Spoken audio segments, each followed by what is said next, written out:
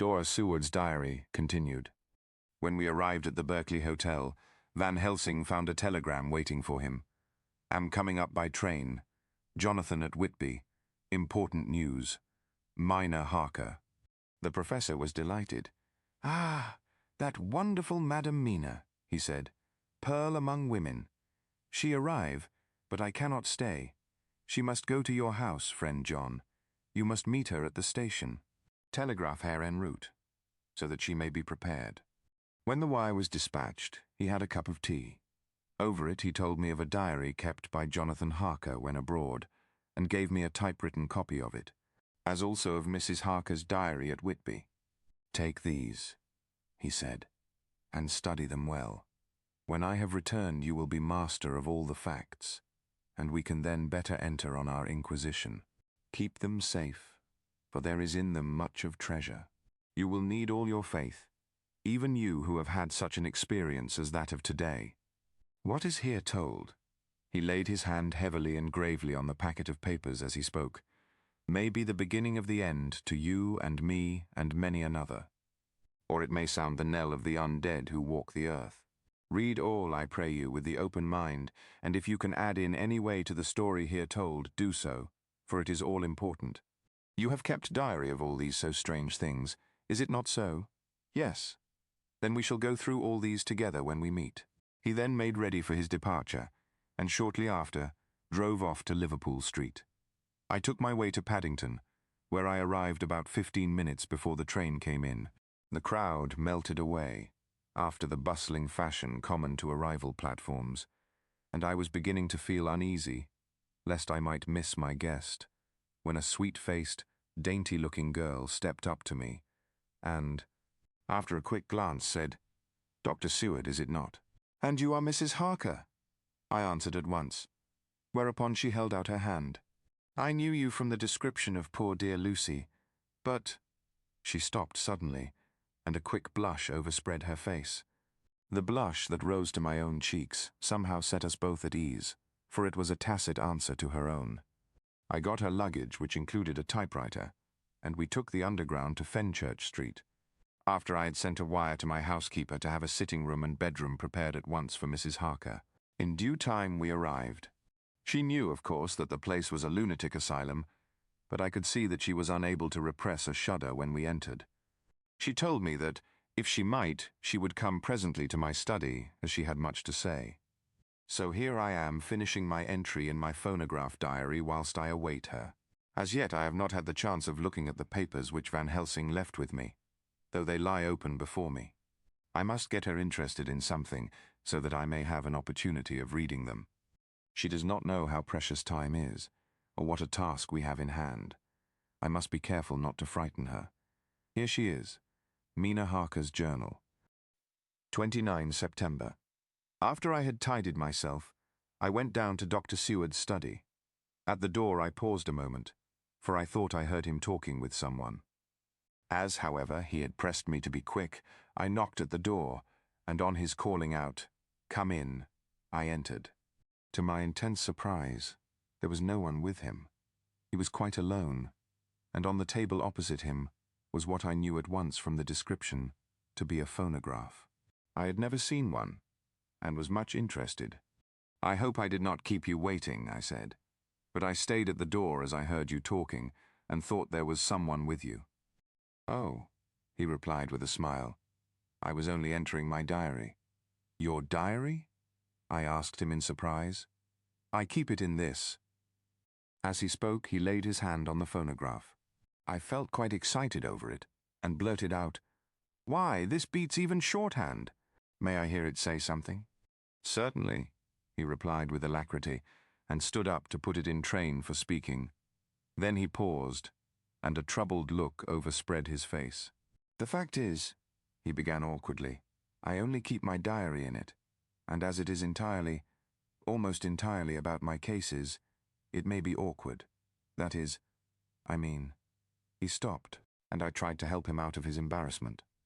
"You helped to attend dear Lucy at the end. Let me hear how she died. For all that I know of her, I shall be very grateful. She was very, very dear to me." To my surprise, he answered, with a horror-struck look in his face. Not for the wide world. Why not? I asked, for some grave, terrible feeling was coming over me.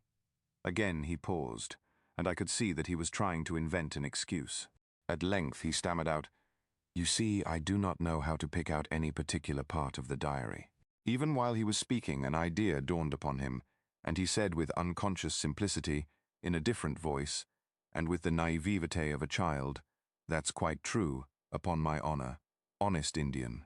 I could not but smile, at which he grimaced.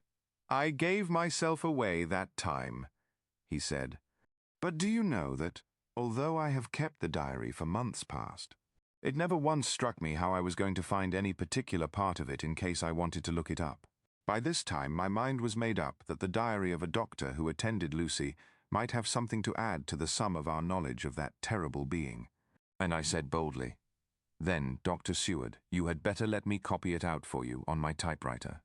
He grew to a positively deathly pallor as he said, "No, no, no.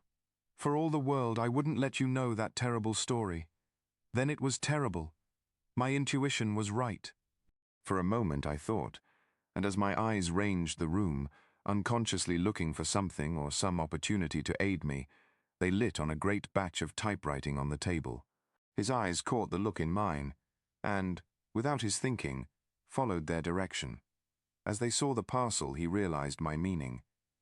"You do not know me," I said. "When you have read those papers, my own diary and my husband's also, which I have typed, you will know me better. I have not faltered in giving every thought of my own heart in this cause, but of course, you do not know me, yet, and I must not expect you to trust me so far." He is certainly a man of noble nature. Poor dear Lucy was right about him. He stood up and opened a large drawer, in which were arranged in order a number of hollow cylinders of metal covered with dark wax, and said, "You are quite right. I did not trust you because I did not know you. But I know you now, and let me say that I should have known you long ago. I know that Lucy told you of me. She told me of you too. May I make the only atonement in my power? Take the cylinders and hear them. The first half-dozen of them are personal to me, and they will not horrify you. Then you will know me better. Dinner will by then be ready. In the meantime, I shall read over some of these documents, and shall be better able to understand certain things." He carried the phonograph himself up to my sitting room and adjusted it for me. "Now I shall learn something pleasant, I am sure, for it will tell me the other side of a true love episode of which I know one side already." Dr. Seward's Diary, 29th September. I was so absorbed in that wonderful diary of Jonathan Harker and that other of his wife that I let the time run on without thinking. Mrs. Harker was not down when the maid came to announce dinner, so I said, "She is possibly tired. Let dinner wait an hour," and I went on with my work. I had just finished Mrs. Harker's diary when she came in. She looked sweetly pretty, but very sad, and her eyes were flushed with crying. This somehow moved me much.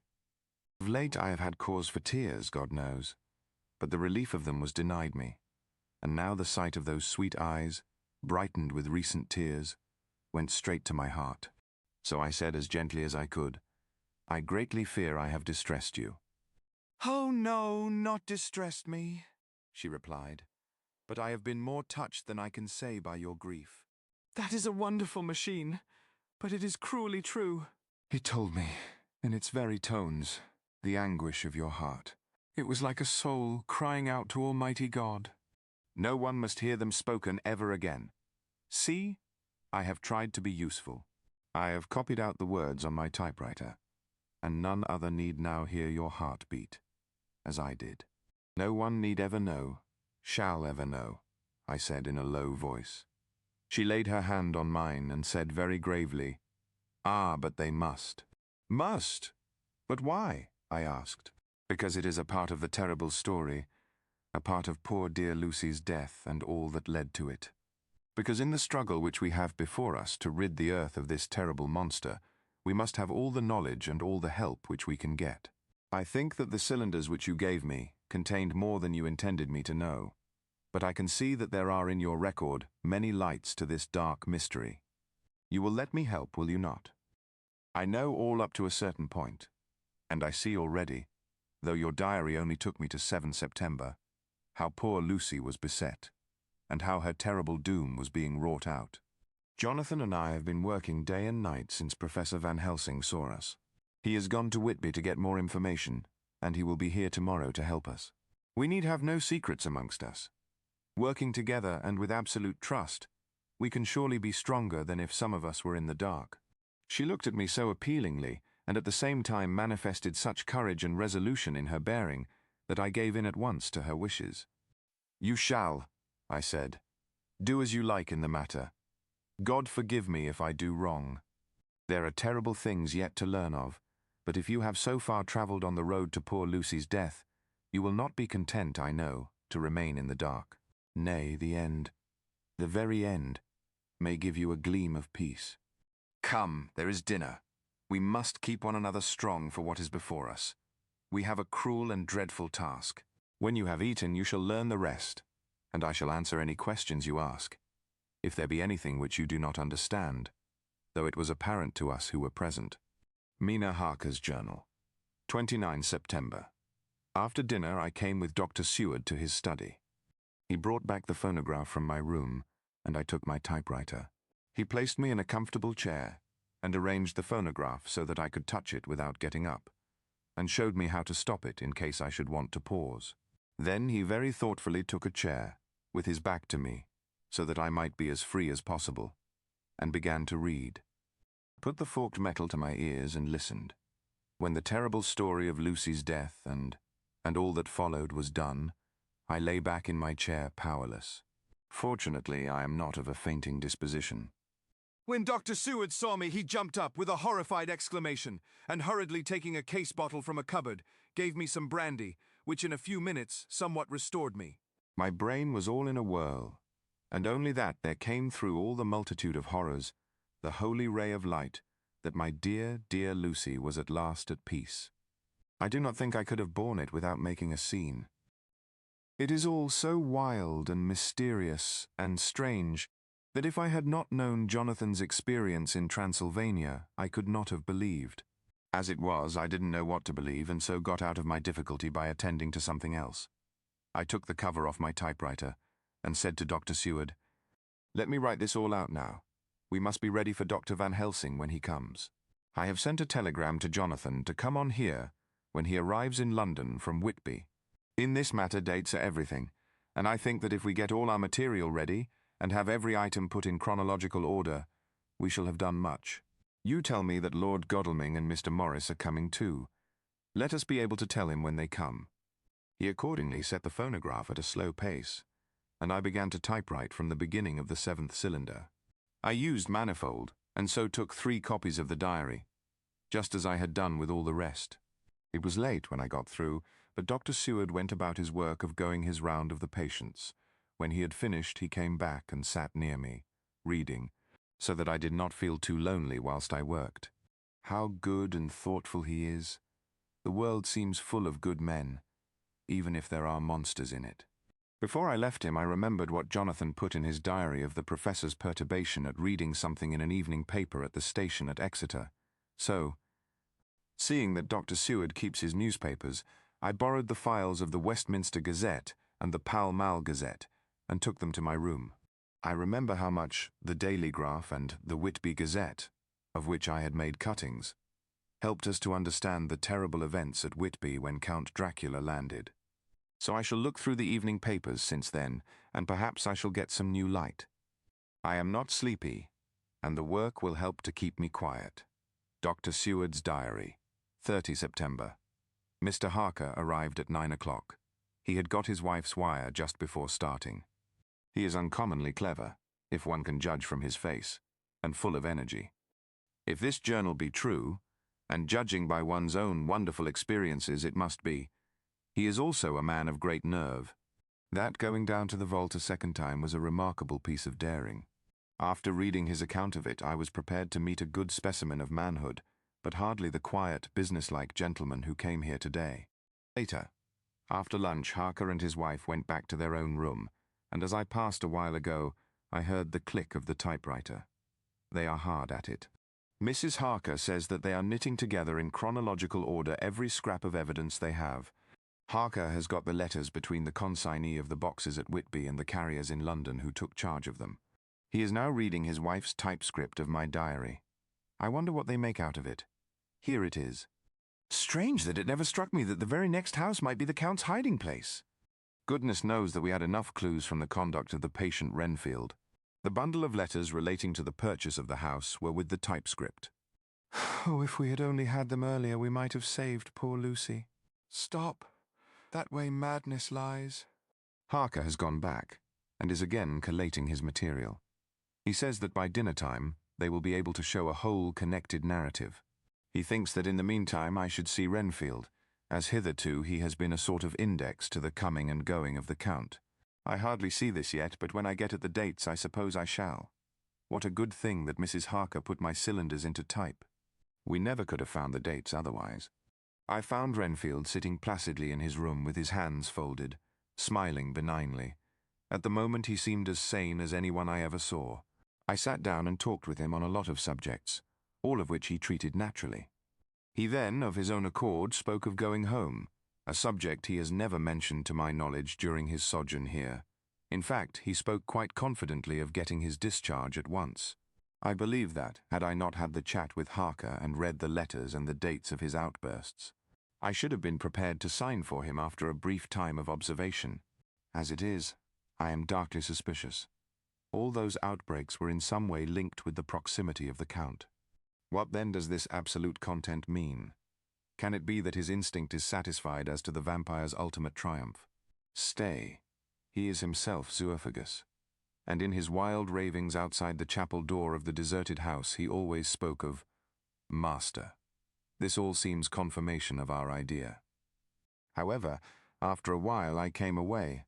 My friend is just a little too sane at present to make it safe to probe him too deep with questions. He might begin to think. And then... So I came away. I mistrust these quiet moods of his, so I have given the attendant a hint to look closely after him, and to have a straight waistcoat ready in case of need. Jonathan Harker's Journal. 29 September, in train to London. When I received Mr. Billington's courteous message that he would give me any information in his power, I thought it best to go down to Whitby and make, on the spot, such inquiries as I wanted. It was now my object to trace that horrid cargo of the Count's to its place in London. Later, we may be able to deal with it. Billington Jr., a nice lad, met me at the station and brought me to his father's house, where they had decided that I must stay the night. They are hospitable, with true Yorkshire hospitality, give a guest everything, and leave him free to do as he likes. They all knew that I was busy, and that my stay was short, and Mr. Billington had ready in his office all the papers concerning the consignment of boxes. Gave me almost a turn to see again one of the letters which I had seen on the Count's table before I knew of his diabolical plans. Everything had been carefully thought out, and done systematically, and with precision. He seemed to have been prepared for every obstacle which might be placed by accident in the way of his intentions being carried out. To use an Americanism, he had taken no chances, and the absolute accuracy with which his instructions were fulfilled was simply the logical result of his care. I saw the invoice and took note of it. 50 cases of common earth, to be used for experimental purposes. Also the copy of letter to Carpathian and their reply. Of both of these I got copies. This was all the information Mr. Billington could give me, so I went down to the port and saw the coast guards, the customs officers and the harbour master. They had all something to say of the strange entry of the ship which is already taking its place in local tradition. But no one could add to the simple description, 50 cases of common earth. I then saw the station master, who kindly put me in communication with the men who had actually received the boxes. Their tally was exact with the list, and they had nothing to add except that the boxes were main and mortal heavy, and that shifting them was dry work. One of them added that it was hard lines, that there wasn't any gentleman such like as yourself, squire, to show some sort of appreciation of their efforts in a liquid form. Another put in a rider that the thirst then generated was such that even the time which had elapsed had not completely allayed it. Needless to add, I took care before leaving to lift, forever and adequately, this source of reproach. 30 September. The station master was good enough to give me a line to his old companion, the station master at King's Cross, so that when I arrived there in the morning I was able to ask him about the arrival of the boxes. He, too, put me at once in communication with the proper officials, and I saw that their tally was correct with the original invoice. The opportunities of acquiring an abnormal thirst had been here limited. A noble use of them had, however, been made, and again I was compelled to deal with the result in an ex post facto manner. From thence I went on to Carter Patterson's central office, where I met with the utmost courtesy. They looked up the transaction in their daybook and letterbook, and at once telephoned to their King's Cross office for more details. By good fortune, the men who did the teaming were waiting for work, and the official at once sent them over, sending also by one of them the waybill and all the papers connected with the delivery of the boxes at Carfax.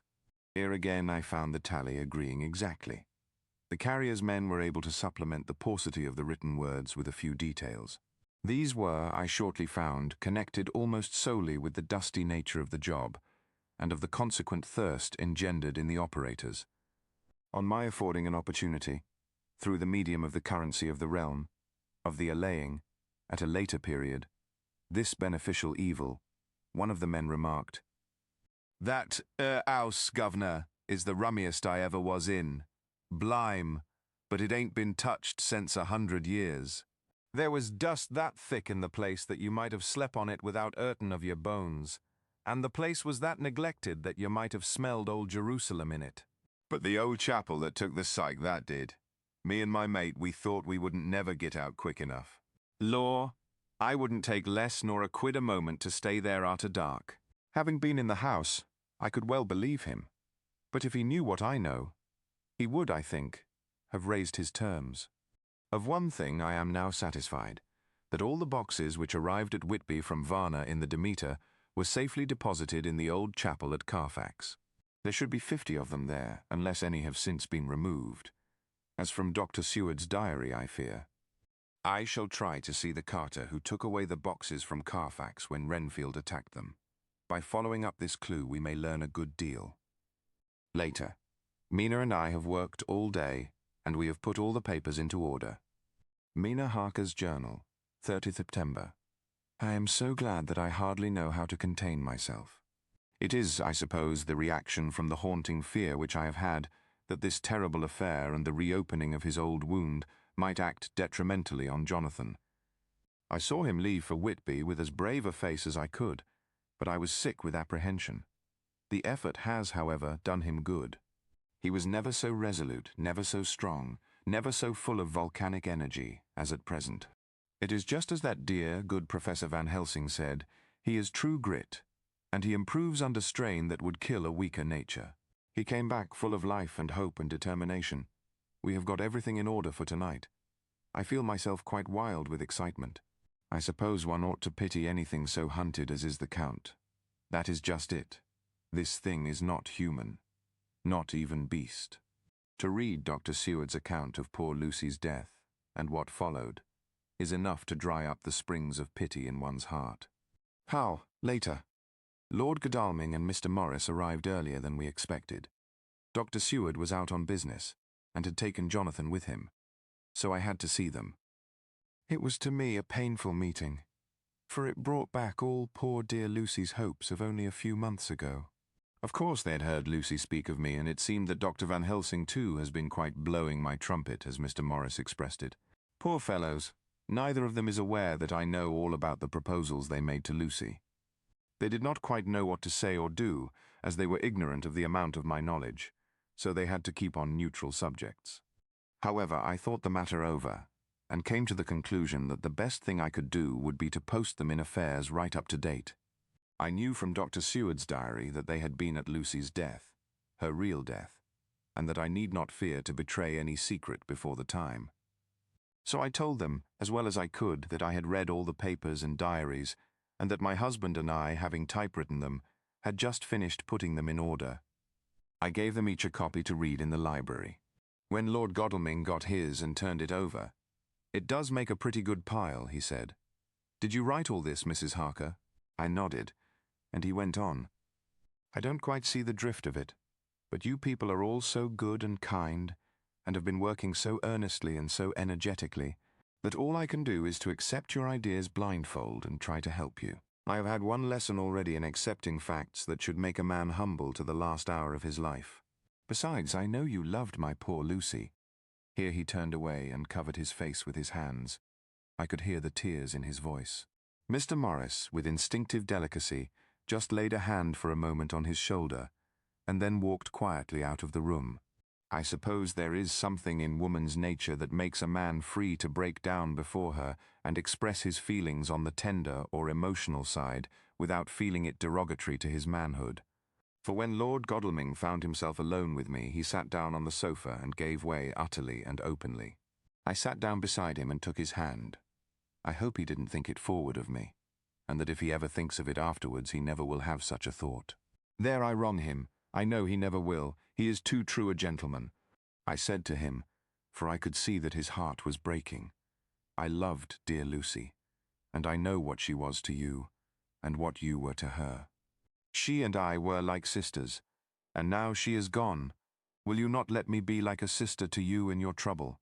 I know what sorrows you have had, though I cannot measure the depth of them. If sympathy and pity can help in your affliction, won't you let me be of some little service, for Lucy's sake?" In an instant the poor dear fellow was overwhelmed with grief. It seemed to me that all that he had of late been suffering in silence found a vent at once. He grew quite hysterical, and raising his open hands, beat his palms together in a perfect agony of grief. He stood up, and then sat down again, and the tears rained down his cheeks. I felt an infinite pity for him, and opened my arms unthinkingly. With a sob he laid his head on my shoulder, and cried like a wearied child, whilst he shook with emotion.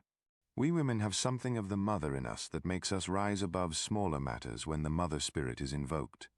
I felt this big sorrowing man's head resting on me, as though it were that of the baby that some day may lie on my bosom, and I stroked his hair as though he were my own child. Never thought at the time how strange it all was.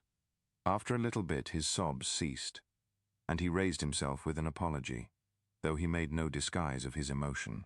He told me that for days and nights past, weary days and sleepless nights, he had been unable to speak with anyone, as a man must speak in his time of sorrow. There was no woman whose sympathy could be given to him, or with whom, owing to the terrible circumstance with which his sorrow was surrounded, he could speak freely. I know now how I suffered, he said, as he dried his eyes, but I do not know even yet, and none other can ever know, how much your sweet sympathy has been to me today. I shall know better in time, and believe me, that though I am not ungrateful now, my gratitude will grow with my understanding. You will let me be like a brother, will you not, for all our lives, for dear Lucy's sake? For dear Lucy's sake, I said as we clasped hands. Aye, and for your own sake, he added, for if a man's esteem and gratitude are ever worth the winning, you have won mine today. If ever the future should bring to you a time when you need a man's help, believe me, you will not call in vain. God grant that no such time may ever come to you to break the sunshine of your life, but if it should ever come, promise me that you will let me know. He was so earnest and his sorrow was so fresh that I felt it would comfort him.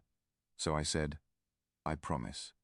As I came along the corridor, I saw Mr. Morris looking out of a window. He turned as he heard my footsteps. Then, noticing my red eyes, he went on, Ah, I see you have been comforting him. Poor old fellow. He needs it. No one but a woman can help a man when he is in trouble of the heart. And he had no one to comfort him.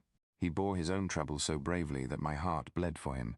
I saw the manuscript in his hand, and I knew that when he read it he would realize how much I knew. So I said to him, I wish I could comfort all who suffer from the heart. Will you let me be your friend? And will you come to me for comfort if you need it? You will know, later on, why I speak. He saw that I was in earnest, and stooping, took my hand, and raising it to his lips, kissed it. It seemed but poor comfort to so brave and unselfish a soul, and impulsively I bent over and kissed him. The tears rose in his eyes, and there was a momentary choking in his throat. He said quite calmly, Little girl, You will never regret that true-hearted kindness, so long as ever you live." Then he went into the study to his friend. Little girl, the very words he had used to Lucy. And oh, but he proved himself a friend. Dora Seward's Diary, 30th September. I got home at 5 o'clock and found that Godalming and Morris had not only arrived, but had already studied the transcript of the various diaries and letters which Harker and his wonderful wife had made and arranged. Harker had not yet returned from his visit to the carrier's men, of whom Dr. Hennessy had written to me. Mrs. Harker gave us a cup of tea, and I can honestly say that, for the first time since I have lived in it, this old house seemed like home. When we had finished, Mrs. Harker said, "Dr. Seward, may I ask a favor? I want to see your patient, Mr. Renfield. Do let me see him. What you have said of him in your diary interests me so much." She looked so appealing and so pretty that I could not refuse her, and there was no possible reason why I should, so I took her with me. When I went into the room, I told the man that a lady would like to see him, to which he simply answered, "Why? She is going through the house and wants to see everyone in it," I answered. "Oh, very well," he said. "Let her come in by all means. But just wait a minute, till I tidy up the place." His method of tidying was peculiar. He simply swallowed all the flies and spiders in the boxes before I could stop him. It was quite evident that he feared, or was jealous of, some interference. When he had got through his disgusting task, he said cheerfully, "Let the lady come in," and sat down on the edge of his bed with his head down, but with his eyelids raised so that he could see her as she entered. For a moment I thought that he might have some homicidal intent. I remembered how quiet he had been just before he attacked me in my own study, and I took care to stand where I could seize him at once if he attempted to make a spring at her. She came into the room with an easy gracefulness which would at once command the respect of any lunatic, for easiness is one of the qualities mad people most respect. She walked over to him, smiling pleasantly, and held out her hand. "Good evening, Mr. Renfield," said she. "You see, I know you, for Dr. Seward has told me of you." He made no immediate reply, but eyed her all over intently with a set frown on his face. This look gave way to one of wonder, which merged in doubt. Then, to my intense astonishment, he said, "You're not the girl the doctor wanted to marry, are you?" "You can't be, you know, for she's dead." Mrs. Harker smiled sweetly as she replied, "Oh no, I have a husband of my own, to whom I was married before I ever saw Dr. Seward, or he me. I am Mrs. Harker." "Then what are you doing here?" "My husband and I are staying on a visit with Dr. Seward." "Then don't stay." "But why not?" I thought that this style of conversation might not be pleasant to Mrs. Harker any more than it was to me, so I joined in. "How did you know I wanted to marry anyone?" His reply was simply contemptuous, given in a pause in which he turned his eyes from Mrs. Harker to me, instantly turning them back again. "I don't see that at all, Mr. Renfield," said Mrs. Harker, at once championing me. He replied to her with as much courtesy and respect as he had shown contempt to me. "You will, of course, understand, Mrs. Harker, that when a man is so loved and honored as our host is, everything regarding him is of interest in our little community. Dr. Seward is loved not only by his household and his friends, but even by his patients, who, being some of them hardly in mental equilibrium, are apt to distort causes and effects. Since I myself have been an inmate of a lunatic asylum, I cannot but notice that the sophistic tendencies of some of its inmates lean towards the errors of non causa and ignoratio elenchi. I positively opened my eyes at this new development. Here was my own pet lunatic, the most pronounced of his type that I had ever met with, talking elemental philosophy, and with the manner of a polished gentleman. I wonder if it was Mrs. Harker's presence which had touched some chord in his memory. If this new phase was spontaneous, or in any way due to her unconscious influence, she must have some rare gift or power. We continued to talk for some time, and seeing that he was seemingly quite reasonable, she ventured, looking at me questioningly as she began, to lead him to his favorite topic. I was again astonished, for he addressed himself to the question with the impartiality of the completest sanity. He even took himself as an example when he mentioned certain things. "Why, I myself am an instance of a man who had a strange belief. Indeed, It was no wonder that my friends were alarmed, and insisted on my being put under control. I used to fancy that life was a positive and perpetual entity, and that by consuming a multitude of live things, no matter how low in the scale of creation, one might indefinitely prolong life. At times, I held the belief so strongly that I actually tried to take human life. The doctor here will bear me out that on one occasion I tried to kill him for the purpose of strengthening my vital powers by the assimilation with my own body of his life through the medium of his blood, relying, of course, upon the scriptural phrase, "For the blood is the life." Though, indeed, the vendor of a certain nostrum has vulgarized the truism to the very point of contempt. I nodded assent, for I was so amazed that I hardly knew what to either think or say. It was hard to imagine that I had seen him eat up his spiders and flies not 5 minutes before. Looking at my watch, I saw that I should go to the station to meet Van Helsing, so I told Mrs. Harker that it was time to leave. She came at once, after saying pleasantly to Mr. Renfield, "Goodbye, and I hope I may see you often, under auspices pleasanter to yourself."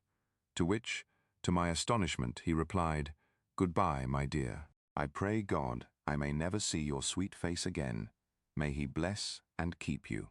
When I went to the station to meet Van Helsing, I left the boys behind me.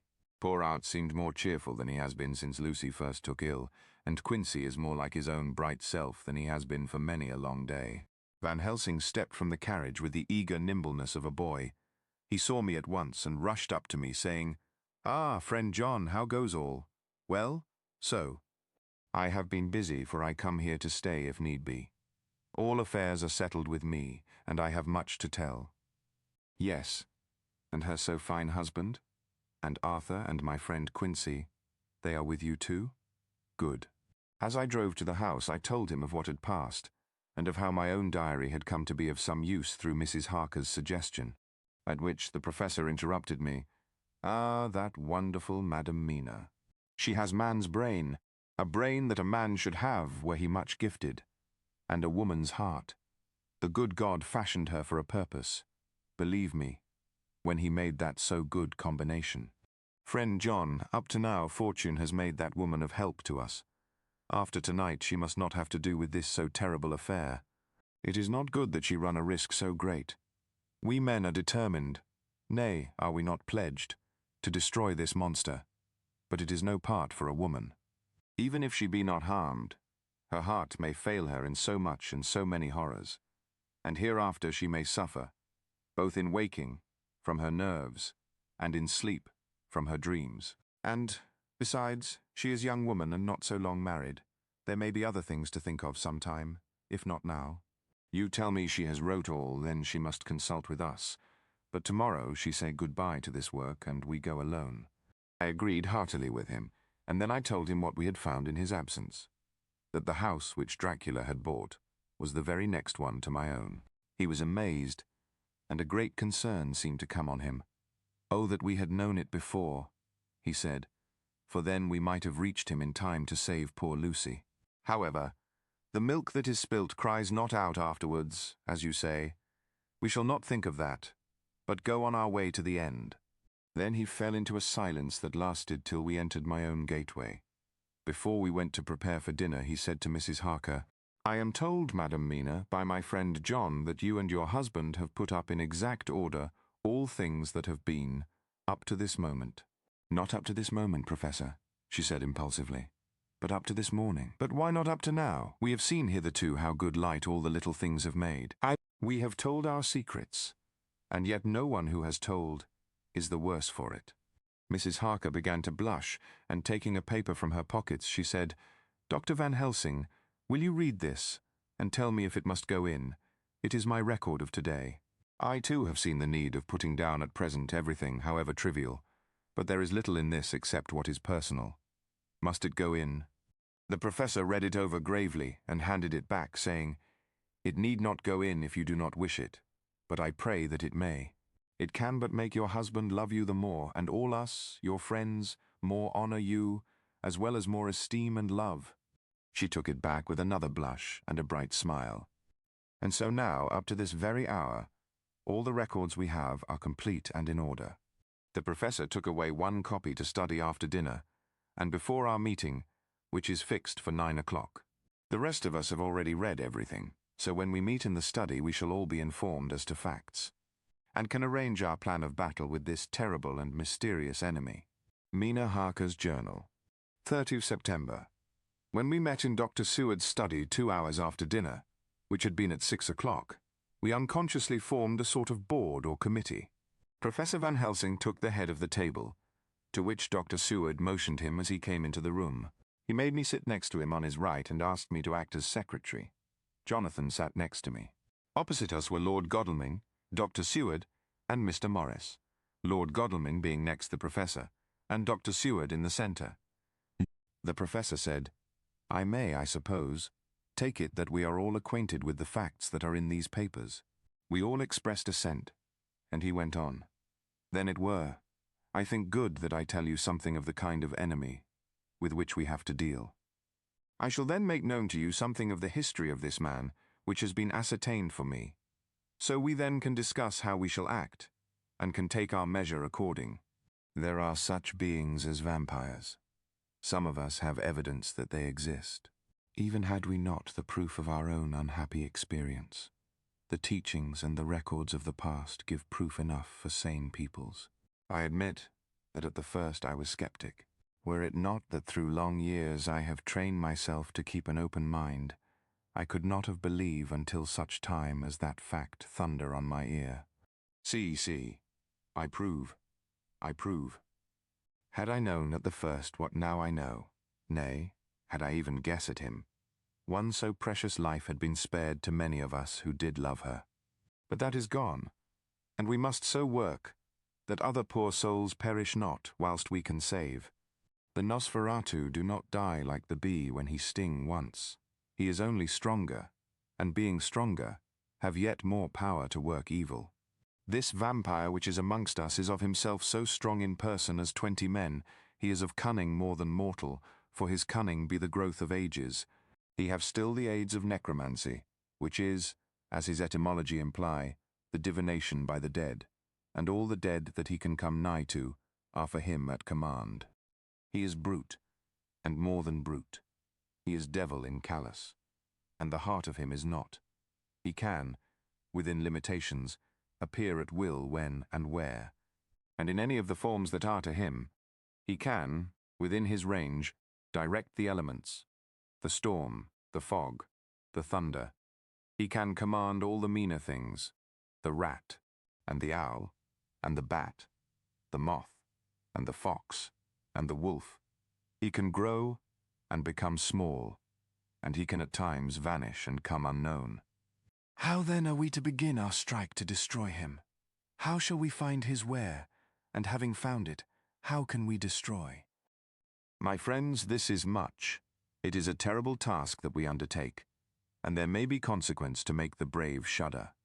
For if we fail in this our fight, he must surely win, and then where end we? Life is nothing's, I heed him not. But to fail here is not mere life or death. It is that we become as him, that we henceforward become foul things of the night like him, without heart or conscience, preying on the bodies and the souls of those we love best. To us forever are the gates of heaven shut, for who shall open them to us again? We go on for all time abhorred by all, a blot on the face of God's sunshine, an arrow in the side of him who died for man. But we are face to face with duty, and in such case must we shrink. For me, I say no, but then I am old, and life, with his sunshine, his fair places, his song of birds, his music and his love, lie far behind. You others are young. Some have seen sorrow, but there are fair days yet in store. What say you? Whilst he was speaking, Jonathan had taken my hand. I feared, oh so much, that the appalling nature of our danger was overcoming him when I saw his hand stretch out, but it was life to me to feel its touch, so strong, so self-reliant, so resolute. A brave man's hand can speak for itself. It does not even need a woman's love to hear its music. When the professor had done speaking, my husband looked in my eyes and I in his. There was no need for speaking between us. I answer for Mina and myself, he said. Count me in, Professor, said Mr. Quincy Morris, laconically as usual. I am with you, said Lord Godalming, for Lucy's sake, if for no other reason. Dr. Seward simply nodded. The Professor stood up, and, after laying his golden crucifix on the table, held out his hand on either side. I took his right hand, and Lord Godalming his left. Jonathan held my right with his left and stretched across to Mr. Morris. So as we all took hands, our solemn compact was made. I felt my heart icy cold, but it did not even occur to me to draw back. We resumed our places, and Dr. Van Helsing went on with a sort of cheerfulness, which showed that the serious work had begun. It was to be taken as gravely and in as businesslike a way as any other transaction of life. Well, you know what we have to contend against, but we, too, are not without strength. We have on our side power of combination, a power denied to the vampire kind. We have sources of science. We are free to act and think, and the hours of the day and the night are ours equally. In fact, so far as our powers extend, they are unfettered, and we are free to use them. We have self-devotion in a cause, and an end to achieve which is not a selfish one. These things are much. Now let us see how far the general powers arrayed against us are restrict, and how the individual cannot. In fine, let us consider the limitations of the vampire in general, and of this one in particular. All we have to go upon are traditions and superstitions. These do not at the first appear much, when the matter is one of life and death, nay, of more than either life or death. Yet must we be satisfied, in the first place because we have to be, no other means is at our control, and secondly, because after all these things, tradition and superstition, are everything. Does not the belief in vampires rest for others, though not, alas, for us, on them? A year ago, which of us would have received such a possibility? In the midst of our scientific, skeptical, matter-of-fact 19th century, we even scouted a belief that we saw justified under our very eyes. Take it then that the vampire, and the belief in his limitations and his cure, rest for the moment on the same base. For, let me tell you, he is known everywhere that men have been. In old Greece, in old Rome, he flourished in Germany all over, in France, in India, even in the Chernassees, and in China, so far from us in all ways, there even is he, and the peoples fear him at this day. He have followed the wake of the berserker Icelander, the devil-begotten Hun, the Slav, the Saxon, the Magyar. So far, then, we have all we may act upon, and let me tell you, that very much of the beliefs are justified by what we have seen in our own so unhappy experience. The vampire live on, and cannot die by mere passing of the time. He can flourish when that he can fatten on the blood of the living. Even more, we have seen amongst us that he can even grow younger, that his vital faculties grow strenuous, and seem as though they refresh themselves when his special pabulum is plenty. But he cannot flourish without this diet. He eat not as others. Even friend Jonathan, who lived with him for weeks, did never see him to eat. Never. He throws no shadow. He make in the mirror no reflect. As again Jonathan observe. He has the strength of many of his hand. Witness again Jonathan when he shut the door against the wolves, and when he help him from the diligence too. He can transform himself to wolf, as we gather from the ship arrival in Whitby.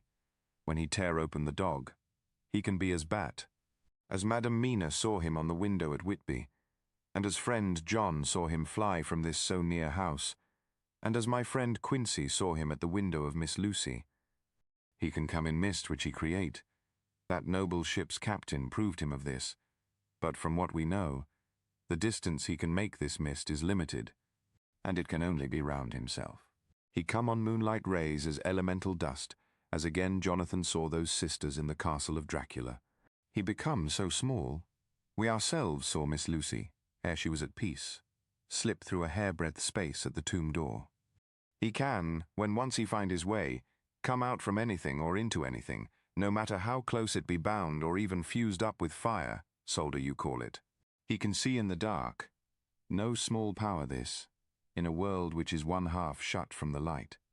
Ah, but hear me through. He can do all these things, yet he is not free. Nay, he is even more prisoner than the slave of the galley, than the madman in his cell. He cannot go where he lists. He who is not of nature has yet to obey some of nature's laws. Why, we know not. He may not enter anywhere at the first, unless there be someone of the household who bid him to come, though afterwards he can come as he please. His power ceases, as does that of all evil things, at the coming of the day. Only at certain times can he have limited freedom. If he be not at the place whither he is bound, he can only change himself at noon or at exact sunrise or sunset. These things are we told, and in this record of ours we have proof by inference. Thus, whereas he can do as he will within his limit, when he have his earth home, his coffin home, his hell home, the place unhallowed, as we saw when he went to the grave of the suicide at Whitby, still at other time he can only change when the time come. It is said, too, that he can only pass running water at the slack or the flood of the tide. Then there are things which so afflict him that he has no power, as the garlic that we know of, and as for things sacred, as this symbol, my crucifix, that was amongst us even now when we resolve. To them he is nothing, but in their presence he take his place far off and silent with respect. There are others too, which I shall tell you of, lest in our seeking we may need them. The branch of wild rose on his coffin, keep him that he move not from it. A sacred bullet fired into the coffin kill him so that he be true dead. And as for the stake through him, we know already of its peace, or the cut-off head that giveth rest. We have seen it with our eyes. Thus, when we find the habitation of this man that was, we can confine him to his coffin and destroy him, if we obey what we know. But he is clever. I have asked my friend Arminius of Budapest University to make his record, and, from all the means that are, he tell me of what he has been. He must indeed have been that voivode Dracula who won his name against the Turk, over the great river on the very frontier of Turkey-land. If it be so, then was he no common man, for in that time, and for centuries after, he was spoken of as the cleverest and the most cunning, as well as the bravest of the sons of the land beyond the forest. That mighty brain and that iron resolution went with him to his grave, and are even now arrayed against us. The Draculas were, says Arminius, a great and noble race, though now and again were scions who were held by their coevals to have had dealings with the evil one. They learned his secrets in the Scholomance, amongst the mountains over Lake Hermannstadt, where the devil claims the 10th scholar as his due. In the records are such words as stregoica, witch, Ordog, and Pokol, Satan and Hell, and in one manuscript this very Dracula is spoken of as Wampir, which we all understand too well. There have been from the loins of this very one great men and good women, and their graves make sacred the earth where alone this foulness can dwell. For it is not the least of its terrors that this evil thing is rooted deep in all good. In soil barren of holy memories, it cannot rest. Whilst they were talking, Mr. Morris was looking steadily at the window, and he now got up quietly, and went out of the room. There was a little pause, and then the professor went on, "And now, we must settle what we do. We have here much data, and we must proceed to lay out our campaign. We know from the inquiry of Jonathan that from the castle to Whitby came 50 boxes of earth, all of which were delivered at Carfax. We also know that at least some of these boxes have been removed. It seems to me that our first step should be to ascertain whether all the rest remain in the house beyond that wall where we look today, or whether any more have been removed. If the latter, we must trace." Here we were interrupted in a very startling way. Outside the house came the sound of a pistol shot. The glass of the window was shattered with a bullet, which, ricocheting from the top of the embrasure, struck the far wall of the room. I am afraid I am at heart a coward, for I shrieked out. The men all jumped to their feet. Lord Godalming flew over to the window and threw up the sash. As he did so, we heard Mr. Morris's voice without, "Sorry, I fear I have alarmed you. I shall come in and tell you about it." A minute later he came in and said, "It was an idiotic thing of me to do, and I ask your pardon, Mrs. Harker, most sincerely. I fear I must have frightened you terribly. But the fact is that whilst the professor was talking, there came a big bat and sat on the window-sill. I have got such a horror of the damned brutes from recent events that I cannot stand them, and I went out to have a shot, as I have been doing of late of evenings, whenever I have seen one. You used to laugh at me for it then, Art. Did you hit it? Asked Dr. Van Helsing. I don't know. I fancy not, for it flew away into the wood. Without saying any more, he took his seat, and the professor began to resume his statement. We must trace each of these boxes, and when we are ready, we must either capture or kill this monster in his lair, or we must, so to speak, sterilize the earth, so that no more he can seek safety in it. Thus, in the end, we may find him in his form of man between the hours of noon and sunset, and so engage with him when he is at his most weak. And now for you, Madam Mina. This night is the end until all be well. You are too precious to us to have such risk. When we part tonight, you no more must question. We shall tell you all in good time. We are men and are able to bear, but you must be our star and our hope, and we shall act all the more free that you are not in the danger. Such as we are. All the men, even Jonathan, seemed relieved, but it did not seem to me good that they should brave danger and, perhaps, lessen their safety, strength being the best safety, through care of me. But their minds were made up, and, though it was a bitter pill for me to swallow, I could say nothing, save to accept their chivalrous care of me. Mr. Morris resumed the discussion. As there is no time to lose, I vote we have a look at his house right now. Time is everything with him, and swift action on our part may save another victim. I own that my heart began to fail me when the time for action came so close, but I did not say anything, for I had a greater fear that if I appeared as a drag or a hindrance to their work, they might even leave me out of their counsels altogether. They have now gone off to Carfax, with means to get into the house. Manlike, they had told me to go to bed and sleep, as if a woman can sleep when those she loves are in danger. I shall lie down and pretend to sleep, lest Jonathan have added anxiety about me when he returns. Dr. Seward's diary. 1st of October, 4 a.m. Just as we were about to leave the house, an urgent message was brought to me from Renfield to know if I would see him at once, as he had something of the utmost importance to say to me. I told the messenger to say that I would attend to his wishes in the morning. I was busy just at the moment. The attendant added, "He seems very importunate, sir. I have never seen him so eager. I don't know but what, if you don't see him soon, he will have one of his violent fits." I knew the man would not have said this without some cause, so I said, "All right, I'll go now," and I asked the others to wait a few minutes for me, as I had to go and see my patient. "Take me with you, friend John," said the professor. "His case in your diary interests me much, and it had bearing, too, now and again on our case. I should much like to see him, and especially when his mind is disturbed." "May I come also?" asked Lord Godalming. "Me too?" said Quincy Morris. "May I come?" said Harker.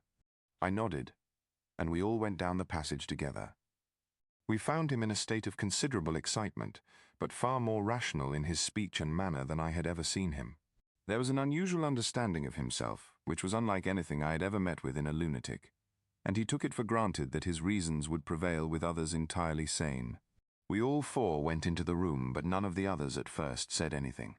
His request was that I would at once release him from the asylum and send him home. This he backed up with arguments regarding his complete recovery, and adduced his own existing sanity. "I appeal to your friends," he said. "They will, perhaps, not mind sitting in judgment on my case.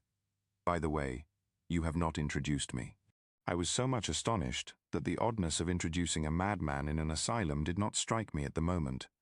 And besides, there was a certain dignity in the man's manner, so much of the habit of equality, that I at once made the introduction. Lord Godalming, Professor Van Helsing, Mr. Quincy Morris of Texas, Mr. Renfield. He shook hands with each of them, saying in turn, "Lord Godalming, I had the honor of seconding your father at the Wyndham. I grieve to know, by your holding the title, that he is no more. He was a man loved and honored by all who knew him, and in his youth was, I have heard, the inventor of a burnt rum punch, much patronized on Derby night. Mr. Morris, you should be proud of your great state. Its reception into the Union was a precedent which may have far-reaching effects hereafter, when the pole and the tropics may hold alliance to the stars and stripes. The power of treaty may yet prove a vast engine of enlargement, when the Monroe Doctrine takes its true place as a political fable. What shall any man say of his pleasure at meeting Van Helsing? Sir, I make no apology for dropping all forms of conventional prefix. When an individual has revolutionized therapeutics by his discovery of the continuous evolution of brain matter, conventional forms are unfitting, since they would seem to limit him to one of a class. You gentlemen, who by nationality, by heredity, or by the possession of natural gifts, are fitted to hold your respective places in the moving world, I take to witness that I am as sane as at least the majority of men who are in full possession of their liberties. And I am sure that you, Dr. Seward, humanitarian and medico-jurist as well as scientist, will deem it a moral duty to deal with me as one to be considered as under exceptional circumstances. He made this last appeal with a courtly air of conviction which was not without its own charm. I think we were all staggered. For my own part, I was under the conviction, despite my knowledge of the man's character and history, that his reason had been restored, and I felt under a strong impulse to tell him that I was satisfied as to his sanity, and would see about the necessary formalities for his release in the morning. I thought it better to wait, however, before making so grave a statement, for of old I knew the sudden changes to which this particular patient was liable. So I contented myself with making a general statement that he appeared to be improving very rapidly, that I would have a longer chat with him in the morning, and would then see what I could do in the direction of meeting his wishes.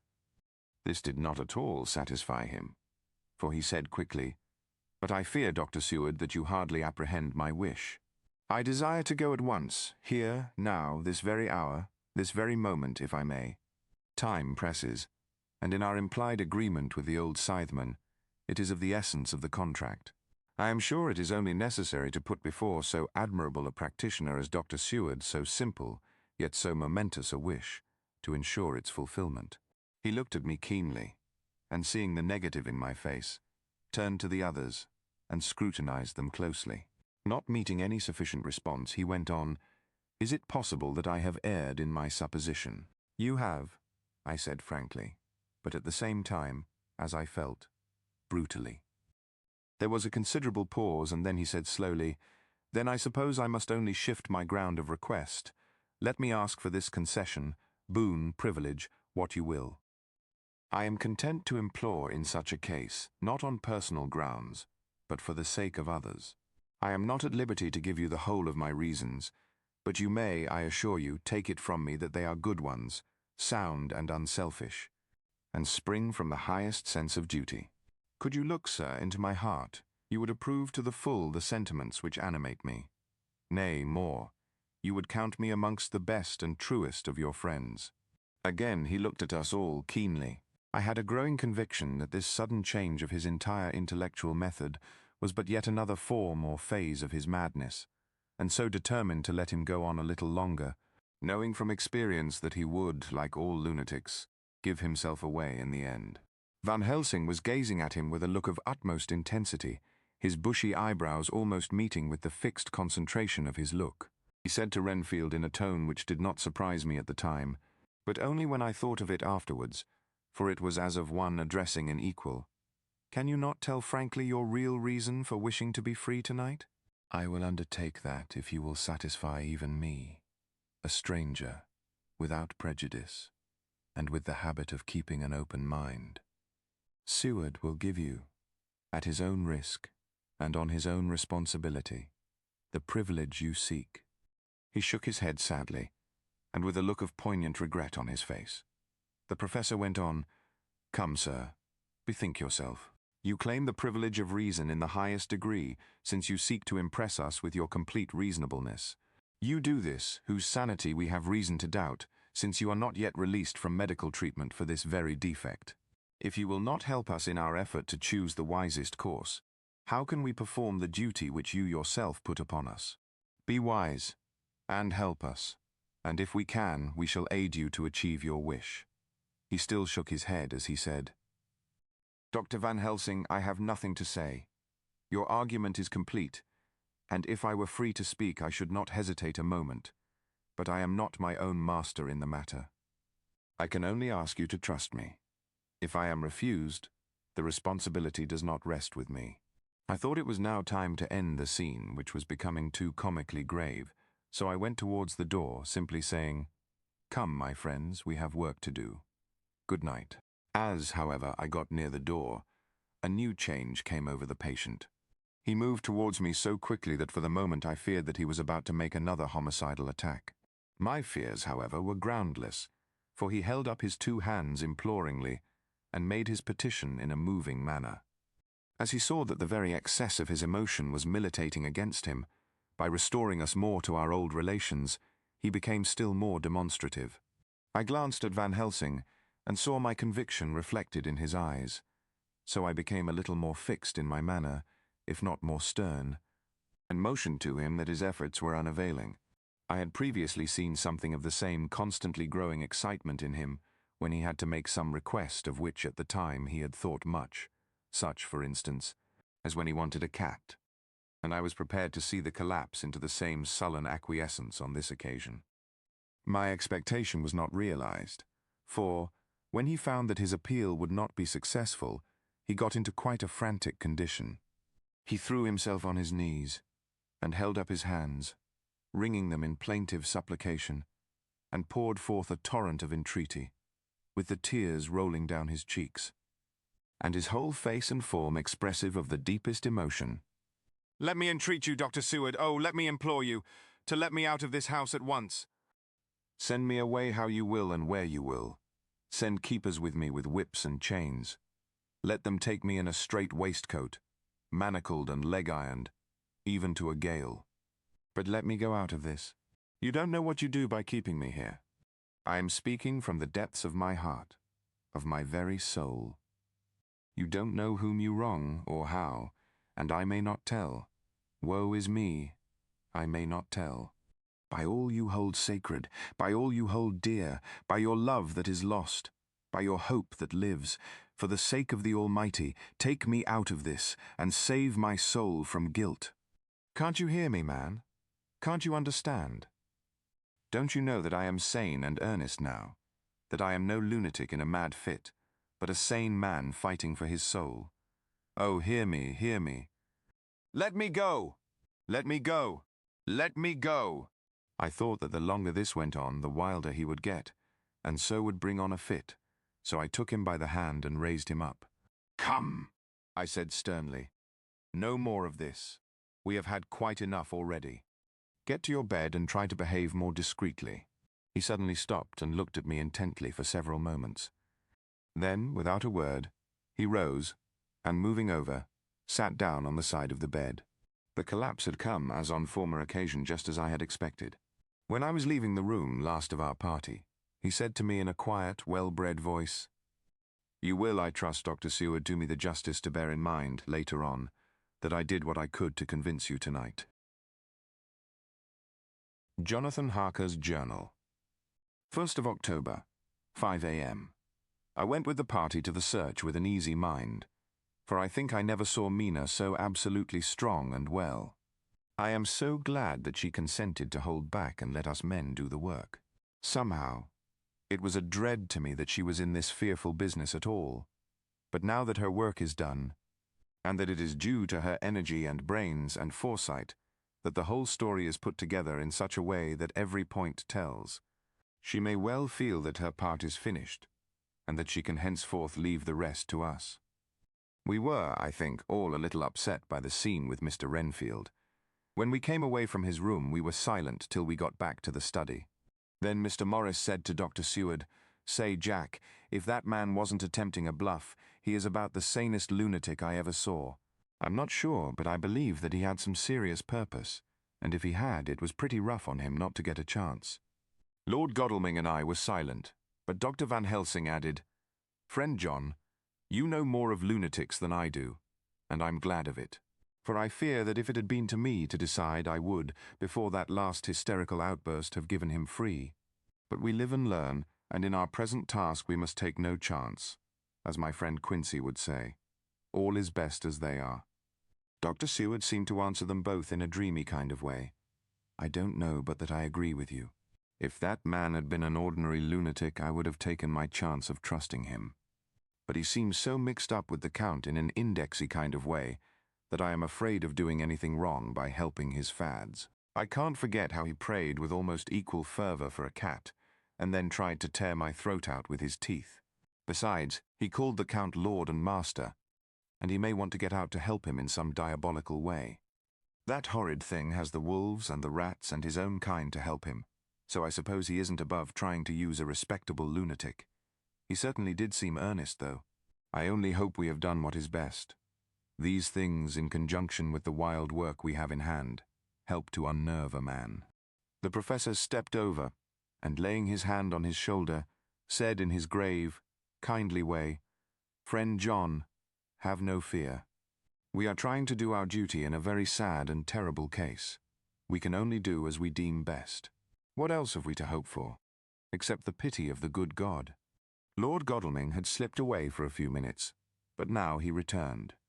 He held up a little silver whistle, as he remarked, "That old place may be full of rats, and if so, I've got an antidote on call." Having passed the wall, we took our way to the house, taking care to keep in the shadows of the trees on the lawn when the moonlight shone out.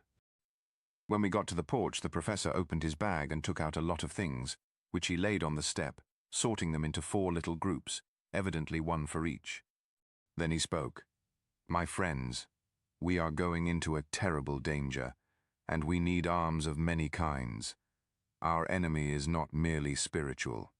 Remember that he has the strength of 20 men, and that, though our necks or our windpipes are of the common kind, and therefore breakable or crushable, his are not amenable to mere strength.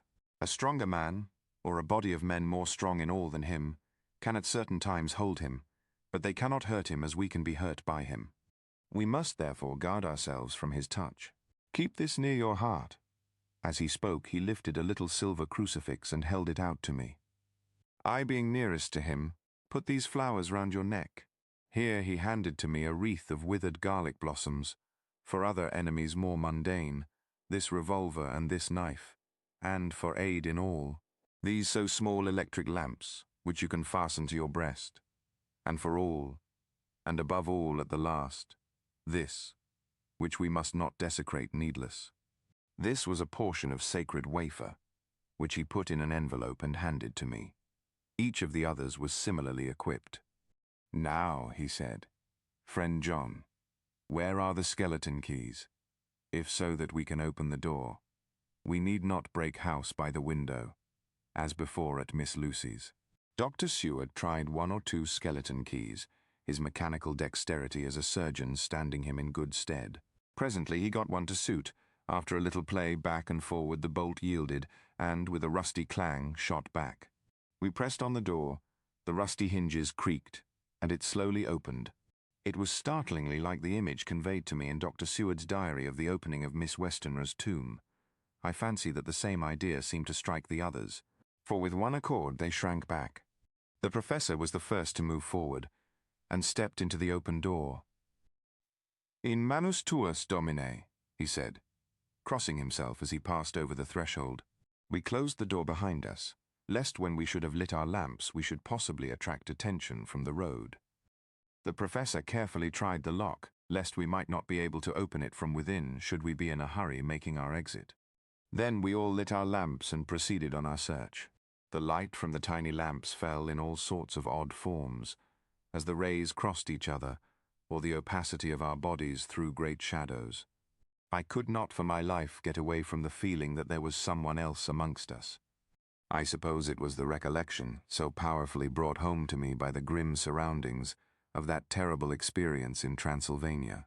I think the feeling was common to us all, for I noticed that the others kept looking over their shoulders at every sound and every new shadow, just as I felt myself doing.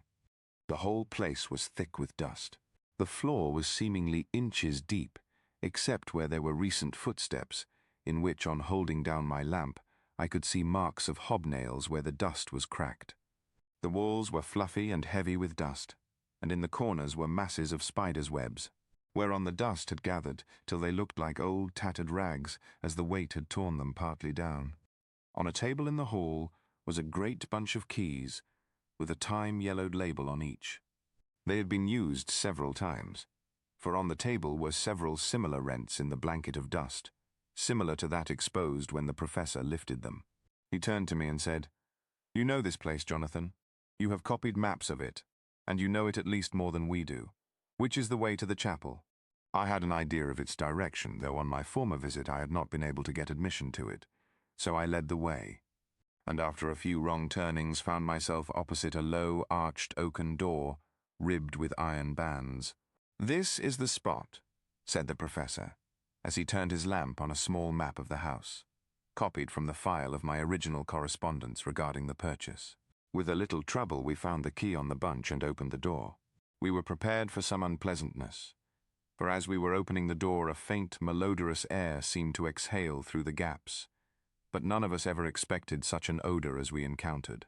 None of the others had met the Count at all at close quarters, and when I had seen him he was either in the fasting stage of his existence in his rooms or, when he was gloated with fresh blood, in a ruined building open to the air. But here the place was small and close, and the long disuse had made the air stagnant and foul. There was an earthy smell as of some dry miasma which came through the fouler air, but as to the odor itself, how shall I describe it? It was not alone that it was composed of all the ills of mortality and with the pungent, acrid smell of blood, but it seemed as though corruption had become itself corrupt. Phew! It sickens me to think of it.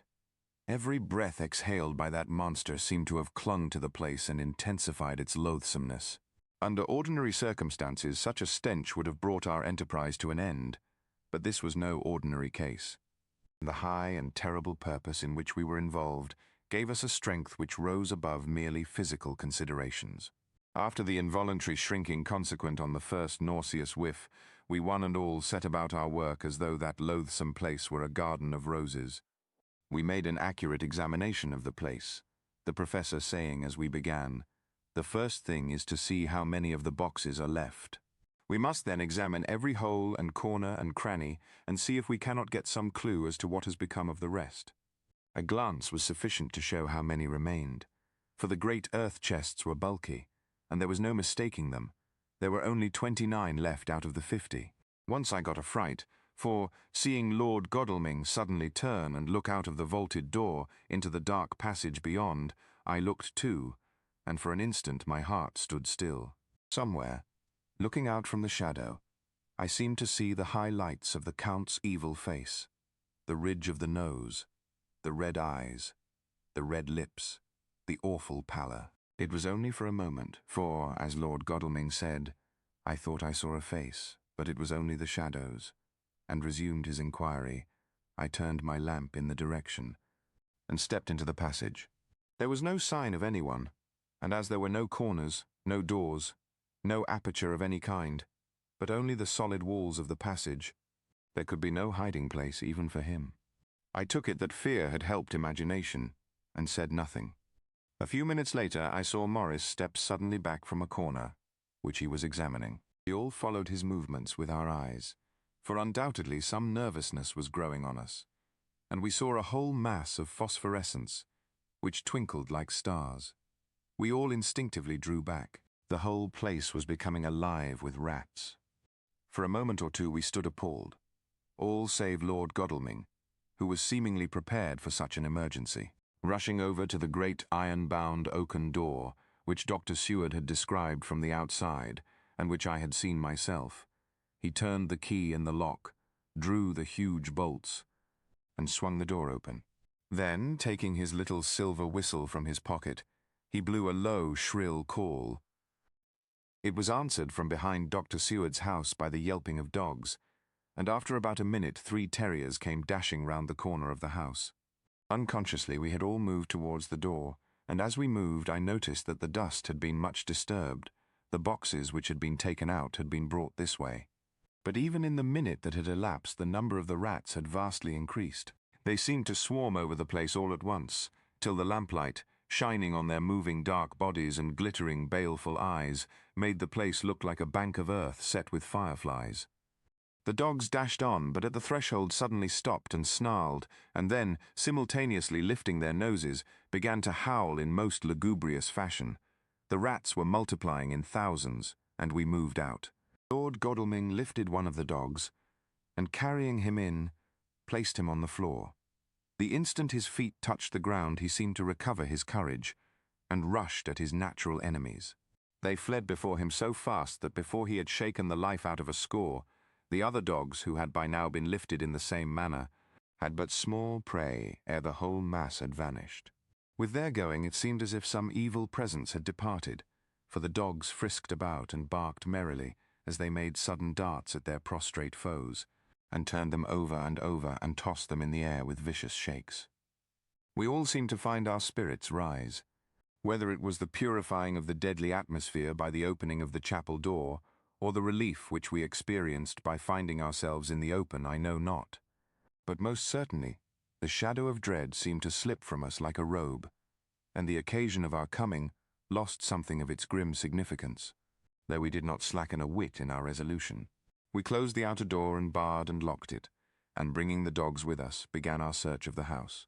We found nothing throughout except dust in extraordinary proportions, and all untouched save for my own footsteps when I had made my first visit.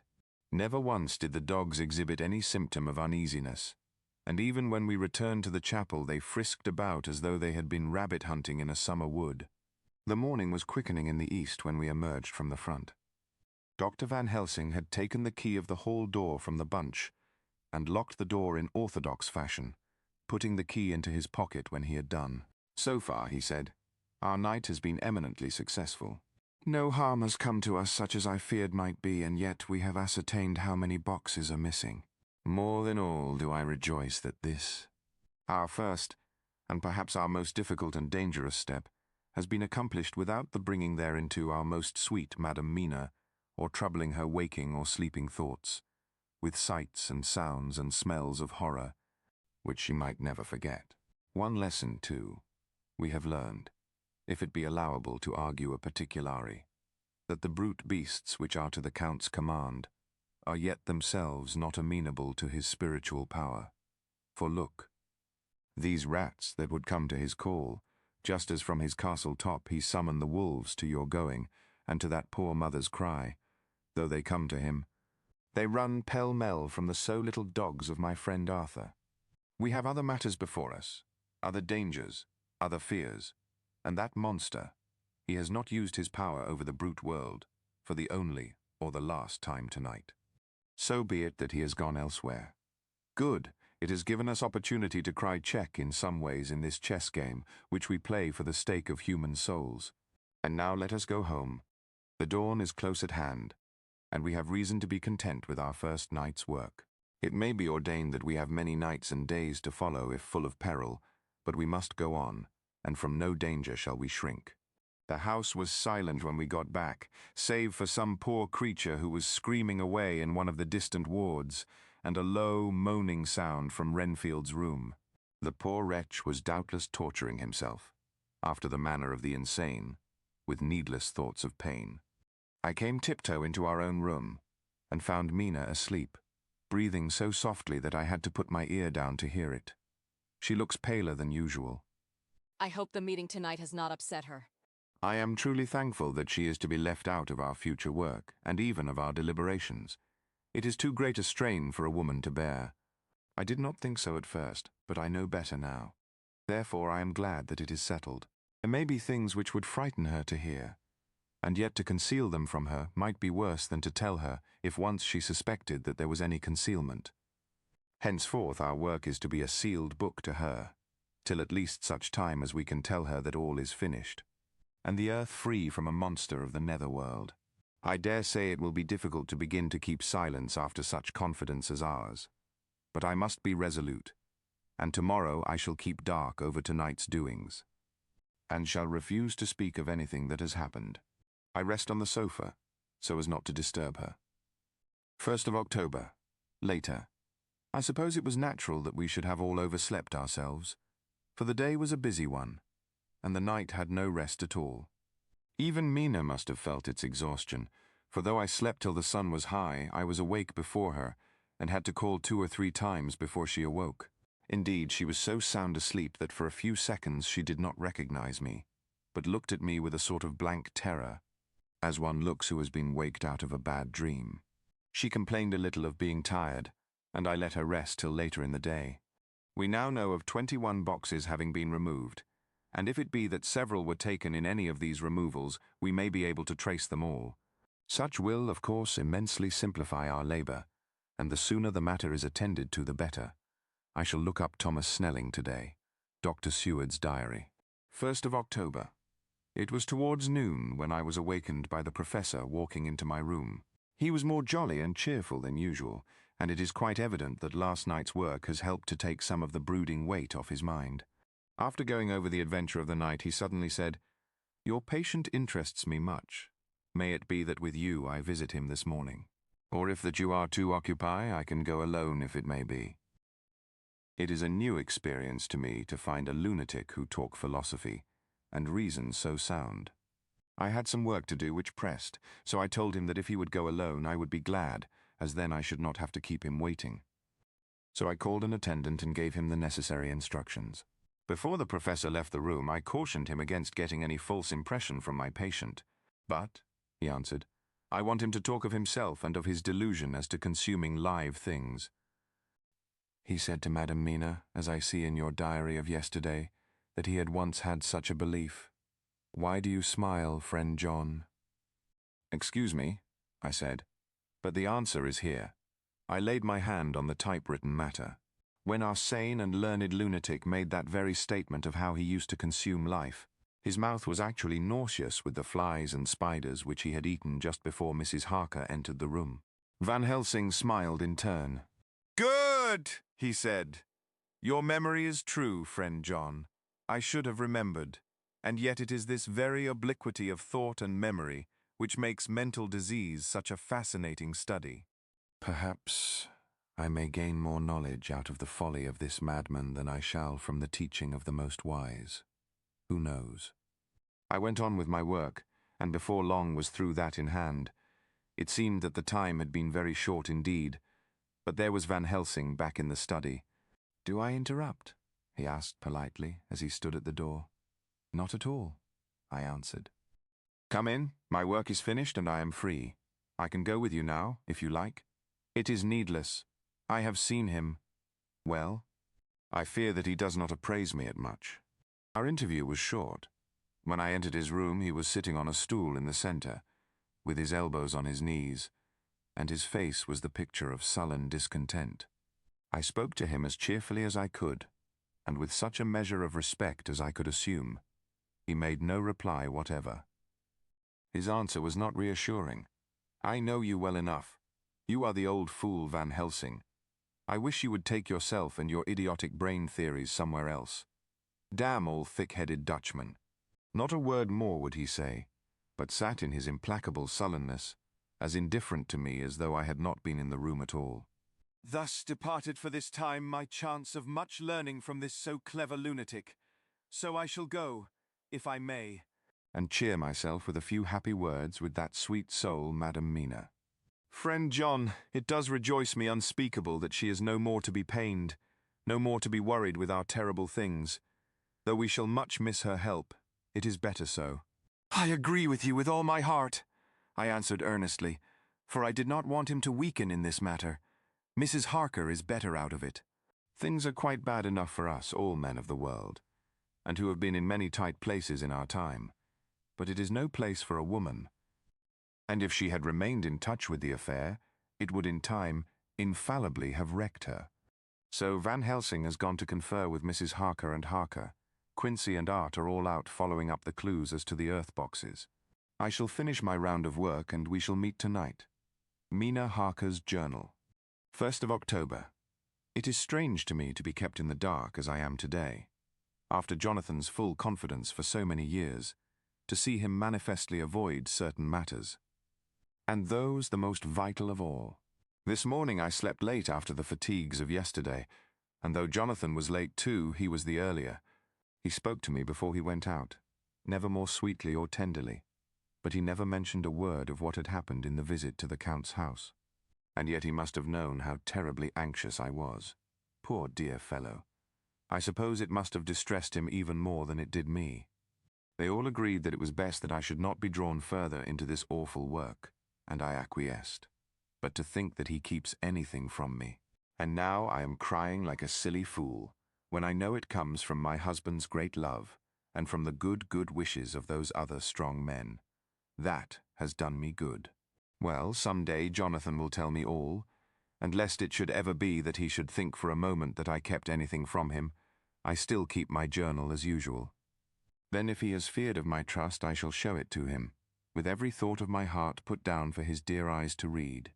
I feel strangely sad and low-spirited today. I suppose it is the reaction from the terrible excitement. Last night I went to bed when the men had gone, simply because they told me to. I didn't feel sleepy, and I did feel full of devouring anxiety. I kept thinking over everything that has been ever since Jonathan came to see me in London, and it all seems like a horrible tragedy, with fate pressing on relentlessly to some destined end. Everything that one does seems, no matter how right it may be, to bring on the very thing which is most to be deplored. If I hadn't gone to Whitby, perhaps poor dear Lucy would be with us now. She hadn't taken to visiting the churchyard till I came, and if she hadn't come there in the daytime with me, she wouldn't have walked there in her sleep. And if she hadn't gone there at night and asleep, that monster couldn't have destroyed her as he did. Oh, why did I ever go to Whitby? There now, crying again. I wonder what has come over me today. I must hide it from Jonathan, for if he knew that I had been crying twice in one morning, and whom he has never caused to shed a tear, the dear fellow would fret his heart out. I shall put a bold face on, and if I do feel weepy, he shall never see it. I suppose it is one of the lessons that we poor women have to learn. I can't quite remember how I fell asleep last night.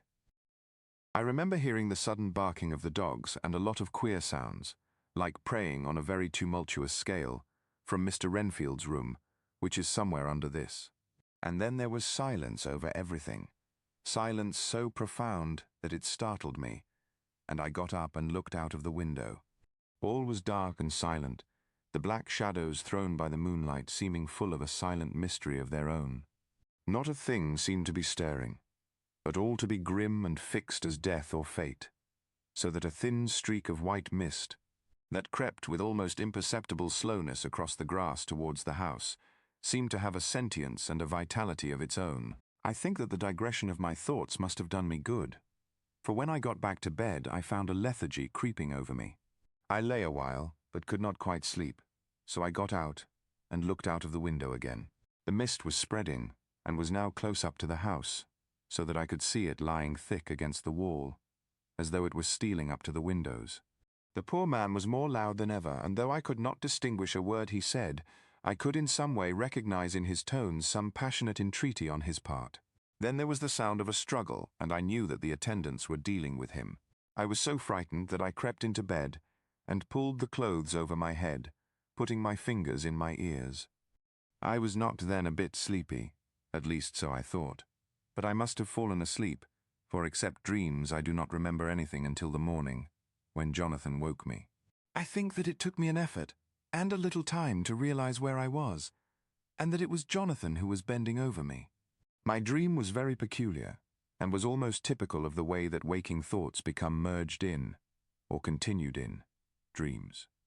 I thought that I was asleep, and waiting for Jonathan to come back. I was very anxious about him, and I was powerless to act.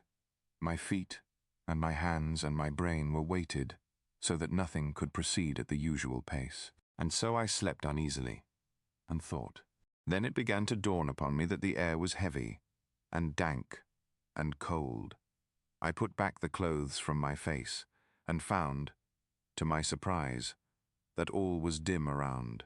The gaslight which I had left lit for Jonathan, but turned down, came only like a tiny red spark through the fog, which had evidently grown thicker and poured into the room. Then it occurred to me that I had shut the window before I had come to bed. I would have got out to make certain on the point, but some leaden lethargy seemed to chain my limbs and even my will.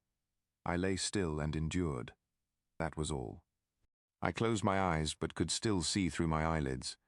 It is wonderful what tricks our dreams play us, and how conveniently we can imagine.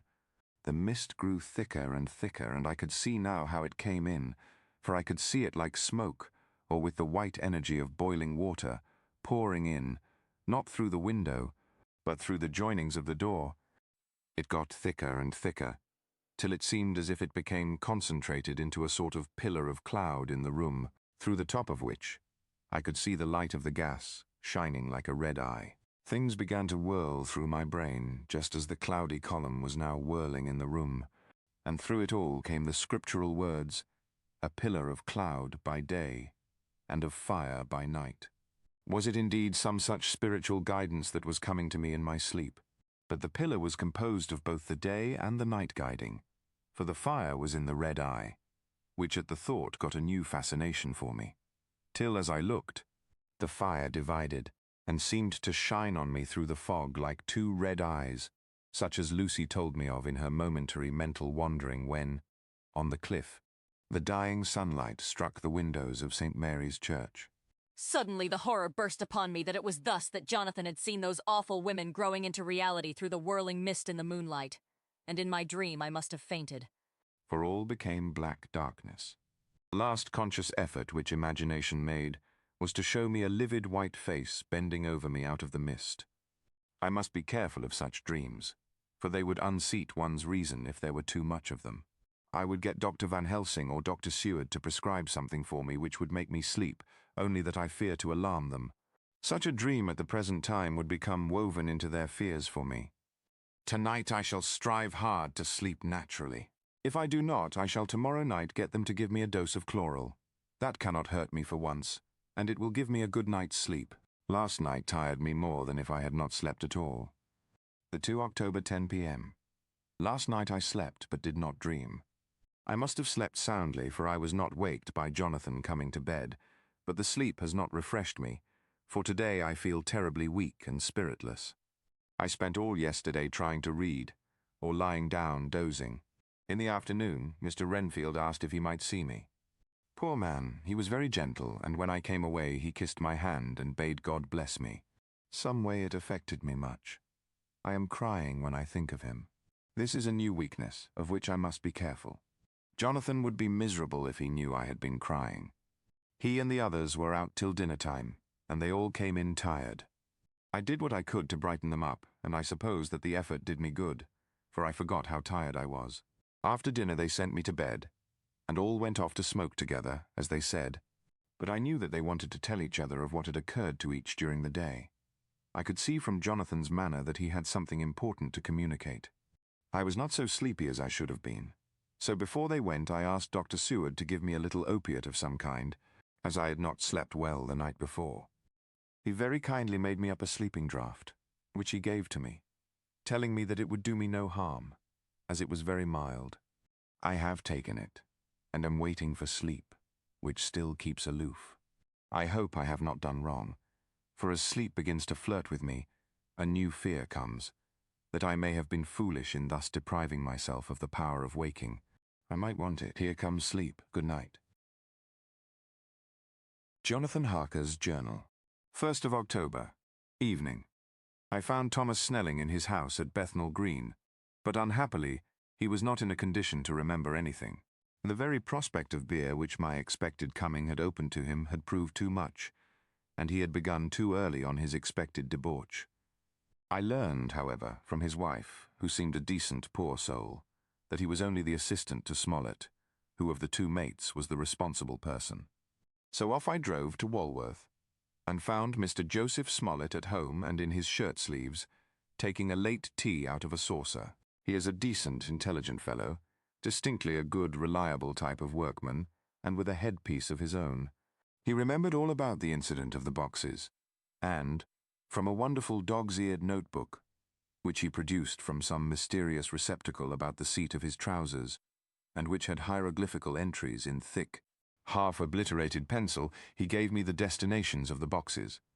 There were, he said, 6 in the cartload which he took from Carfax and left at 197, Chicksand Street, Mile End, Newtown, and another 6 which he deposited at Jamaica Lane, Bermondsey. If then the Count meant to scatter these ghastly refuges of his over London, These places were chosen as the first of delivery, so that later he might distribute more fully. The systematic manner in which this was done made me think that he could not mean to confine himself to two sides of London. He was now fixed on the far east of the northern shore, on the east of the southern shore, and on the south. The north and west were surely never meant to be left out of his diabolical scheme, let alone the city itself, and the very heart of fashionable London in the southwest and west. I went back to Smollett and asked him if he could tell us if any other boxes had been taken from Carfax. He replied, "Well, Governor, you've treated me werry handsome. I had given him half a sovereign, and I'll tell you all I know. I heard a man by the name of Bloxham say 4 nights ago in the R and Ounds, in Pincher's Alley, as how he and his mate had a rare dusty job in a old house at Perfect. There ain't a many such jobs as this here, and I'm thinking that maybe Sam Bloxham could tell you summat." I asked if he could tell me where to find him. I told him that if he could get me the address it would be worth another half sovereign to him. So he gulped down the rest of his tea and stood up, saying that he was going to begin the search then and there. At the door he stopped and said, "Look here, Governor, there ain't no sense in me a-keeping you here. I may find Sam soon or I mayn't, but anyhow he ain't like to be in a way to tell you much tonight. Sam is a rare one when he starts on the booze. If you can give me an envelope with a stamp on it, and put your address on it, I'll find out where Sam is to be found and post it you tonight. But you'd better be up arter him soon in the morning, or maybe you won't catch him, for Sam gets off main early. Never mind the booze the night afore." This was all practical, so one of the children went off with a penny to buy an envelope and a sheet of paper, and to keep the change. When she came back, I addressed the envelope and stamped it, and when Smollett had again faithfully promised to post the address when found, I took my way to home. We're on the track anyhow. I am tired tonight, and want sleep. Mina is fast asleep, and looks a little too pale. Her eyes look as though she had been crying. Poor dear, I've no doubt it frets her to be kept in the dark, and it may make her doubly anxious about me and the others. But it is best as it is. It is better to be disappointed and worried in such a way now than to have her nerve broken. The doctors were quite right to insist on her being kept out of this dreadful business. I must be firm, for on me this particular burden of silence must rest. I shall not ever enter on the subject with her under any circumstances. Indeed, it may not be a hard task after all, for she herself has become reticent on the subject, and has not spoken of the Count or his doings ever since we told her of our decision. Hull. 2 October, evening. A long and trying and exciting day. By the first post I got my directed envelope with a dirty scrap of paper enclosed, on which was written with a carpenter's pencil in a sprawling hand, "Sam Bloxham, Corcoran's, 4, Poter's Court, Bartell Street, Walworth. Ask for the Depite." I got the letter in bed, and rose without waking Mina. She looked heavy and sleepy and pale, and far from well. I determined not to wake her, but that, when I should return from this new search, I would arrange for her going back to Exeter. I think she would be happier in our own home, with her daily tasks to interest her, than in being here amongst us and in ignorance. I only saw Dr. Seward for a moment, and told him where I was off to, promising to come back and tell the rest so soon as I should have found out anything. I drove to Walworth and found, with some difficulty, Potter's Court. When I asked the man who came to the door for the Depite, he shook his head and said, "I don't know him." I took out Smollett's letter, and as I read it, it seemed to me that the lesson of the spelling of the name of the court might guide me. A half-crown tip put the deputy's knowledge at my disposal, and I learned that Mr. Bloxham, who had slept off the remains of his beer on the previous night at Corcoran's, had left for his work at Poplar at 5 o'clock that morning. It was 12 o'clock before I got any satisfactory hint of such a building, and this I got at a coffee shop, where some workmen were having their dinner. One of these suggested that there was being erected at Cross Angel Street a new cold storage building, and as this suited the condition of a new-fangled warehouse, I at once drove to it. An interview with a surly gatekeeper and a surlier foreman, both of whom were appeased with the coin of the realm, put me on the track of Bloxham. He was sent for on my suggesting that I was willing to pay his day's wages to his foreman for the privilege of asking him a few questions on a private matter. He was a smart enough fellow, though rough of speech and bearing. When I had promised to pay for his information and given him an earnest, he told me that he had made 2 journeys between Carfax and a house in Piccadilly, and had taken from this house to the latter 9 great boxes, main heavy ones, with a horse and cart hired by him for this purpose. Well, governor, I forgets the number, but it was only a few doors from a big white church or something of the kind, not long built. How did you get into the houses if they were both empty? There was the old party what engaged me a waitin' in the house at Purfleet. He helped me to lift the boxes and put them in the dray. Curse me, but he was the strongest chap I ever struck, and him a old fella, with a white moustache, one that thin you would think he couldn't throw a shadder. How this phrase thrilled through me. Why, he took up his end of the boxes like they was pounds of tea, and me a puffin' and a blowin' afore I could upend mine anyhow, and I'm no chicken neither. How did you get into the house in Piccadilly? I asked. He was there too. He must have started off and got there afore me, for when I rung of the bell he came and opened the door hisself and helped me to carry the boxes into the hall. The whole 9? I asked. Yes, there was 5 in the first load and 4 in the second. It was main dry work, and I don't so well remember how I got home. I interrupted him. Were the boxes left in the hall? Yes, it was a big hall, and there was nothing else in it. I made one more attempt to further matters. You didn't have any key? Never used no key nor no think. The old gent he opened the door hisself and shut it again when I druv off. I don't remember the last time, but that was the beer. And you can't remember the number of the house? No, sir, but you needn't have no difficulty about that. It's a iron with a stone front with a bow on it, and I steps up to the door. I know them steps, having had to carry the boxes up with 3 loafers what come round to earn a copper. The old gent give them shillings, and they see and they got so much. They wanted more, but he took one of them by the shoulder and was like to throw him down the steps, till the lot of them went away cussin'. I thought that with this description I could find the house. So, having paid my friend for his information, I started off for Piccadilly. I had gained a new painful experience. The Count could, it was evident, handle the earth boxes himself. If so, time was precious, for, now that he had achieved a certain amount of distribution, he could, by choosing his own time, complete the task unobserved. At Piccadilly Circus I discharged my cab and walked westward. Beyond the Junior Constitutional I came across the house described, and was satisfied that this was the next of the lairs arranged by Dracula. The house looked as though it had been long untenanted. The windows were encrusted with dust, and the shutters were up. All the framework was black with time, and from the iron the paint had mostly scaled away. It was evident that up to lately there had been a large notice board in front of the balcony. It had, however, been roughly torn away, the uprights which had supported it still remaining. Behind the rails of the balcony I saw there were some loose boards, whose raw edges looked white. I would have given a good deal to have been able to see the notice board intact, as it would perhaps have given some clue to the ownership of the house. I remembered my experience of the investigation and purchase of Carfax, and I could not but feel that if I could find the former owner there might be some means discovered of gaining access to the house. There was at present nothing to be learned from the Piccadilly side, and nothing could be done, so I went round to the back to see if anything could be gathered from this quarter. The mews were active, the Piccadilly houses being mostly in occupation. I asked 1 or 2 of the grooms and helpers whom I saw around if they could tell me anything about the empty house. One of them said that he heard it had lately been taken, but he couldn't say from whom. He told me, however, that up to very lately there had been a notice board of "for sale" up, and that perhaps Mitchell, Sons and Candy, the house agents, could tell me something, as he thought he remembered seeing the name of that firm on the board. I did not wish to seem too eager, or to let my informant know or guess too much, so, thanking him in the usual manner, I strolled away. It was now growing dusk, and the autumn night was closing in, so I did not lose any time. Having learned the address of Mitchell, Sons and Candy from a directory at the Berkeley, I was soon at their office in Sackville Street.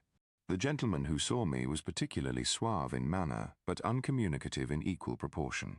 Having once told me that the Piccadilly house, which throughout our interview he called a mansion, was sold, he considered my business as concluded. When I asked who had purchased it, he opened his eyes a thought wider and paused a few seconds before replying, "It is sold, sir." "Pardon me," I said, with equal politeness, "but I have a special reason for wishing to know who purchased it." Again he paused longer, and raised his eyebrows still more. "It is sold, sir," was again his laconic reply. "Surely," I said, "you do not mind letting me know so much." "But I do mind," he answered. "The affairs of their clients are absolutely safe in the hands of Mitchell, Sons and Candy." This was manifestly a prig of the first water, and there was no use arguing with him. I thought I had best meet him on his own ground, so I said, "Your clients, sir, are happy in having so resolute a guardian of their confidence. I am myself a professional man." Here I handed him my card. In this instance I am not prompted by curiosity. I act on the part of Lord Godalming, who wishes to know something of the property which was, he understood, lately for sale. These words put a different complexion on affairs. He said, "I would like to oblige you if I could, Mr. Harker, and especially would I like to oblige his lordship. We once carried out a small matter of renting some chambers for him, when he was the Honourable Arthur Holmwood. If you will let me have his lordship's address, I will consult the house on the subject, and will, in any case, communicate with his lordship by tonight's post. It will be a pleasure if we can so far deviate from our rules as to give the required information to his lordship." I wanted to secure a friend, and not to make an enemy, so I thanked him, gave the address at Dr. Seward's, and came away. It was now dark, and I was tired and hungry. I got a cup of tea at the Aerated Bread Company and came down to Purfleet by the next train. I found all the others at home. Mina was looking tired and pale, but she made a gallant effort to be bright and cheerful. It wrung my heart to think that I had had to keep anything from her, and so caused her inquietude. Thank God this will be the last night of her looking on at our conferences, and feeling the sting of our not showing our confidence. It took all my courage to hold to the wise resolution of keeping her out of our grim task. She seems somehow more reconciled, or else the very subject seems to have become repugnant to her, for when any accidental allusion is made, she actually shudders. I am glad we made our resolution in time, as with such a feeling as this, our growing knowledge would be torture to her. I could not tell the others of the day's discovery till we were alone, so after dinner, followed by a little music to save appearances even amongst ourselves, I took Mina to her room and left her to go to bed. The dear girl was more affectionate with me than ever, and clung to me as though she would detain me. But there was much to be talked of, and I came away. Thank God, the ceasing of telling things has made no difference between us. When I came down again, I found the others all gathered round the fire in the study. In the train I had written my diary so far, and simply read it off to them as the best means of letting them get abreast of my own information. When I had finished, Van Helsing said, "This has been a great day's work, friend Jonathan. Doubtless we are on the track of the missing boxes. If we find them all in that house, then our work is near the end. But if there be some missing, we must search until we find them. Then shall we make our final coup, and hunt the wretch to his real death." We all sat silent a while, and all at once, Mr. Morris spoke. "Say, how are we going to get into that house?" "We got into the other," answered Lord Godalming quickly. But, Art, this is different. "We broke house at Carfax, but we had night and a walled park to protect us. It will be a mighty different thing to commit burglary in Piccadilly, either by day or night. I confess I don't see how we are going to get in, unless that agency duck can find us a key of some sort. Perhaps we shall know when you get his letter in the morning." Lord Godalming's brows contracted, and he stood up and walked about the room. By and by he stopped and said, turning from one to another of us, "This burglary business is getting serious. We got off once all right, but we have now a rare job on hand, unless we can find the Count's key basket. As nothing could well be done before morning, and as it would be at least advisable to wait till Lord Godalming should hear from Mitchell's, we decided not to take any active step before breakfast time. For a good while we sat and smoked, discussing the matter in its various lights and bearings. I took the opportunity of bringing this diary right up to the moment. I am very sleepy and shall go to bed. Mina sleeps soundly and her breathing is regular. Her forehead is puckered up into little wrinkles, as though she thinks even in her sleep. She is still too pale, but does not look so haggard as she did this morning. Tomorrow will, I hope, mend all this. She will be herself at home in Exeter. Oh, but I am sleepy. Dr. Seward's Diary, 1 October. His moods change so rapidly that I find it difficult to keep touch of them, and as they always mean something more than his own well-being, they form a more than interesting study. This morning, when I went to see him after his repulse of Van Helsing, his manner was that of a man commanding destiny. He was, in fact, commanding destiny, subjectively. He did not really care for any of the things of mere earth. He was in the clouds and looked down on all the weaknesses and wants of us poor mortals. I thought I would improve the occasion and learn something, so I asked him, "What about the flies these times?" He smiled on me in quite a superior sort of way, such a smile as would have become the face of Malvolio, as he answered me, "The fly, my dear sir, has one striking feature. Its wings are typical of the aerial powers of the psychic faculties. The ancients did well when they typified the soul as a butterfly." I thought I would push his analogy to its utmost logically, so I said quickly, "Oh, it is a soul you are after now, is it?"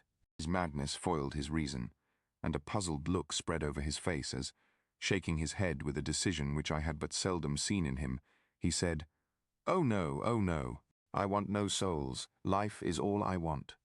Here he brightened up. "I am pretty indifferent about it at present. Life is all right. I have all I want." "You must get a new patient, doctor, if you wish to study zoophagy." This puzzled me a little, so I drew him on. "Then you command life. You are a god, I suppose."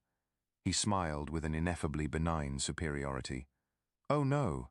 Far be it from me to arrogate to myself the attributes of the deity. I am not even concerned in his especially spiritual doings. If I may state my intellectual position, I am, so far as concerns things purely terrestrial, somewhat in the position which Enoch occupied spiritually." This was a poser to me. I could not at the moment recall Enoch's appositeness, so I had to ask a simple question, though I felt that by so doing I was lowering myself in the eyes of the lunatic. And why with Enoch? Because he walked with God. I could not see the analogy but did not like to admit it, so I harked back to what he had denied. "So you don't care about life and you don't want souls. Why not?" I put my question quickly and somewhat sternly, on purpose to disconcert him. The effort succeeded. For an instant he unconsciously relapsed into his old servile manner, bent low before me, and actually fawned upon me as he replied, "I don't want any souls. Indeed, I don't. I couldn't use them if I had them. They would be no manner of use to me. I couldn't eat them, or—" He suddenly stopped, and the old cunning look spread over his face, like a wind sweep on the surface of the water. "And doctor, as to life, what is it after all? When you've got all you require, and you know that you will never want, that is all. I have friends, good friends, like you, Dr. Seward." This was said with a leer of inexpressible cunning. "I know that I shall never lack the means of life."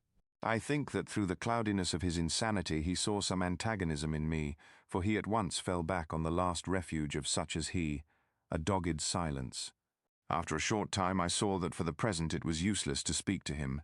He was sulky, and so I came away. Later in the day he sent for me. Ordinarily I would not have come without special reason, but just at present I am so interested in him that I would gladly make an effort. Besides, I am glad to have anything to help to pass the time. Harker is out, following up clues, and so are Lord Godalming and Quincy. Van Helsing sits in my study poring over the record prepared by the Harkers. He seems to think that by accurate knowledge of all details he will light upon some clue. He does not wish to be disturbed in the work, without cause. I would have taken him with me to see the patient, only I thought that after his last repulse he might not care to go again. There was also another reason. Renfield might not speak so freely before a third person as when he and I were alone. I found him sitting out in the middle of the floor on his stool, a pose which is generally indicative of some mental energy on his part. When I came in, he said at once, as though the question had been waiting on his lips, "What about souls?" It was evident then that my surmise had been correct. Unconscious cerebration was doing its work, even with the lunatic. I determined to have the matter out. "What about them yourself?" I asked. He did not reply for a moment, but looked all round him and up and down, as though he expected to find some inspiration for an answer. "I don't want any souls," he said in a feeble, apologetic way. The matter seemed preying on his mind, and so I determined to use it, to be cruel only to be kind. So I said, "You like life, and you want life." "Oh yes, but that is all right. You needn't worry about that." "But," I asked, "how are we to get the life without getting the soul also?" This seemed to puzzle him, so I followed it up. "A nice time you'll have some time when you're flying out there, with the souls of thousands of flies and spiders and birds and cats buzzing and twittering and meering all round you. You've got their lives, you know, and you must put up with their souls." Something seemed to affect his imagination, for he put his fingers to his ears and shut his eyes, screwing them up tightly, just as a small boy does when his face is being soaped. There was something pathetic in it that touched me. It also gave me a lesson, for it seemed that before me was a child, only a child, though the features were worn, and the stubble on the jaws was white. It was evident that he was undergoing some process of mental disturbance, and, knowing how his past moods had interpreted things seemingly foreign to himself, I thought I would enter into his mind as well as I could and go with him. The first step was to restore confidence, so I asked him, speaking pretty loud so that he would hear me through his closed ears, "Would you like some sugar to get your flies round again?" He seemed to wake up all at once, and shook his head. With a laugh he replied, "Not much. Flies are poor things after all." After a pause he added, "But I don't want their souls buzzing round me all the same." "Or spiders," I went on. "Blow spiders! What's the use of spiders? There isn't anything in them to eat or—" He stopped suddenly, as though reminded of a forbidden topic. So, I thought to myself, this is the second time he has suddenly stopped at the word drink. What does it mean? Renfield seemed himself aware of having made a lapse, for he hurried on, as though to distract my attention from it. "I don't take any stock at all in such matters. Rats and mice and such small deer, as Shakespeare has it, chicken feed of the larder they might be called. I'm past all that sort of nonsense. You might as well ask a man to eat molecules with a pair of chopsticks as to try to interest me about the lesser carnivora, when I know of what is before me." "I see," I said. "You want big things that you can make your teeth meet in? How would you like to breakfast on elephant? What ridiculous nonsense you are talking." He was getting too wide awake, so I thought I would press him hard. "I wonder," I said reflectively, "what an elephant's soul is like." The effect I desired was obtained, for he at once fell from his high horse and became a child again. "I don't want an elephant's soul, or any soul at all," he said. For a few moments he sat despondently. Suddenly he jumped to his feet, with his eyes blazing and all the signs of intense cerebral excitement. "To hell with you and your souls," he shouted. "Why do you plague me about souls? Haven't I got enough to worry and pain and distract me already, without thinking of souls?" He looked so hostile that I thought he was in for another homicidal fit, so I blew my whistle. The instant, however, that I did so, he became calm, and said apologetically, "Forgive me, Doctor. I forgot myself. You do not need any help. I am so worried in my mind that I am apt to be irritable. If you only knew the problem I have to face, and that I am working out, you would pity, and tolerate, and pardon me. Pray do not put me in a strait waistcoat. I want to think, and I cannot think freely when my body is confined. I am sure you will understand." He had evidently self-control, so when the attendants came I told them not to mind, and they withdrew. Renfield watched them go. When the door was closed, he said, with considerable dignity and sweetness, "Dr. Seward, you have been very considerate towards me. Believe me that I am very, very grateful to you." I thought it well to leave him in this mood, and so I came away. There is certainly something to ponder over in this man's state. Several points seem to make what the American interviewer calls a story, if one could only get them in proper order. Here they are. Will not mention drinking. Fears the thought of being burdened with the soul of anything. Has no dread of wanting life in the future. Despises the meaner forms of life altogether, though he dreads being haunted by their souls. Logically, all these things point one way.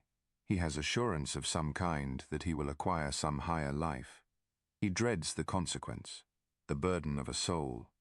Then it is a human life he looks to, and the assurance? Merciful God, the Count has been to him, and there is some new scheme of terror afoot. Later, I went after my round to Van Helsing and told him my suspicion. He grew very grave, and after thinking the matter over for a while, asked me to take him to Renfield. I did so. As we came to the door, we heard the lunatic within singing gaily, as he used to do in the time which now seems so long ago. When we entered, we saw with amazement that he had spread out his sugar as of old. The flies, lethargic with the autumn, were beginning to buzz into the room.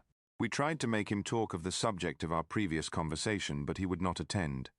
He went on with his singing, just as though we had not been present. He had got a scrap of paper and was folding it into a notebook. We had to come away as ignorant as we went in. His is a curious case indeed. We must watch him tonight.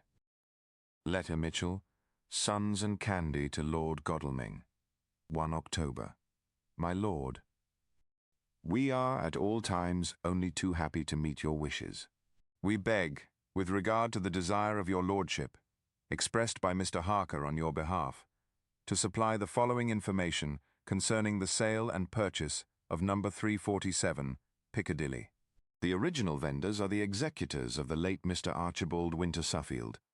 The purchaser is a foreign nobleman, Count de Ville, who effected the purchase himself, paying the purchase money in notes over the counter, if your lordship will pardon us, using so vulgar an expression.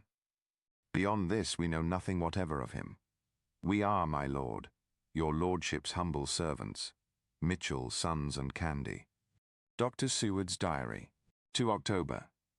I placed a man in the corridor last night and told him to make an accurate note of any sound he might hear from Renfield's room, and gave him instructions that if there should be anything strange he was to call me. After dinner, when we had all gathered round the fire in the study, Mrs. Harker having gone to bed, we discussed the attempts and discoveries of the day. Harker was the only one who had any result, and we are in great hopes that his clue may be an important one. Before going to bed, I went round to the patient's room and looked in through the observation trap. He was sleeping soundly, and his heart rose and fell with regular respiration. This morning the man on duty reported to me that a little after midnight he was restless and kept saying his prayers somewhat loudly. I asked him if that was all. He replied that it was all he heard.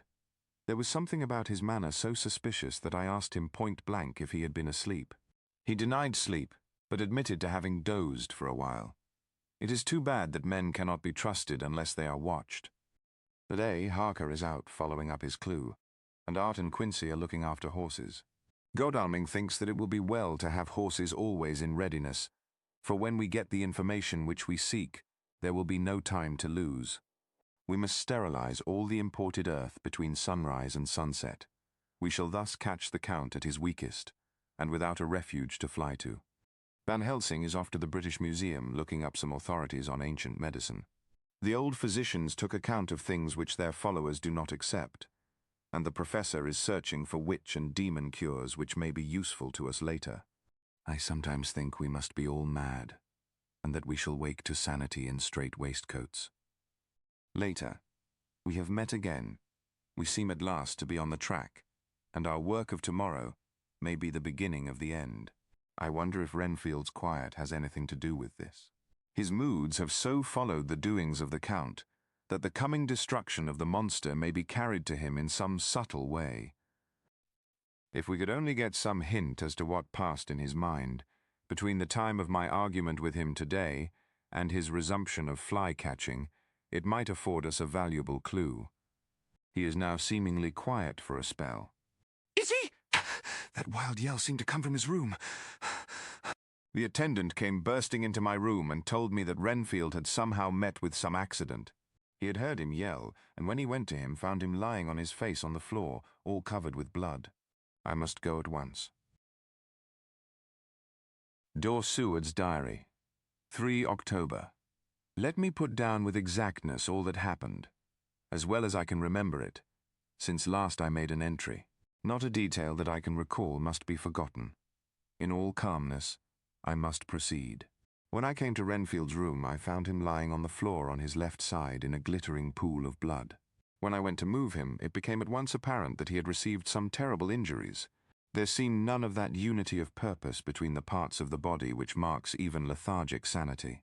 As the face was exposed, I could see that it was horribly bruised, as though it had been beaten against the floor. Indeed, it was from the face wounds that the pool of blood originated. The attendant who was kneeling beside the body said to me as we turned him over, "I think, sir, his back is broken. See, both his right arm and leg and the whole side of his face are paralyzed." How such a thing could have happened puzzled the attendant beyond measure. He seemed quite bewildered, and his brows were gathered in as he said, "I can't understand the two things. He could mark his face like that by beating his own head on the floor. I saw a young woman do it once at the Eversfield Asylum before anyone could lay hands on her. And I suppose he might have broke his neck by falling out of bed, if he got in an awkward kink. But for the life of me, I can't imagine how the two things occurred. If his back was broke, he couldn't beat his head, and if his face was like that before the fall out of bed, there would be marks of it." I said to him, "Go to Dr. Van Helsing, and ask him to kindly come here at once. I want him without an instant's delay." The man ran off, and within a few minutes the professor in his dressing gown and slippers appeared. When he saw Renfield on the ground, he looked keenly at him a moment and then turned to me. I think he recognized my thought in my eyes, for he said very quietly, manifestly for the ears of the attendant, "Ah, a sad accident. He will need very careful watching, and much attention. I shall stay with you myself, but I shall first dress myself. If you will remain, I shall in a few minutes join you." The patient was now breathing stertorously, and it was easy to see that he had suffered some terrible injury. Van Helsing returned with extraordinary celerity, bearing with him a surgical case. He had evidently been thinking and had his mind made up, for, almost before he looked at the patient, he whispered to me, "Send the attendant away. We must be alone with him when he becomes conscious, after the operation." So I said, "I think that will do now, Simmons. We have done all that we can at present. You had better go your round, and Dr. Van Helsing will operate. Let me know instantly if there be anything unusual anywhere." The man withdrew, and we went into a strict examination of the patient. The wounds of the face was superficial. The real injury was a depressed fracture of the skull, extending right up through the motor area. The professor thought a moment and said, "We must reduce the pressure and get back to normal conditions, as far as can be. The rapidity of the suffusion shows the terrible nature of his injury." As he was speaking, there was a soft tapping at the door. I went over and opened it and found in the corridor without Arthur and Quincy in pajamas and slippers. The former spoke. "I heard your man call up Dr. Van Helsing and tell him of an accident. Things are moving too quickly and too strangely for sound sleep for any of us these times." May we come in? When Quincy saw the attitude and state of the patient, and noted the horrible pool on the floor, he said softly. He went at once and sat down on the edge of the bed, with Godalming beside him. We all watched in patience. "We shall wait," said Van Helsing, "just long enough to fix the best spot for trephining, so that we may most quickly and perfectly remove the blood clot, for it is evident that the hemorrhage is increasing." The poor man's breathing came in uncertain gasps. The silence finally became agonizing. I looked at my companions, one after another, and saw from their flushed faces and damp brows that they were enduring equal torture. I looked up at the professor and caught his eyes fixed on mine. His face was sternly set as he spoke. "There is no time to lose. His words may be worth many lives. I have been thinking so, as I stood here. It may be there is a soul at stake. We shall operate just above the ear." Without another word, he made the operation. For a few moments the breathing continued to be stertorous. Then there came a breath so prolonged that it seemed as though it would tear open his chest. Suddenly his eyes opened, and became fixed in a wild, helpless stare. This was continued for a few moments. Then it softened into a glad surprise, and from the lips came a sigh of relief. He moved convulsively, and as he did so said, "I'll be quiet, Doctor. Tell them to take off the strait waistcoat. I have had a terrible dream, and it has left me so weak that I cannot move. "What's wrong with my face? It feels all swollen, and it smarts dreadfully." He tried to turn his head, but even with the effort his eyes seemed to grow glassy again, so I gently put it back. Then Van Helsing said in a quiet, grave tone, "Tell us your dream, Mr. Renfield." As he heard the voice, his face brightened, through its mutilation, and he said, "That is Dr. Van Helsing. How good it is of you to be here. Give me some water, my lips are dry, and I shall try to tell you. I dreamed." He stopped and seemed fainting. I called quietly to Quincy, "The brandy. It is in my study, quick." He flew and returned with a glass, the decanter of brandy and a carafe of water. We moistened the parched lips, and the patient quickly revived. It seemed, however, that his poor injured brain had been working in the interval, for, when he was quite conscious, he looked at me piercingly with an agonized confusion which I shall never forget, and said, "I must not deceive myself. It was no dream, but all a grim reality." Then his eyes roved round the room. As they caught sight of the two figures sitting patiently on the edge of the bed, he went on, "If I were not sure already, I would know from them." For an instant his eyes closed, not with pain or sleep, but voluntarily, as though he were bringing all his faculties to bear. When he opened them, he said, hurriedly, and with more energy than he had yet displayed, "Quick, doctor, quick. I am dying. I feel that I have but a few minutes, and then I must go back to death, or worse, wet my lips with brandy again. I have something that I must say before I die, or before my poor crushed brain dies anyhow. Thank you. It was that night after you left me, when I implored you to let me go away.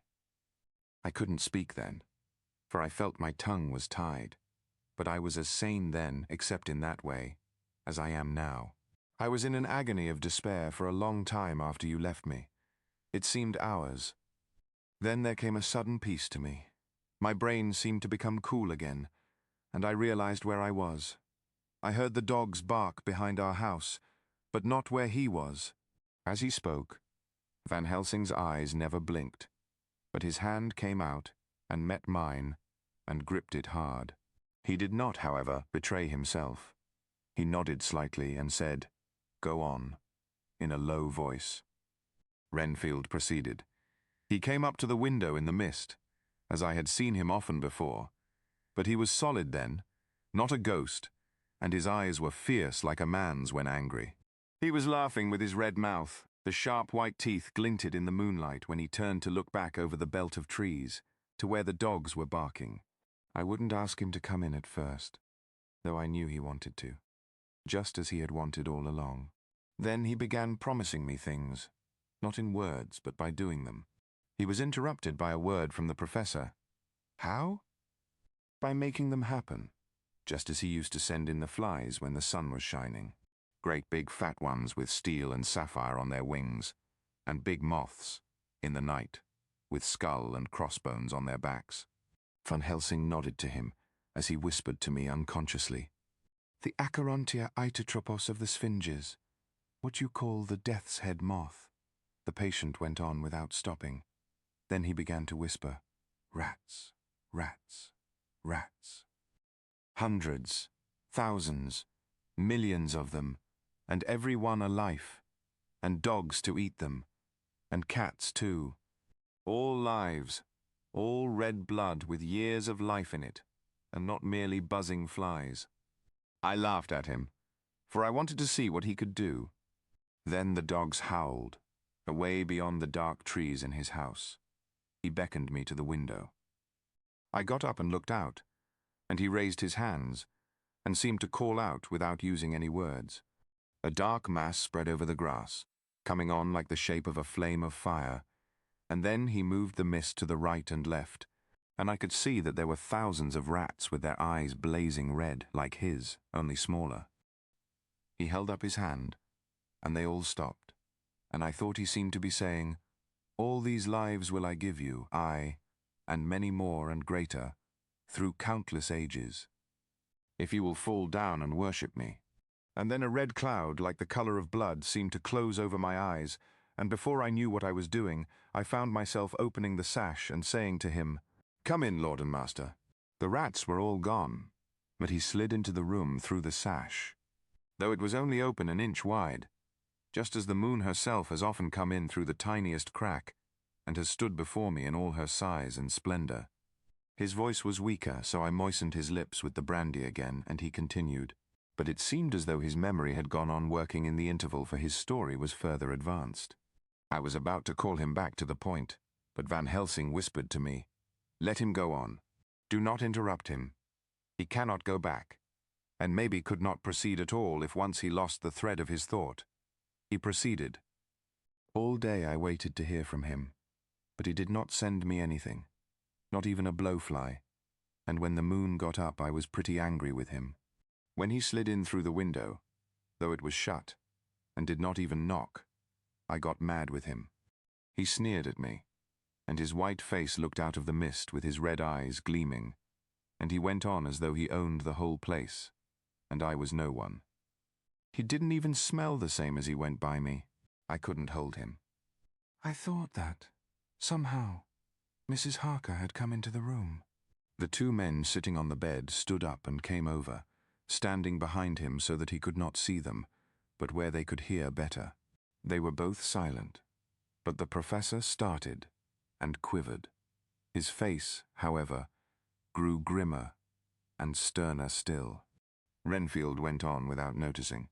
"When Mrs. Harker came in to see me this afternoon, she wasn't the same. It was like tea after the teapot had been watered." Here we all moved, but no one said a word. He went on. "I didn't know that she was here till she spoke, and she didn't look the same. I don't care for the pale people. I like them with lots of blood in them, and hers had all seemed to have run out. I didn't think of it at the time, but when she went away I began to think, and it made me mad to know that he had been taking the life out of her. I could feel that the rest quivered, as I did, but we remained otherwise still. So when he came tonight, I was ready for him. I saw the mist stealing in, and I grabbed it tight. I had heard that madmen have unnatural strength, and as I knew I was a madman, at times anyhow, I resolved to use my power. Aye, and he felt it too, for he had to come out of the mist to struggle with me. I held tight, and I thought I was going to win, for I didn't mean him to take any more of her life, till I saw his eyes. They burned into me, and my strength became like water. He slipped through it, and when I tried to cling to him, he raised me up and flung me down. There was a red cloud before me, and a noise like thunder, and the mist seemed to steal away under the door. His voice was becoming fainter and his breath more stertorous. Van Helsing stood up instinctively. "We know the worst now," he said. "He is here, and we know his purpose. It may not be too late. Let us be armed, the same as we were the other night, but lose no time. There is not an instant to spare." There was no need to put our fear, nay our conviction, into words. We shared them in common. We all hurried, and took from our rooms the same things that we had when we entered the Count's house. The professor had his ready, and as we met in the corridor he pointed to them significantly as he said, "They never leave me, and they shall not till this unhappy business is over. Be wise also, my friends. It is no common enemy that we deal with. Alas, alas, that that dear Madam Mina should suffer." He stopped. His voice was breaking, and I do not know if rage or terror predominated in my own heart. Outside the Harker's door we paused. Art and Quincy held back, and the latter said, "Should we disturb her?" "We must," said Van Helsing grimly. "If the door be locked, I shall break it in. May it not frighten her terribly? It is unusual to break into a lady's room," Van Helsing said solemnly. "You are always right, but this is life and death. All chambers are alike to the doctor, and even were they not, they are all as one to me tonight. Friend John, when I turn the handle, if the door does not open, do you put your shoulder down and shove, and you too, my friends. Now." He turned the handle as he spoke, but the door did not yield. We threw ourselves against it. With a crash it burst open, and we almost fell headlong into the room. The professor did actually fall, and I saw across him as he gathered himself up from hands and knees. What I saw appalled me. I felt my hair rise like bristles on the back of my neck, and my heart seemed to stand still. The moonlight was so bright that through the thick yellow blind the room was light enough to see. On the bed beside the window lay Jonathan Harker, his face flushed and breathing heavily as though in a stupor. Kneeling on the near edge of the bed facing outwards was the white-clad figure of his wife. By her side stood a tall, thin man clad in black. His face was turned from us, but the instant we saw, we all recognized the Count, in every way, even to the scar on his forehead. With his left hand, he held both Mrs. Harker's hands, keeping them away with her arms at full tension. His right hand gripped her by the back of the neck, forcing her face down on his bosom. Her white nightdress was smeared with blood, and a thin stream trickled down the man's bare breast, which was shown by his torn-open dress. The attitude of the two had a terrible resemblance to a child forcing a kitten's nose into a saucer of milk to compel it to drink. As we burst into the room, the Count turned his face, and the hellish look that I had heard described seemed to leap into it. His eyes flamed red with devilish passion. The great nostrils of the white aquiline nose opened wide and quivered at the edge, and the white, sharp teeth, behind the full lips of the blood-dripping mouth, champed together like those of a wild beast. With a wrench, which threw his victim back upon the bed as though hurled from a height, he turned and sprang at us. But by this time the professor had gained his feet and was holding towards him the envelope which contained the sacred wafer. The Count suddenly stopped, just as poor Lucy had done outside the tomb, and cowered back. Further and further back he cowered, as we, lifting our crucifixes, advanced. The moonlight suddenly failed, as a great black cloud sailed across the sky, and when the gaslight sprang up under Quincy's match, we saw nothing but a faint vapor. This, as we looked, trailed under the door, which, with the recoil from its bursting open, had swung back to its old position. Van Helsing, Art and I moved forward to Mrs. Harker, who by this time had drawn her breath, and with it had given a scream so wild, so ear-piercing, so despairing that it seems to me now that it will ring in my ears till my dying day. For a few seconds she lay in her helpless attitude and disarray.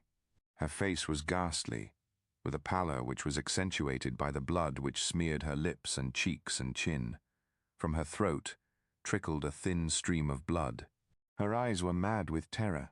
Then she put before her face her poor crushed hands, which bore on their whiteness the red mark of the Count's terrible grip, and from behind them came a low, desolate wail, which made the terrible scream seem only the quick expression of an endless grief.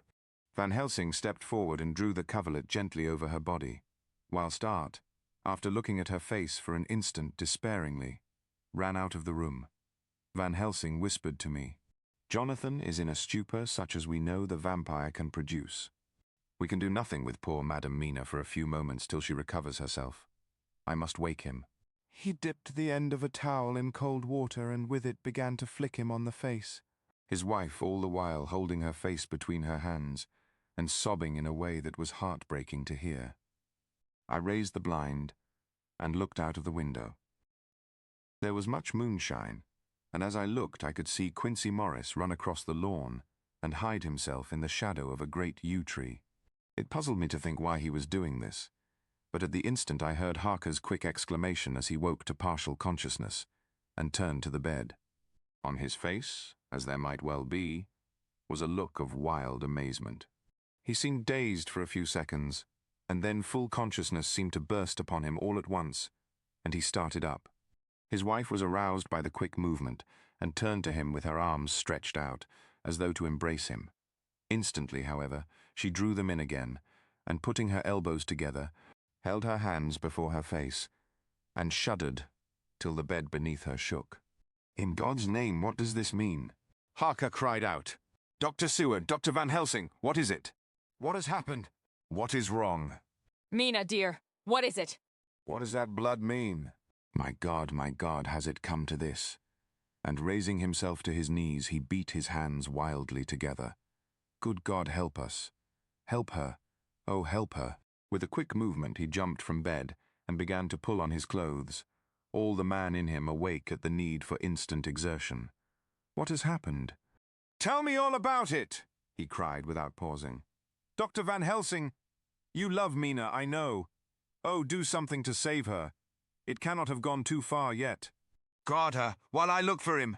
His wife, through her terror and horror and distress, saw some sure danger to him. Instantly forgetting her own grief, she seized hold of him and cried out, No! No! Jonathan, you must not leave me. I have suffered enough tonight, God knows, without the dread of his harming you. You must stay with me. Stay with these friends who will watch over you. Her expression became frantic as she spoke, and, he yielding to her, she pulled him down sitting on the bedside and clung to him fiercely. Van Helsing and I tried to calm them both. The professor held up his little golden crucifix and said with wonderful calmness, "Do not fear, my dear. We are here, and whilst this is close to you, no foul thing can approach. You are safe for tonight, and we must be calm and take counsel together." She shuddered and was silent, holding down her head on her husband's breast. When she raised it, his white nightrobe was stained with blood where her lips had touched, and where the thin open wound in her neck had sent forth drops. The instant she saw it, she drew back with a low wail and whispered, amidst choking sobs, "Unclean, unclean. I must touch him or kiss him no more. Oh, that it should be that it is I who am now his worst enemy, and whom he may have most cause to fear." To this he spoke out resolutely, "Nonsense, Mina. It is a shame to me to hear such a word. I would not hear it of you, and I shall not hear it from you. May God judge me by my deserts, and punish me with more bitter suffering than even this hour, if by any act or will of mine anything ever come between us." He put out his arms and folded her to his breast, and for a while she lay there sobbing. He looked at us over her bowed head, with eyes that blinked damply above his quivering nostrils. His mouth was set as steel. After a while her sobs became less frequent and more faint, and then he said to me, speaking with a studied calmness, which I felt tried his nervous power to the utmost, "And now, Dr. Seward, tell me all about it. Too well I know the broad fact, tell me all that has been." I told him exactly what had happened, and he listened with seeming impassiveness, but his nostrils twitched and his eyes blazed as I told how the ruthless hands of the Count had held his wife in that terrible and horrid position, with her mouth to the open wound in his breast. It interested me, even at that moment, to see that, whilst the face of white-set passion worked convulsively over the bowed head, the hands tenderly and lovingly stroked the ruffled hair. Just as I had finished, Quincy and Godalming knocked at the door. They entered in obedience to our summons. Van Helsing looked at me questioningly. I understood him to mean if we were to take advantage of their coming to divert, if possible, the thoughts of the unhappy husband and wife from each other and from themselves. So, on nodding acquiescence to him, he asked them what they had seen or done.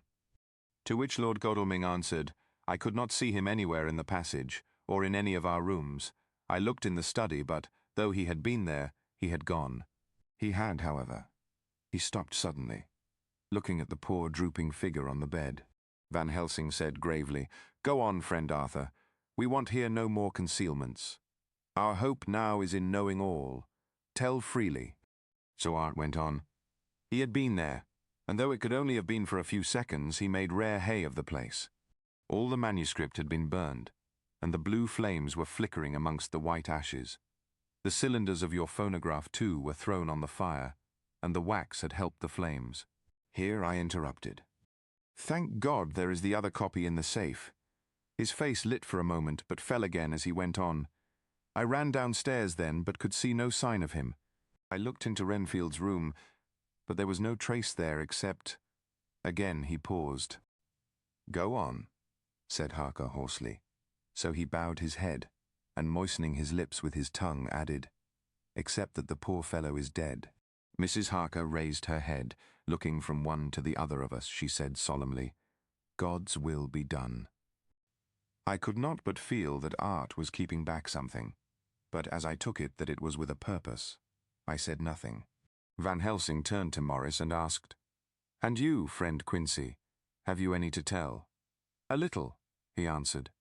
"It may be much eventually, but at present I can't say.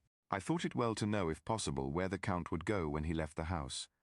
I did not see him, but I saw a bat rise from Renfield's window and flap westward. I expected to see him in some shape go back to Carfax, but he evidently sought some other lair. He will not be back tonight, for the sky is reddening in the east, and the dawn is close. We must work tomorrow." He said the latter words through his shut teeth. For a space of perhaps a couple of minutes there was silence, and I could fancy that I could hear the sound of our hearts beating. Then Van Helsing said, placing his hand very tenderly on Mrs. Harker's head, "And now, Madam Mina, poor, dear, dear Madam Mina, tell us exactly what happened. God knows that I do not want that you be pained, but it is need that we know all. For now more than ever has all work to be done quick and sharp and in deadly earnest. The day is close to us that must end all, if it may be so.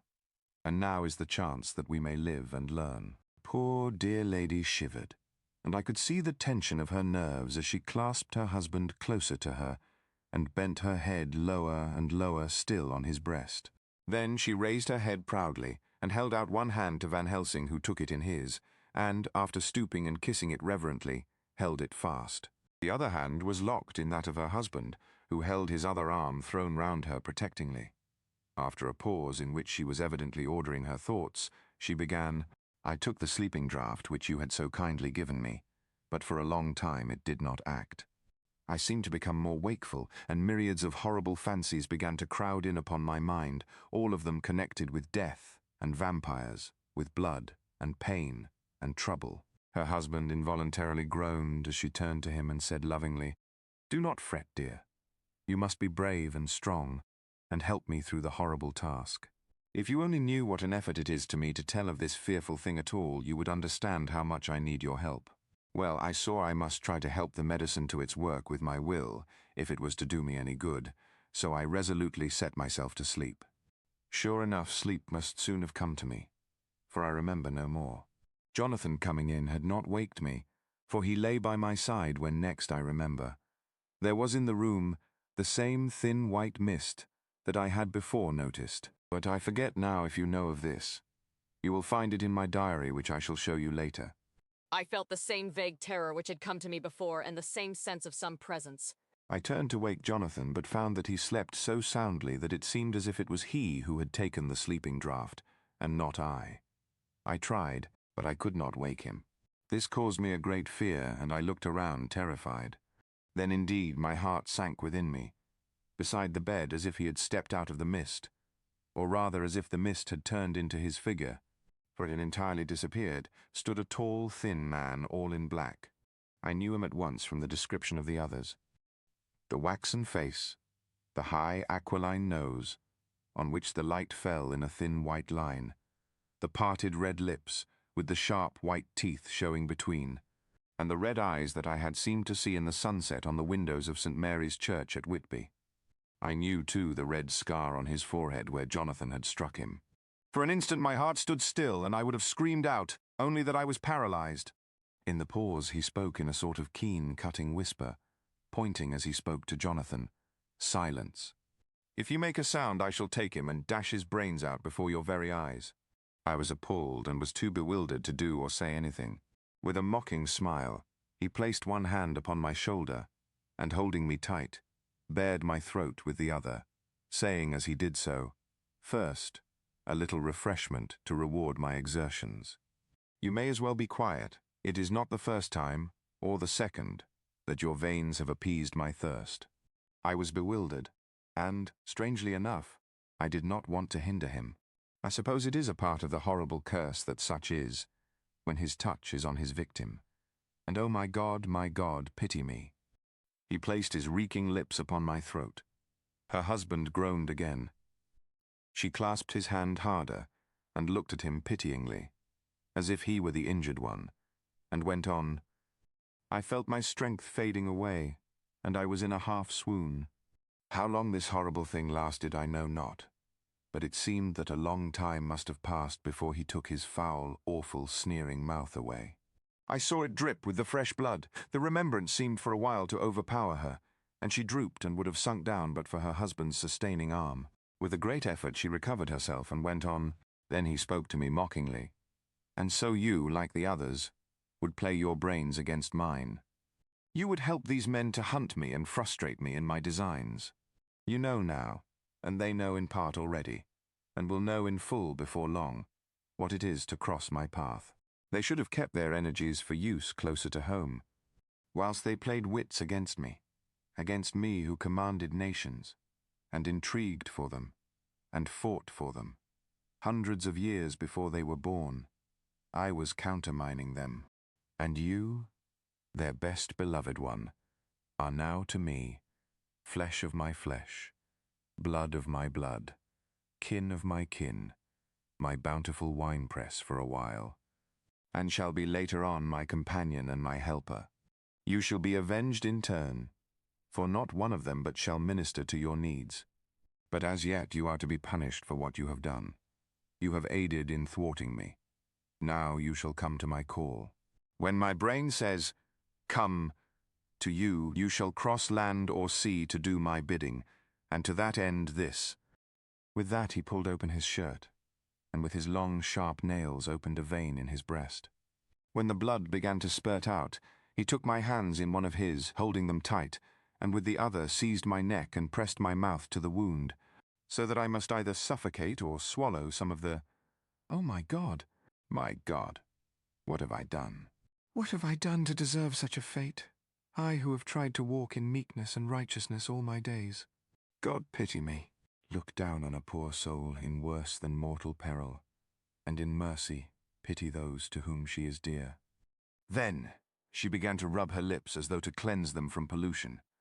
As she was telling her terrible story, the eastern sky began to quicken, and everything became more and more clear.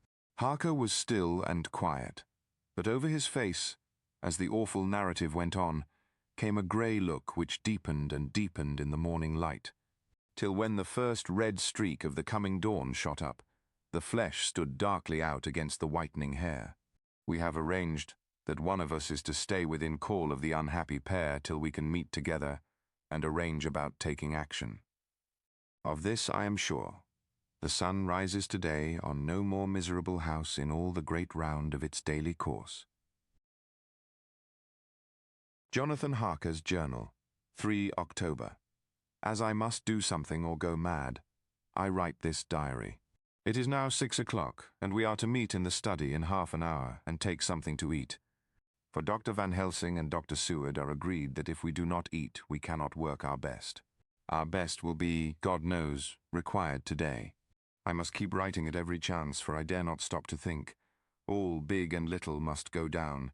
Perhaps at the end the little things may teach us most. The teaching, big or little, could not have landed Mina or me anywhere worse than we are today. However, we must trust and hope. Poor Mina told me just now, with the tears running down her dear cheeks, that it is in trouble and trial that our faith is tested, that we must keep on trusting, and that God will aid us up to the end. The end? Oh my God, what end? To work! To work! When Dr. Van Helsing and Dr. Seward had come back from seeing poor Renfield, we went gravely into what was to be done. First, Dr. Seward told us that when he and Dr. Van Helsing had gone down to the room below, they had found Renfield lying on the floor, all in a heap. His face was all bruised and crushed in, and the bones of the neck were broken. Dr. Seward asked the attendant who was on duty in the passage if he had heard anything. He said that he had been sitting down. He confessed to half-dozing, when he heard loud voices in the room, and then Renfield had called out loudly several times, "God, God, God." After that there was a sound of falling, and when he entered the room he found him lying on the floor, face down, just as the doctors had seen him. Van Helsing asked if he had heard voices, or a voice, and he said he could not say, that at first it had seemed to him as if there were two, but as there was no one in the room, it could have been only one. He could swear to it, if required, that the word God was spoken by the patient. Dr. Seward said to us, when we were alone, that he did not wish to go into the matter. The question of an inquest had to be considered, and it would never do to put forward the truth, as no one would believe it. As it was, he thought that on the attendant's evidence he could give a certificate of death by misadventure in falling from bed. In case the coroner should demand it, there would be a formal inquest, necessarily to the same result. When the question began to be discussed as to what should be our next step, the very first thing we decided was that Mina should be in full confidence, that nothing of any sort, no matter how painful, should be kept from her. She herself agreed as to its wisdom, and it was pitiful to see her so brave and yet so sorrowful, and in such a depth of despair. "There must be no concealment," she said. "Alas, we have had too much already. And besides, there is nothing in all the world that can give me more pain than I have already endured, than I suffer now. Whatever may happen, it must be of new hope, or of new courage to me." Van Helsing was looking at her fixedly as she spoke, and said, suddenly but quietly, "But dear Madam Mina, are you not afraid, not for yourself, but for others from yourself, after what has happened?" Her face grew set in its lines, but her eyes shone with the devotion of a martyr as she answered, "Ah, no, for my mind is made up." "To what?" he asked gently, whilst we were all very still. For each in our own way we had a sort of vague idea of what she meant. Her answer came with direct simplicity, as though she was simply stating a fact. "Because if I find in myself, and I shall watch keenly for it, a sign of harm to any that I love, I shall die." "You would not kill yourself?" he asked hoarsely. "I would, if there were no friend who loved me, who would save me such a pain, and so desperate an effort." She looked at him meaningly as she spoke. He was sitting down, but now he rose and came close to her, and put his hand on her head, as he said solemnly, "My child, there is such an one if it were for your good. For myself, I could hold it in my account with God to find such an euthanasia for you, even at this moment if it were best. Nay, were it safe." "But my child—" For a moment he seemed choked, and a great sob rose in his throat. He gulped it down and went on. "There are here some who would stand between you and death. You must not die. You must not die by any hand, but least of all by your own. Until the other, who has fouled your sweet life, is true dead, you must not die. For if he is still with the quick undead, your death would make you even as he is." "No, you must live. You must struggle and strive to live, though death would seem a boon unspeakable. You must fight death himself, though he come to you in pain or in joy, by the day or the night, in safety or in peril. On your living soul I charge you that you do not die, nay, nor think of death, till this great evil be past." The poor dear grew white as death, and shook and shivered, as I have seen a quicksand shake and shiver at the incoming of the tide. We were all silent. We could do nothing. At length she grew more calm, and turning to him said sweetly, but oh, so sorrowfully, as she held out her hand, "I promise you, my dear friend, that if God will let me live, I shall strive to do so, till, if it may be in his good time, this horror may have passed away from me." She was so good and brave that we all felt that our hearts were strengthened to work and endure for her, and we began to discuss what we were to do. I told her that she was to have all the papers in the safe, and all the papers or diaries and phonographs we might hereafter use, and was to keep the record as she had done before. She was pleased with the prospect of anything to do, if pleased could be used in connection with so grim an interest. As usual, Van Helsing had thought ahead of everyone else, and was prepared with an exact ordering of our work. "It is perhaps well," he said, "that at our meeting after our visit to Carfax we decided not to do anything with the earth boxes that lay there." Had we done so, the Count must have guessed our purpose, and would doubtless have taken measures in advance to frustrate such an effort with regard to the others. But now he does not know our intentions. Nay, more, in all probability, he does not know that such a power exists to us as can sterilize his lairs, so that he cannot use them as of old. We are now so much further advanced in our knowledge as to their disposition that, when we have examined the house in Piccadilly, we may track the very last of them. Today, then, is ours, and in it rests our hope. The sun that rose on our sorrow this morning guards us in its course. Until it sets tonight, that monster must retain whatever form he now has. He is confined within the limitations of his earthly envelope. He cannot melt into thin air, nor disappear through cracks or chinks or crannies. If he go through a doorway, he must open the door like a mortal. And so we have this day to hunt out all his lairs and sterilize them. So we shall, if we have not yet catch him and destroy him, drive him to bay in some place where the catching and the destroying shall be, in time, sure. Here I started up, for I could not contain myself at the thought that the minutes and seconds, so preciously laden with Mina's life and happiness, were flying from us, since whilst we talked, action was impossible. But Van Helsing held up his hand warningly. "Nay, friend Jonathan," he said, "in this, the quickest way home is the longest way. So your proverbs say. We shall all act, and act with desperate quick, when the time has come. But think in all probable the key of the situation is in that house in Piccadilly. The Count may have many houses which he has bought. Of them he will have deeds of purchase, keys and other things. He will have paper that he write on. He will have his book of checks. There are many belongings that he must have somewhere. Why not in this place so central, so quiet, where he come and go by the front or the back at all hour, when in the very vast of the traffic there is none to notice?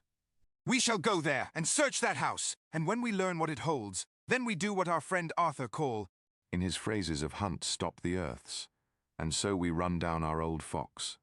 So, is it not? Then let us come at once, I cried. We are wasting the precious, precious time. The professor did not move, but simply said, "And how are we to get into that house in Piccadilly?" "Anyway!" I cried. "We shall break in if need be. And your police, where will they be? And what will they say?" I was staggered, but I knew that if he wished to delay, he had a good reason for it. So I said, as quietly as I could, "Don't wait more than need be, you know, I am sure, what torture I am in." "Ah, my child, that I do. And indeed there is no wish of me to add to your anguish. But just think, what can we do until all the world be at movement? Then will come our time. I have thought, and it seems to me that the simplest way is the best of all. Now we wish to get into the house, but we have no key. Is it not so?" I nodded. "Now suppose that you were, in truth, the owner of that house, and could not still get in, and think there was to you no conscience of the housebreaker, what would you do?" "I should get a respectable locksmith, and set him to work to pick the lock for me." "And your police, they would interfere, would they not?" "Oh, no. Not if they knew the man was properly employed. Then," he looked at me as keenly as he spoke, "all that is in doubt is the conscience of the employer, and the belief of your policeman as to whether or no that employer has a good conscience or a bad one. Your police must indeed be zealous men and clever, oh, so clever, in reading the heart, that they trouble themselves in such matter. No, no, my friend Jonathan. You go take the lock off 100 empty house in this your London, or of any city in the world. And if you do it as such things are rightly done, and at the time such things are rightly done, no one will interfere. I have read of a gentleman who owned a so fine house in London, and when he went for months of summer to Switzerland and lock up his house, some burglar came and broke window at back and got in. Then he went and made open the shutters in front and walk out and in through the door, before the very eyes of the police. Then he have an auction in that house, and advertise it, and put up big notice. And when the day come, he sell off by a great auctioneer all the goods of that other man who owned them. Then he go to a builder, and he sell him that house, making an agreement that he pull it down and take all away within a certain time. And your police and other authority help him all they can. And when that owner come back from his holiday in Switzerland, he find only an empty hole where his house had been. This was all done en règle, and in our work we shall be en règle too. We shall not go so early that the policemen who have then little to think of shall deem it strange, but we shall go after 10 o'clock, when there are many about, and such things would be done were we indeed owners of the house." I could not but see how right he was, and the terrible despair of Mina's face became relaxed a thought. There was hope in such good counsel. Van Helsing went on, "When once within that house we may find more clues. At any rate, some of us can remain there, whilst the rest find the other places where there be more earth boxes, at Bermondsey and Mile End." Lord Godalming stood up. "I can be of some use here," he said. "I shall wire to my people to have horses and carriages where they will be most convenient." "Look here, old fellow," said Morris. "It is a capital idea to have all ready in case we want to go horsebacking. But don't you think that one of your snappy carriages with its heraldic adornments in a byway of Walworth or Mile End would attract too much attention for our purposes? It seems to me that we ought to take cabs when we go south or east, and even leave them somewhere near the neighborhood we are going to. Friend Quincy is right, said the professor. His head is what you call in plane with the horizon. It is a difficult thing that we go to do, and we do not want no peoples to watch us if so it may. Mina took a growing interest in everything, and I was rejoiced to see that the exigency of affairs was helping her to forget for a time the terrible experience of the night. She was very, very pale, almost ghastly, and so thin that her lips were drawn away, showing her teeth in somewhat of prominence. I did not mention this last, lest it should give her needless pain, but it made my blood run cold in my veins to think of what had occurred with poor Lucy when the Count had sucked her blood. As yet there was no sign of the teeth growing sharper, but the time as yet was short, and there was time for fear. When we came to the discussion of the sequence of our efforts, and of the disposition of our forces, there were new sources of doubt. It was finally agreed that before starting for Piccadilly, we should destroy the Count's lair close at hand. In case he should find it out too soon, we should thus be still ahead of him in our work of destruction, and his presence in his purely material shape, and at his weakest, might give us some new clue. As to the disposal of forces, it was suggested by the professor that, after our visit to Carfax, we should all enter the house in Piccadilly, that the two doctors and I should remain there, whilst Lord Godalming and Quincy found the lairs at Walworth and Mile End and destroyed them. It was possible, if not likely, the professor urged, that the Count might appear in Piccadilly during the day, and that if so we might be able to cope with him then and there. At any rate, we might be able to follow him in force. To this plan I strenuously objected, and so far as my going was concerned, for I said that I intended to stay and protect Mina, I thought that my mind was made up on the subject. But Mina would not listen to my objection. She said that there might be some law matter in which I could be useful, that amongst the Count's papers might be some clue which I could understand out of my experience in Transylvania, and that, as it was, all the strength we could muster was required to cope with the Count's extraordinary power. I had to give in, for Mina's resolution was fixed. She said that it was the last hope for her that we should all work together. As for me, she said, I have no fear. Things have been as bad as they can be, and whatever may happen must have in it some element of hope or comfort.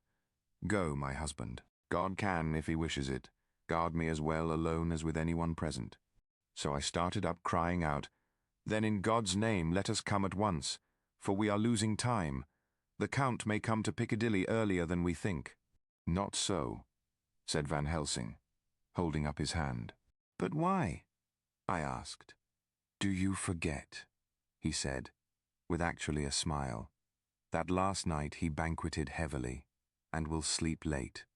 Did I forget? Shall I ever? Can I ever? Can any of us ever forget that terrible scene? Mina struggled hard to keep her brave countenance, but the pain overmastered her, and she put her hands before her face and shuddered whilst she moaned. Van Helsing had not intended to recall her frightful experience. He had simply lost sight of her and her part in the affair in his intellectual effort. When it struck him what he said, he was horrified at his thoughtlessness, and tried to comfort her. Oh, Madam Mina, he said. Dear, dear Madam Mina, alas, that I of all who so reverence you should have said anything so forgetful. These stupid old lips of mine and this stupid old head do not deserve so. But you will forget it, will you not? He bent low beside her as he spoke. She took his hand, and looking at him through her tears, said hoarsely, No, I shall not forget, for it is well that I remember, and with it I have so much in memory of you that is sweet, that I take it all together. Now you must all be going soon. Breakfast is ready, and we must all eat that we may be strong. Breakfast was a strange meal to us all. We tried to be cheerful and encourage each other, and Mina was the brightest and most cheerful of us. When it was over, Van Helsing stood up and said, Now, my dear friends, we go forth to our terrible enterprise. Are we all armed, as we were on that night when first we visited our enemy's lair, armed against ghostly as well as carnal attack? We all assured him. Then it is well. Now, Madam Mina, you are in any case quite safe here until the sunset, and before then we shall return, We shall return, but before we go, let me see you armed against personal attack. I have myself, since you came down, prepared your chamber by the placing of things of which we know, so that he may not enter. Now let me guard yourself. On your forehead I touch this piece of sacred wafer in the name of the Father, the Son, and—" There was a fearful scream which almost froze our hearts to hear. As he had placed the wafer on Mina's forehead, it had seared it, had burned into the flesh as though it had been a piece of white-hot metal.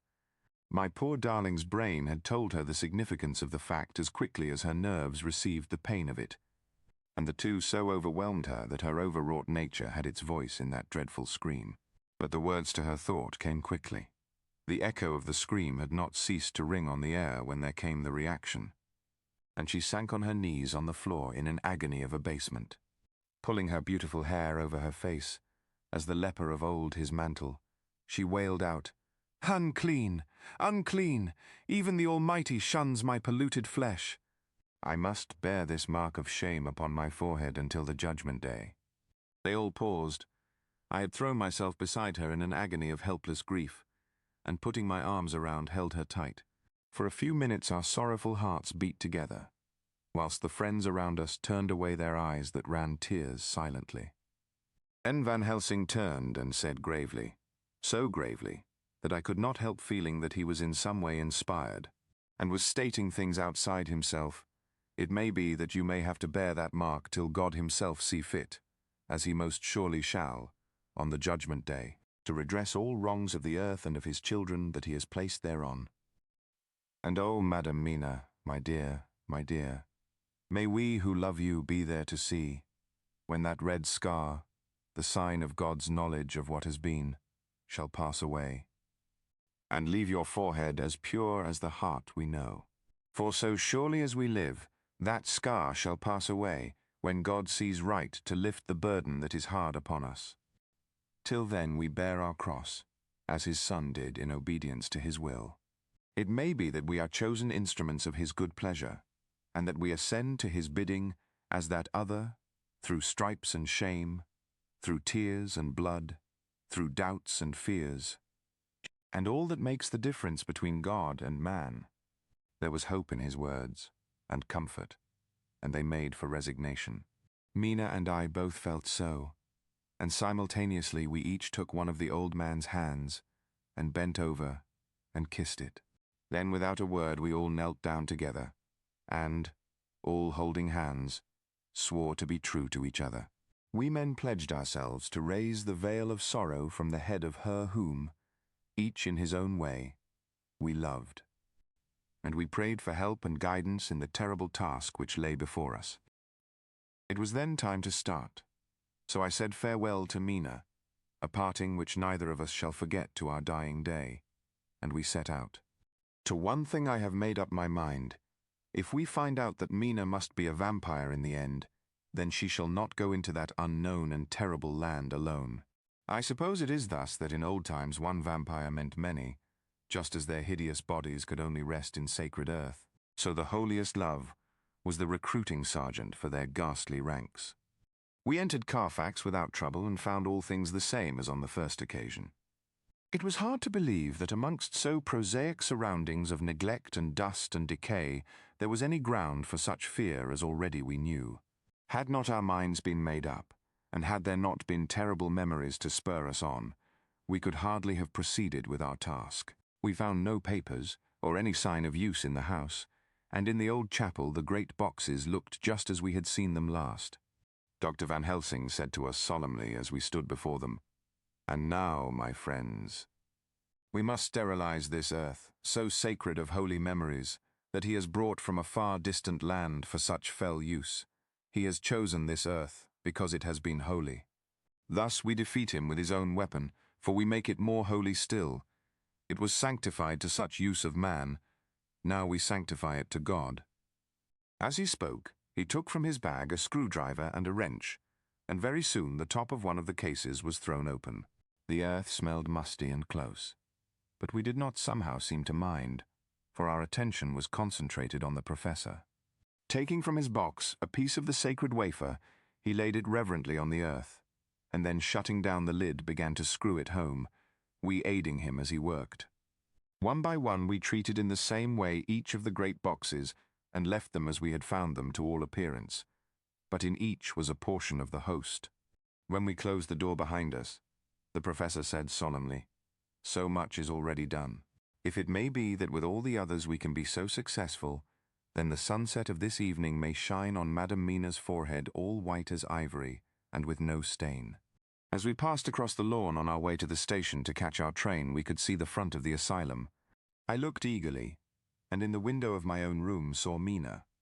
I waved my hand to her and nodded to tell that our work there was successfully accomplished. She nodded in reply to show that she understood. The last I saw, she was waving her hand in farewell. It was with a heavy heart that we sought the station and just caught the train, which was steaming in as we reached the platform. I have written this in the train. Hull, Piccadilly, 12:30 o'clock. Just before we reached Fenchurch Street, Lord Godalming said to me, "Quincy and I will find a locksmith. You had better not come with us in case there should be any difficulty, for under the circumstances it wouldn't seem so bad for us to break into an empty house. But you are a solicitor, and the Incorporated Law Society might tell you that you should have known better." I demurred as to my not sharing any danger, even of odium. But he went on, "Besides, it will attract less attention if there are not too many of us. My title will make it all right with the locksmith, and with any policeman that may come along. You had better go with Jack and the professor and stay in the Green Park, somewhere in sight of the house. And when you see the door opened and the smith has gone away, do you all come across. We shall be on the lookout for you and shall let you in." "The advice is good," said Van Helsing. So we said no more. Godalming and Morris hurried off in a cab, we following in another. At the corner of Arlington Street, our contingent got out and strolled into the Green Park. My heart beat as I saw the house on which so much of our hope was centred, looming up grim and silent in its deserted condition amongst its more lively and spruce-looking neighbours. We sat down on a bench within good view, and began to smoke cigars so as to attract as little attention as possible. The minutes seemed to pass with leaden feet as we waited for the coming of the others. At length we saw a four-wheeler drive up. Out of it, in leisurely fashion, got Lord Godalming and Morris, and down from the box descended a thick-set working man with his rush-woven basket of tools. Morris paid the cabman, who touched his hat and drove away. Together the two ascended the steps, and Lord Godalming pointed out what he wanted done. The workman took off his coat leisurely and hung it on one of the spikes of the rail, saying something to a policeman who just then sauntered along. The policeman nodded acquiescence, and the man kneeling down placed his bag beside him. After searching through it, he took out a selection of tools which he produced to lay beside him in orderly fashion. Then he stood up, looked into the keyhole, blew into it, and turning to his employers, made some remark. Lord Godalming smiled, and the man lifted a good-sized bunch of keys. Selecting one of them, he began to probe the lock, as if feeling his way with it. After fumbling about for a bit, he tried a second, and then a third. All at once the door opened under a slight push from him, and he and the two others entered the hall. We sat still. My own cigar burnt furiously, but Van Helsing's went cold altogether. We waited patiently, as we saw the workman come out and bring in his bag. Then he held the door partly open, steadying it with his knees, whilst he fitted a key to the lock. This he finally handed to Lord Godalming, who took out his purse and gave him something. The man touched his hat, took his bag, put on his coat, and departed. Not a soul took the slightest notice of the whole transaction. When the man had fairly gone, we three crossed the street and knocked at the door. It was immediately opened by Quincy Morris, beside whom stood Lord Godalming lighting a cigar. "The place smells so vilely," said the latter as we came in. It did indeed smell vilely, like the old chapel at Carfax, and with our previous experience it was plain to us that the Count had been using the place pretty freely. We moved to explore the house, all keeping together in case of attack, for we knew we had a strong and wily enemy to deal with, and as yet we did not know whether the Count might not be in the house. In the dining room, which lay at the back of the hall, we found 8 boxes of earth. 8 boxes only out of the 9 which we sought. Our work was not over, and would never be, until we should have found the missing box. First, we opened the shutters of the window, which looked out across a narrow stone-flagged yard at the blank face of a stable, pointed to look like the front of a miniature house. There were no windows in it, so we were not afraid of being overlooked. We did not lose any time in examining the chests. With the tools which we had brought with us, we opened them, one by one, and treated them as we had treated those others in the old chapel. It was evident to us that the Count was not at present in the house, and we proceeded to search for any of his effects. After a cursory glance at the rest of the rooms, from basement to attic, we came to the conclusion that the dining room contained any effects which might belong to the Count, and so we proceeded to minutely examine them. They lay in a sort of orderly disorder on the great dining room table. There were title deeds of the Piccadilly house in a great bundle, deeds of the purchase of the houses at Mile End and Bermondsey, notepaper, envelopes, and pens and ink. All were covered up in thin wrapping paper to keep them from the dust. There were also a clothes brush, a brush and comb, and a jug and basin, the latter containing dirty water, which was reddened as if with blood. Last of all was a little heap of keys, of all sorts and sizes, probably those belonging to the other houses. When we had examined this last find, Lord Godalming and Quincy Morris, taking accurate notes of the various addresses of the houses in the east and the south, took with them the keys in a great bunch and set out to destroy the boxes in these places. The rest of us are, with what patience we can, waiting their return, or the coming of the Count. R. Seward's Diary, 3 October. The time seemed terribly long whilst we were waiting for the coming of Godalming and Quincy Morris. The Professor tried to keep our minds active by using them all the time. I could see his beneficent purpose by the side glances which he threw from time to time at Harker.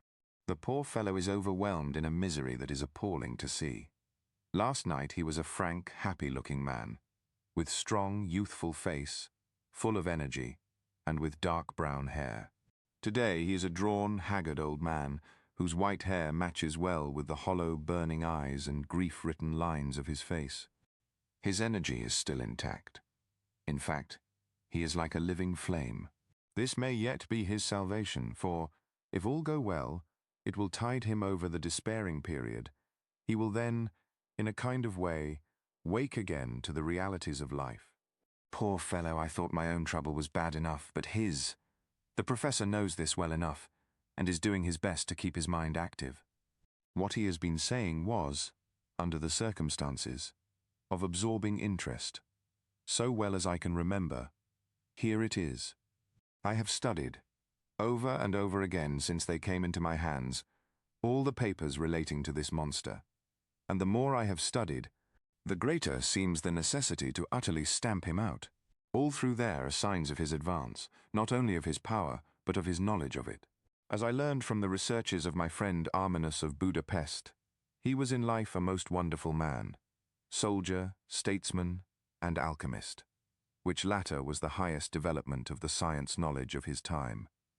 He had a mighty brain, a learning beyond compare, and a heart that knew no fear and no remorse. He dared even to attend the scholomance, and there was no branch of knowledge of his time that he did not essay. Well, in him the brain powers survived the physical death, though it would seem that memory was not all complete.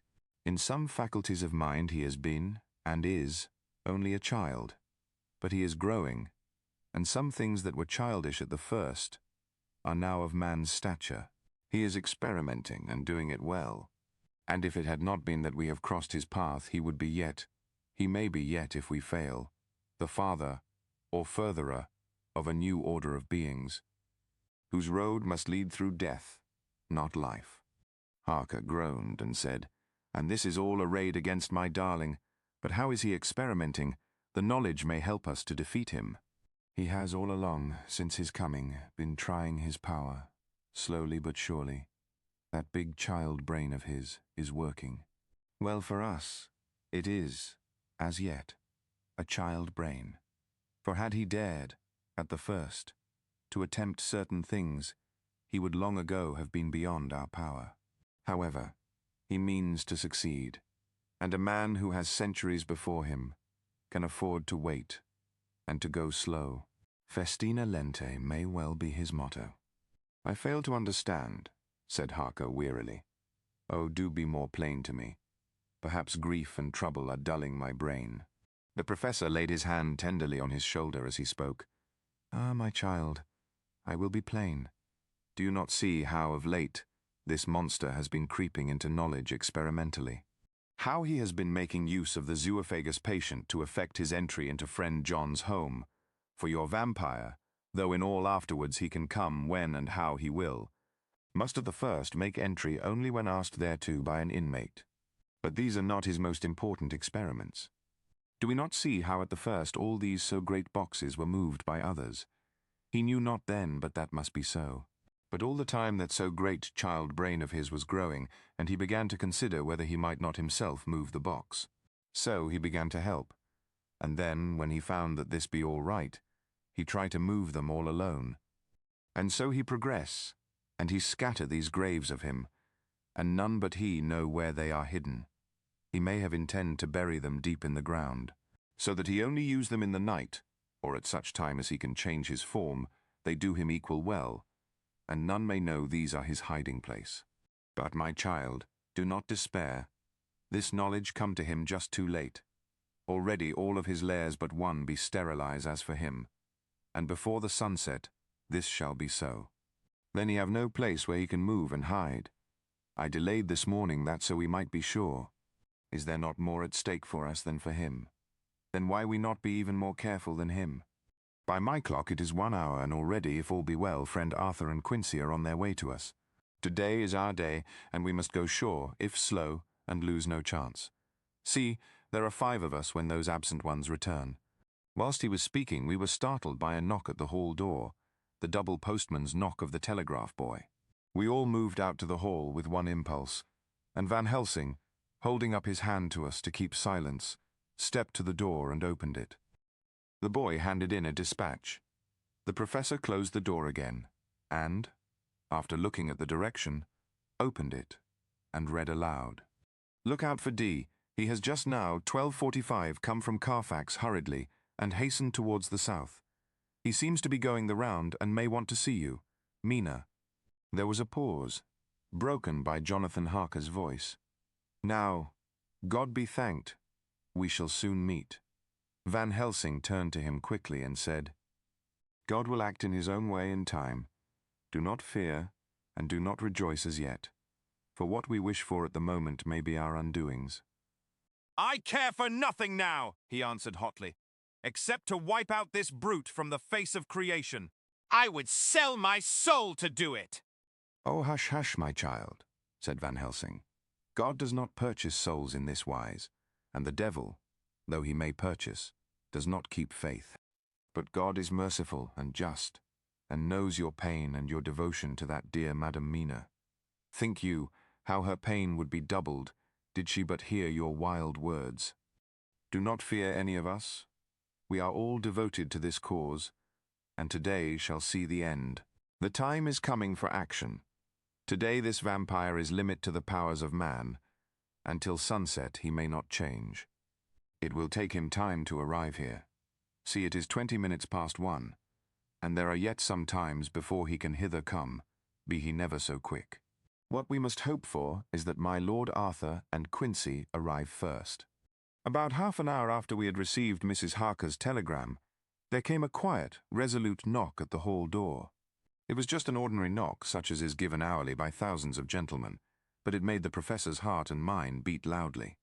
We looked at each other, and together moved out into the hall. We each held ready to use our various armaments, the spiritual in the left hand, the mortal in the right. Van Helsing pulled back the latch, and, holding the door half open, stood back, having both hands ready for action. The gladness of our hearts must have shone upon our faces when on the step, close to the door, we saw Lord Godalming and Quincy Morris. They came quickly in and closed the door behind them, the former saying, as they moved along the hall, "It is all right." We found both places, 6 boxes in each, and we destroyed them all. Destroyed? Asked the professor. For him. We were silent for a minute, and then Quincy said, "There's nothing to do but to wait here." If, however, he doesn't turn up by 5 o'clock, we must start off, for it won't do to leave Mrs. Harker alone after sunset. He will be here before long now, said Van Helsing, who had been consulting his pocketbook. Nota bene, in Madam's telegram he went south from Carfax. That means he went to cross the river, and he could only do so at slack of tide, which should be something before 1 o'clock. That he went south has a meaning for us. He is as yet only suspicious, and he went from Carfax first, to the place where he would suspect interference least. You must have been at Bermondsey only a short time before him. That he is not here already shows that he went to Mile End next. This took him some time, for he would then have to be carried over the river in some way. Believe me, my friends, we shall not have long to wait now. We should have ready some plan of attack, so that we may throw away no chance. Hush, there is no time now. He held up a warning hand as he spoke, for we all could hear a key softly inserted in the lock of the hall door. I could not but admire, even at such a moment, the way in which a dominant spirit asserted itself. In all our hunting parties and adventures in different parts of the world, Quincey Morris had always been the one to arrange the plan of action, and Arthur and I had been accustomed to obey him implicitly. Now, the old habit seemed to be renewed instinctively. With a swift glance around the room, he at once laid out our plan of attack, and, without speaking a word, with a gesture, placed us each in position. Van Helsing, Harker, and I were just behind the door, so that when it was opened, the professor could guard it whilst we two stepped between the incomer and the door. Godalming behind and Quincey in front stood just out of sight, ready to move in front of the window. We waited in a suspense that made the seconds pass with nightmare slowness. The slow, careful steps came along the hall. The Count was evidently prepared for some surprise. At least he feared it. Suddenly, with a single bound, he leaped into the room, winning a way past us before any of us could raise a hand to stay him. There was something so panther-like in the movement, something so unhuman, that it seemed to sober us all from the shock of his coming. The first to act was Harker, who, with a quick movement, threw himself before the door leading into the room in the front of the house. As the Count saw us, a horrible sort of snarl passed over his face, showing the eye-teeth long and pointed, but the evil smile as quickly passed into a cold stare of lion-like disdain. His expression again changed as, with a single impulse, we all advanced upon him. It was a pity that we had not some better organized plan of attack, for even at the moment I wondered what we were to do.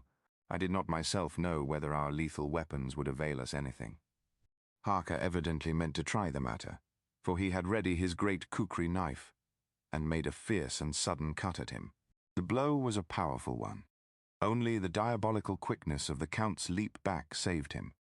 A second less, and the trenchant blade had shorn through his heart.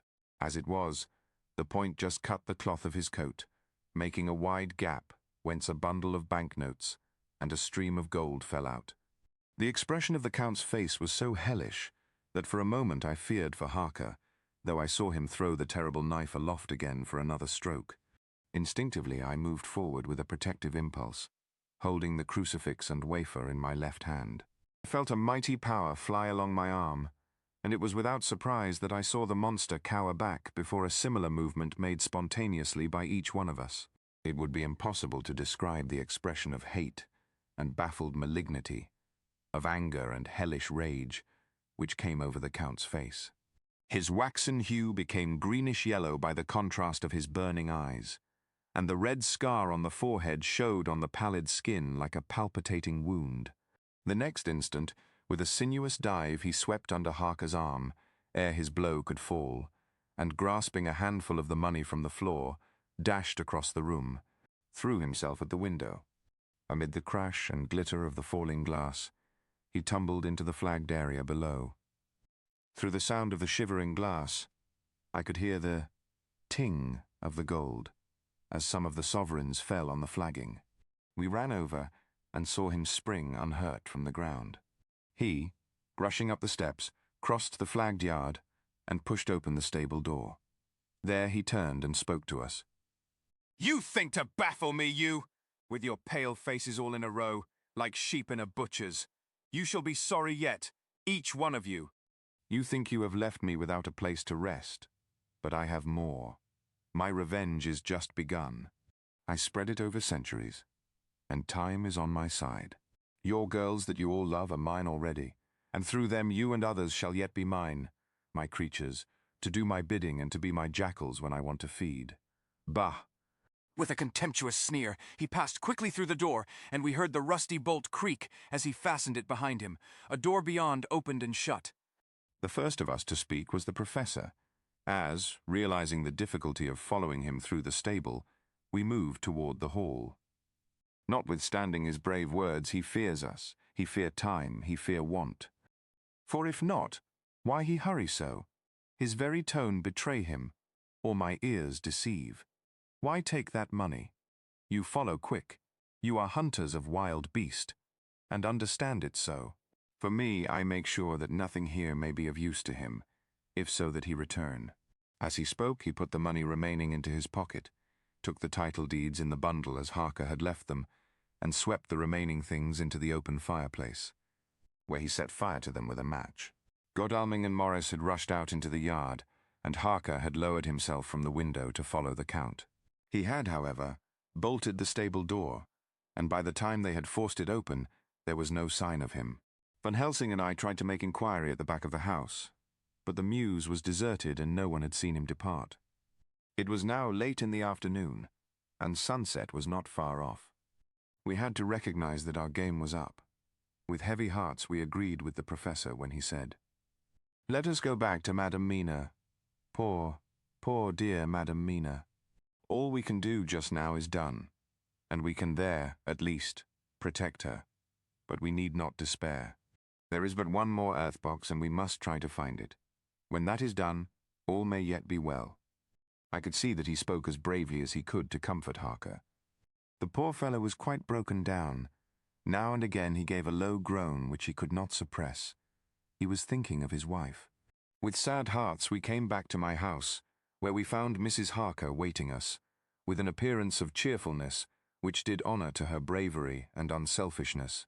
When she saw our faces, her own became as pale as death. For a second or two her eyes were closed as if she were in secret prayer. And then she said cheerfully, "I can never thank you all enough. Oh, my poor darling." As she spoke, she took her husband's grey head in her hands and kissed it. "Lay your poor head here and rest it. All will yet be well, dear. God will protect us if he so will it in his good intent." The poor fellow groaned. There was no place for words in his sublime misery. We had a sort of perfunctory supper together, and I think it cheered us all up somewhat. It was, perhaps, the mere animal heat of food to hungry people, for none of us had eaten anything since breakfast, or the sense of companionship may have helped us, but anyhow we were all less miserable, and saw the morrow as not altogether without hope. True to our promise, we told Mrs. Harker everything which had passed, and although she grew snowy white at times when danger had seemed to threaten her husband, and red at others when his devotion to her was manifested, she listened bravely and with calmness. When we came to the part where Harker had rushed at the Count so recklessly, she clung to her husband's arm and held it tight, as though her clinging could protect him from any harm that might come. She said nothing, however, till the narration was all done, and matters had been brought right up to the present time. Then, without letting go her husband's hand, she stood up amongst us and spoke. Oh, that I could give any idea of the scene, of that sweet, sweet, good, good woman, in all the radiant beauty of her youth and animation, with the red scar on her forehead, of which she was conscious, and which we saw with grinding of our teeth, remembering whence and how it came, her loving kindness against our grim hate, her tender faith against all our fears and doubting. And we, knowing that so far as symbols went, she, with all her goodness and purity and faith, was outcast from God. "Jonathan," she said, and the word sounded like music on her lips, it was so full of love and tenderness. "Jonathan, dear, I want you to bear something in mind through all this dreadful time. I know that you must fight, that you must destroy even as you destroyed the false Lucy, so that the true Lucy might live hereafter, but it is not a work of hate. That poor soul who has wrought all this misery is the saddest case of all. Just think what will be his joy when he, too, is destroyed in his worser part, that his better part may have spiritual immortality. You must be pitiful to him too, though it may not hold your hands from his destruction. She spoke, I could see her husband's face darken and draw together, as though the passion in him were shriveling his being to its core. Instinctively, the clasp on his wife's hand grew closer, till his knuckles looked white. She did not flinch from the pain which I knew she must have suffered, but looked at him with eyes that were more appealing than ever. As she stopped speaking, he leaped to his feet, almost tearing his hand from hers as he spoke. May God give him into my hand just for long enough to destroy that earthly life of him which we are aiming at. If beyond it I could send his soul for ever and ever to burning hell, I would do it. Oh, hush. Oh, hush. In the name of the good God. Don't say such things, Jonathan, my husband, or you will crush me with fear and horror. Just think, my dear, I have been thinking all this long, long day of it, that, perhaps, some day, I too may need such pity, and that some other like you, and with equal cause for anger, may deny it to me. Oh, my husband, my husband, indeed I would have spared you such a thought had there been another way, but I pray that God may not have treasured your wild words, except as the heartbroken wail of a very loving and sorely stricken man. O God, let these poor white hairs go in evidence of what he has suffered, who all his life has done no wrong, and on whom so many sorrows have come. We men were all in tears now. There was no resisting them, and we wept openly. She wept too, to see that her sweeter counsels had prevailed. Her husband flung himself on his knees beside her, and putting his arms round her, hid his face in the folds of her dress. Van Helsing beckoned to us, and we stole out of the room, leaving the two loving hearts alone with their God. Before they retired, the professor fixed up the room against any coming of the vampire, and assured Mrs. Harker that she might rest in peace. She tried to school herself to the belief, and, manifestly for her husband's sake, tried to seem content. It was a brave struggle, and was, I think and believe, not without its reward. Van Helsing had placed at hand a bell which either of them was to sound in case of any emergency. When they had retired, Quincy, Godalming, and I arranged that we should sit up, dividing the night between us, and watch over the safety of the poor stricken lady. The first watch falls to Quincy, so the rest of us shall be off to bed as soon as we can. Godalming has already turned in, for his is the second watch. Now that my work is done, I too shall go to bed. Jonathan Harker's Journal. 3-4 October, close to midnight. I thought yesterday would never end. There was over me a yearning for sleep, in some sort of blind belief that to wake would be to find things changed, and that any change must now be for the better. Before we parted, we discussed what our next step was to be, but we could arrive at no result. All we knew was that one earth-box remained, and that the Count alone knew where it was. If he chooses to lie hidden, he may baffle us for years, and in the meantime, the thought is too horrible I dare not think of it even now. This I know, that if ever there was a woman who was all perfection, that one is my poor wronged darling. I love her 1,000 times more for her sweet pity of last night, a pity that made my own hate of the monster seem despicable. Surely God will not permit the world to be the poorer by the loss of such a creature. This is hope to me.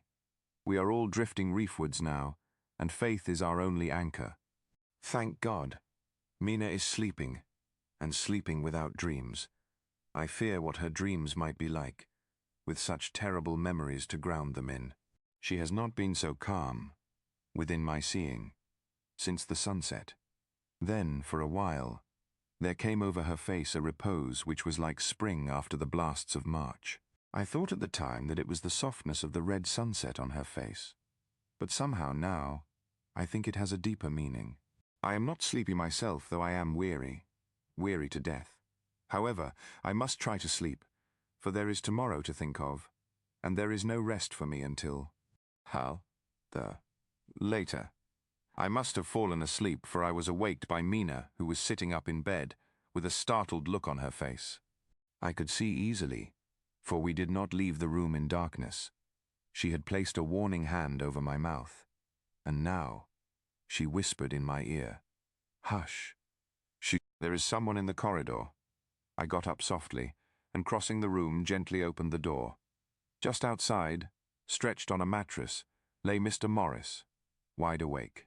He raised a warning hand for silence as he whispered to me, "Hush, go back to bed. It is all right. One of us will be here all night." We don't mean to take any chances. His look and gesture forbade discussion, so I came back and told Mina. She sighed, and positively a shadow of a smile stole over her poor, pale face as she put her arms round me and said softly, "Oh, thank God for good, brave men." With a sigh, she sank back again to sleep. I write this now as I am not sleepy, though I must try again. 4 October, morning. Once again during the night, I was wakened by Mina. This time we had all had a good sleep, for the grey of the coming dawn was making the windows into sharp oblongs, and the gas flame was like a speck rather than a disk of light. She said to me hurriedly, "Go, call the professor. I want to see him at once." "Why?" I asked. "I have an idea. I suppose it must have come in the night, and matured without my knowing it. He must hypnotize me before the dawn, and then I shall be able to speak. Go quick, dearest. The time is getting close." I went to the door. Dr. Seward was resting on the mattress, and seeing me, he sprang to his feet. "Is anything wrong?" he asked, in alarm. "No," I replied, "but Mina wants to see Dr. Van Helsing at once." "I will go," he said, and hurried into the professor's room. In 2 or 3 minutes later, Van Helsing was in the room in his dressing gown, and Mr. Morris and Lord Godalming were with Dr. Seward at the door, asking questions. When the professor saw Mina smile, a positive smile ousted the anxiety of his face. He rubbed his hands as he said, "Oh, my dear Madam Mina, this is indeed a change. See, friend Jonathan, we have got our dear Madam Mina, as of old, back to us today." Then turning to her, he said cheerfully, "And what am I do for you? For at this hour you do not want me for nothings." "I want you to hypnotize me," she said. "Do it before the dawn, for I feel that then I can speak, and speak freely. Be quick, for the time is short." Without a word, he motioned her to sit up in bed. Looking fixedly at her, he commenced to make passes in front of her, from over the top of her head downward, with each hand in turn. Mina gazed at him fixedly for a few minutes, during which my own heart beat like a trip hammer, for I felt that some crisis was at hand. Gradually her eyes closed, and she sat, stock still. Only by the gentle heaving of her bosom could one know that she was alive. The professor made a few more passes, and then stopped, and I could see that his forehead was covered with great beads of perspiration. Mina opened her eyes, but she did not seem the same woman. There was a faraway look in her eyes, and her voice had a sad dreaminess which was new to me. Raising his hand to impose silence, the professor motioned to me to bring the others in. They came on tiptoe, closing the door behind them, and stood at the foot of the bed, looking on. Mina appeared not to see them. Stillness was broken by Van Helsing's voice, speaking in a low-level tone which would not break the current of her thoughts. "Where are you?" The answer came in a neutral way. "I do not know. Sleep has no place it can call its own." For several minutes there was silence. Mina sat rigid, and the professor stood staring at her fixedly. The rest of us hardly dared to breathe. The room was growing lighter. Without taking his eyes from Mina's face, Dr. Van Helsing motioned me to pull up the blind. I did so, and the day seemed just upon us. A red streak shot up, and a rosy light seemed to diffuse itself through the room. On the instant the professor spoke again. "Where are you now?" The answer came dreamily, but with intention. It were as though she were interpreting something. I have heard her use the same tone when reading her shorthand notes. "I do not know. It is all strange to me." "What do you see?" "I can see nothing. It is all dark." "What do you hear?" I could detect the strain in the professor's patient voice. "The lapping of water. It is gurgling by, and little waves leap.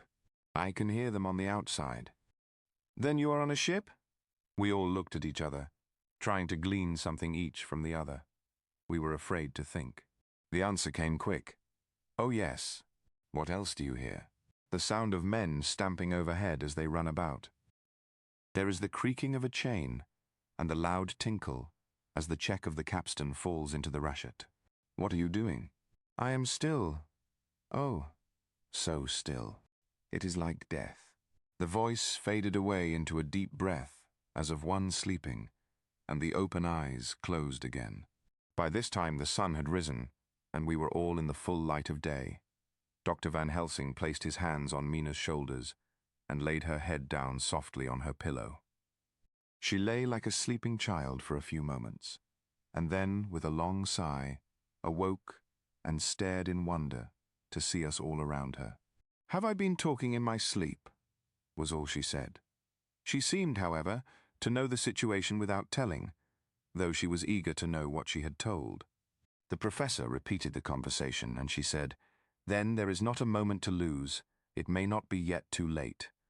Mr. Morris and Lord Godalming started for the door, but the professor's calm voice called them back.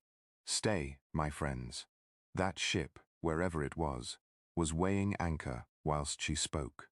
"There are many ships weighing anchor at the moment in your so great port of London. Which of them is it that you seek?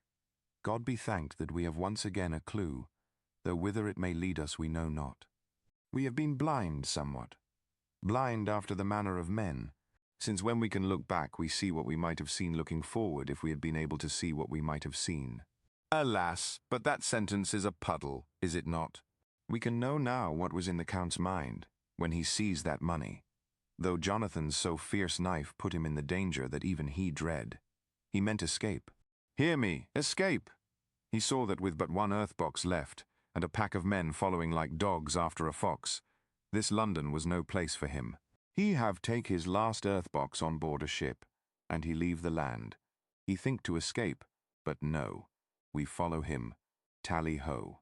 As friend Arthur would say when he put on his red frock, our old fox is wily, oh, so wily, and we must follow with wile. I too am wily, and I think his mind in a little while. In meantime we may rest and in peace, for there are waters between us which he do not want to pass, and which he could not if he would, unless the ship were to touch the land, and then only at full or slack tide. See, and the sun is just rose, and all day to sunset is to us. Let us take bath, and dress, and have breakfast which we all need, and which we can eat comfortably since he be not in the same land with us. Mina looked at him appealingly as she asked, "But why need we seek him further, when he has gone away from us?" He took her hand and patted it as he replied, "Ask me nothings as yet. When we have breakfast, then I answer all questions." He would say no more, and we separated to dress. After breakfast, Mina repeated her question. He looked at her gravely for a minute, and then said sorrowfully, "Because, my dear, dear Madam Mina, now more than ever must we find him even if we have to follow him to the jaws of hell." She grew paler as she asked faintly, "Why?" "Because," he answered solemnly, "he can live for centuries, and you are but mortal woman. Time is now to be dreaded, since once he put that mark upon your throat. I was just in time to catch her as she fell forward in a faint." D.R. Seward's phonograph diary, spoken by Van Helsing. "You are to stay with your dear Madam Mina.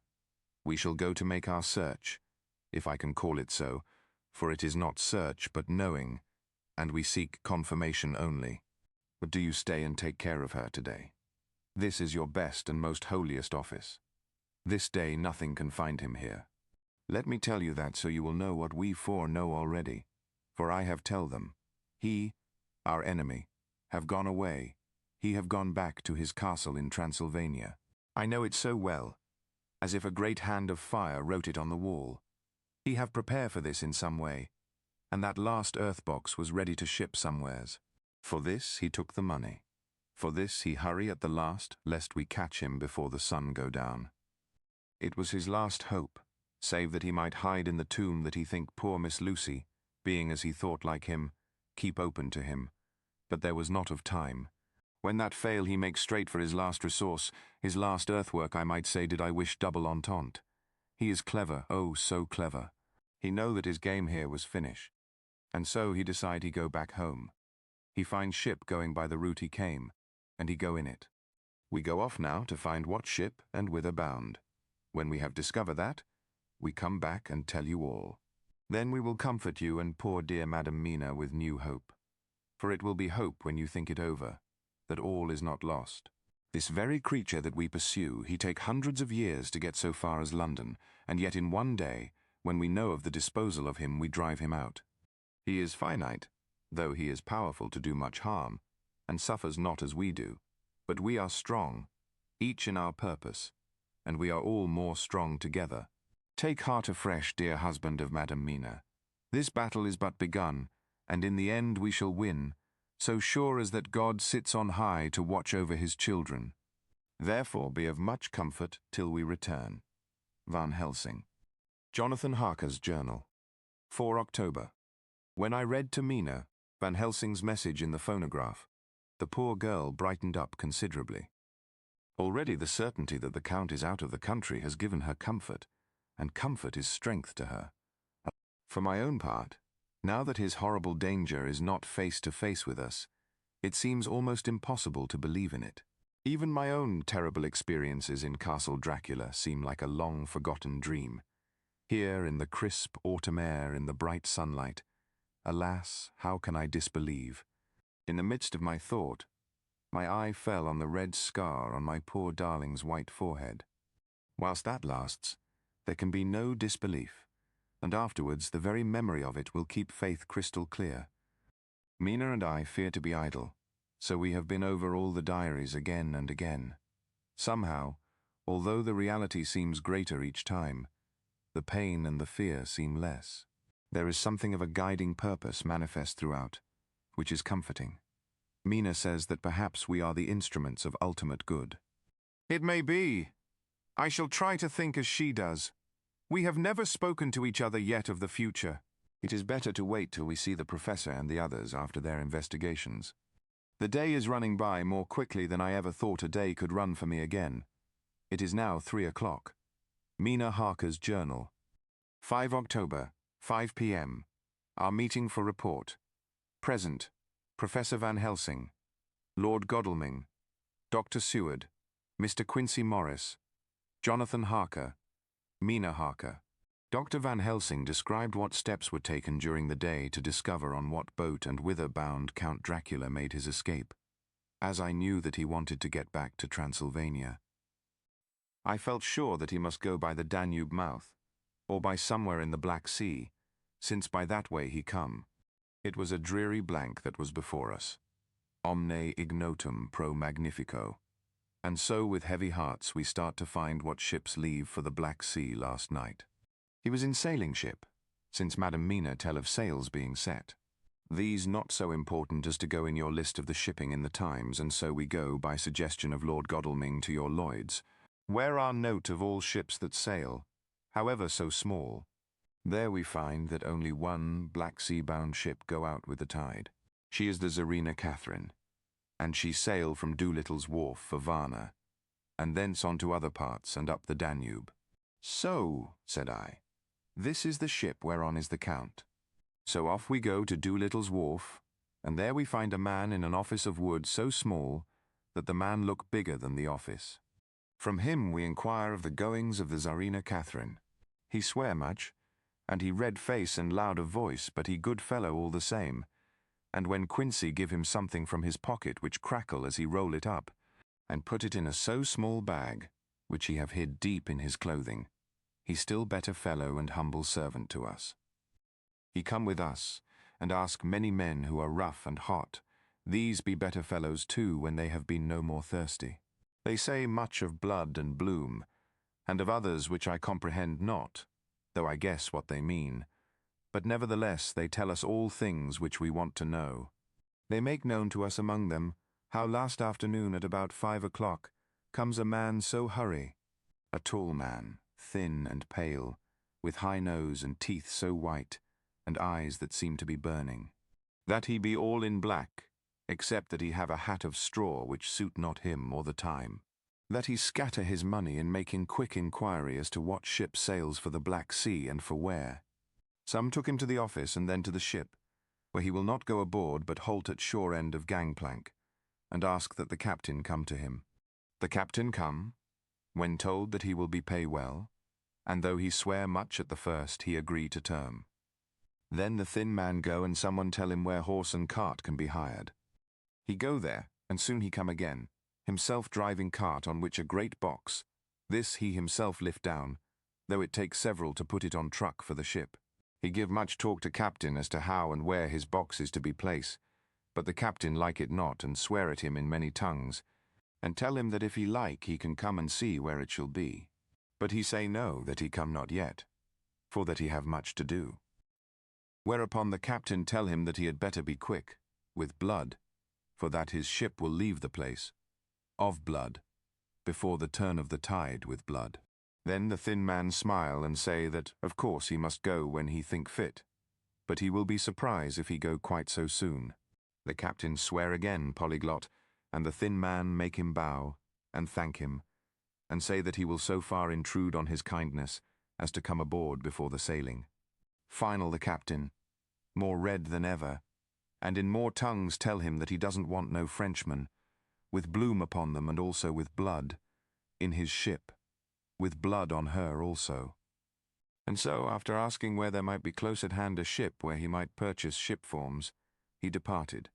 No one knew where he went or bloomin' well cared, as they said, for they had something else to think of, well with blood again. For it soon became apparent to all that the Tsarina Catherine would not sail as was expected.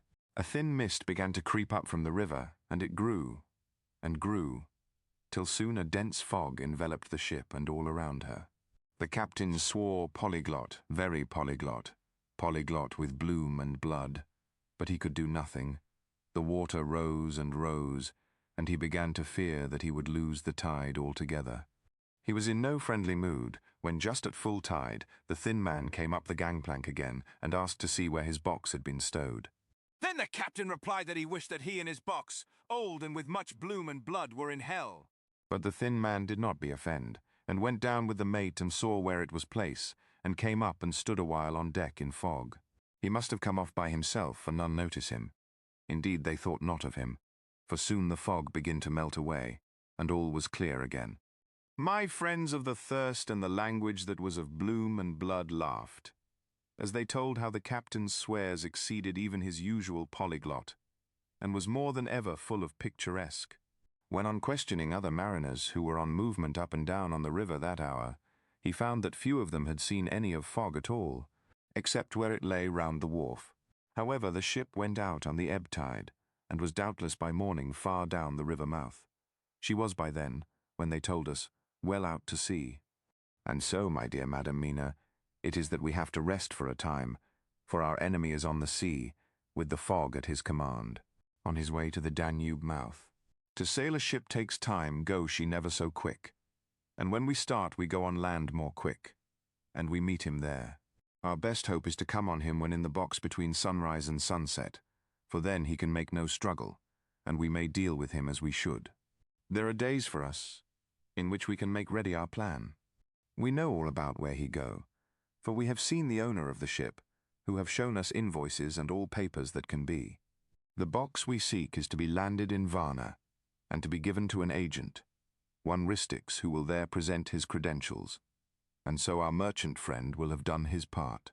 When he asks if there be any wrong, for that so, he can telegraph and have inquiry made at Varna. We say, no. For what is to be done is not for police or of the customs. It must be done by us alone and in our own way. When Dr. Van Helsing had done speaking, I asked him if he was certain that the Count had remained on board the ship. He replied, we have the best proof of that, your own evidence, when in the hypnotic trance this morning. I asked him again if it were really necessary that they should pursue the Count, for oh, I dread Jonathan leaving me, and I know that he would surely go if the others went. He answered in growing passion, at first quietly.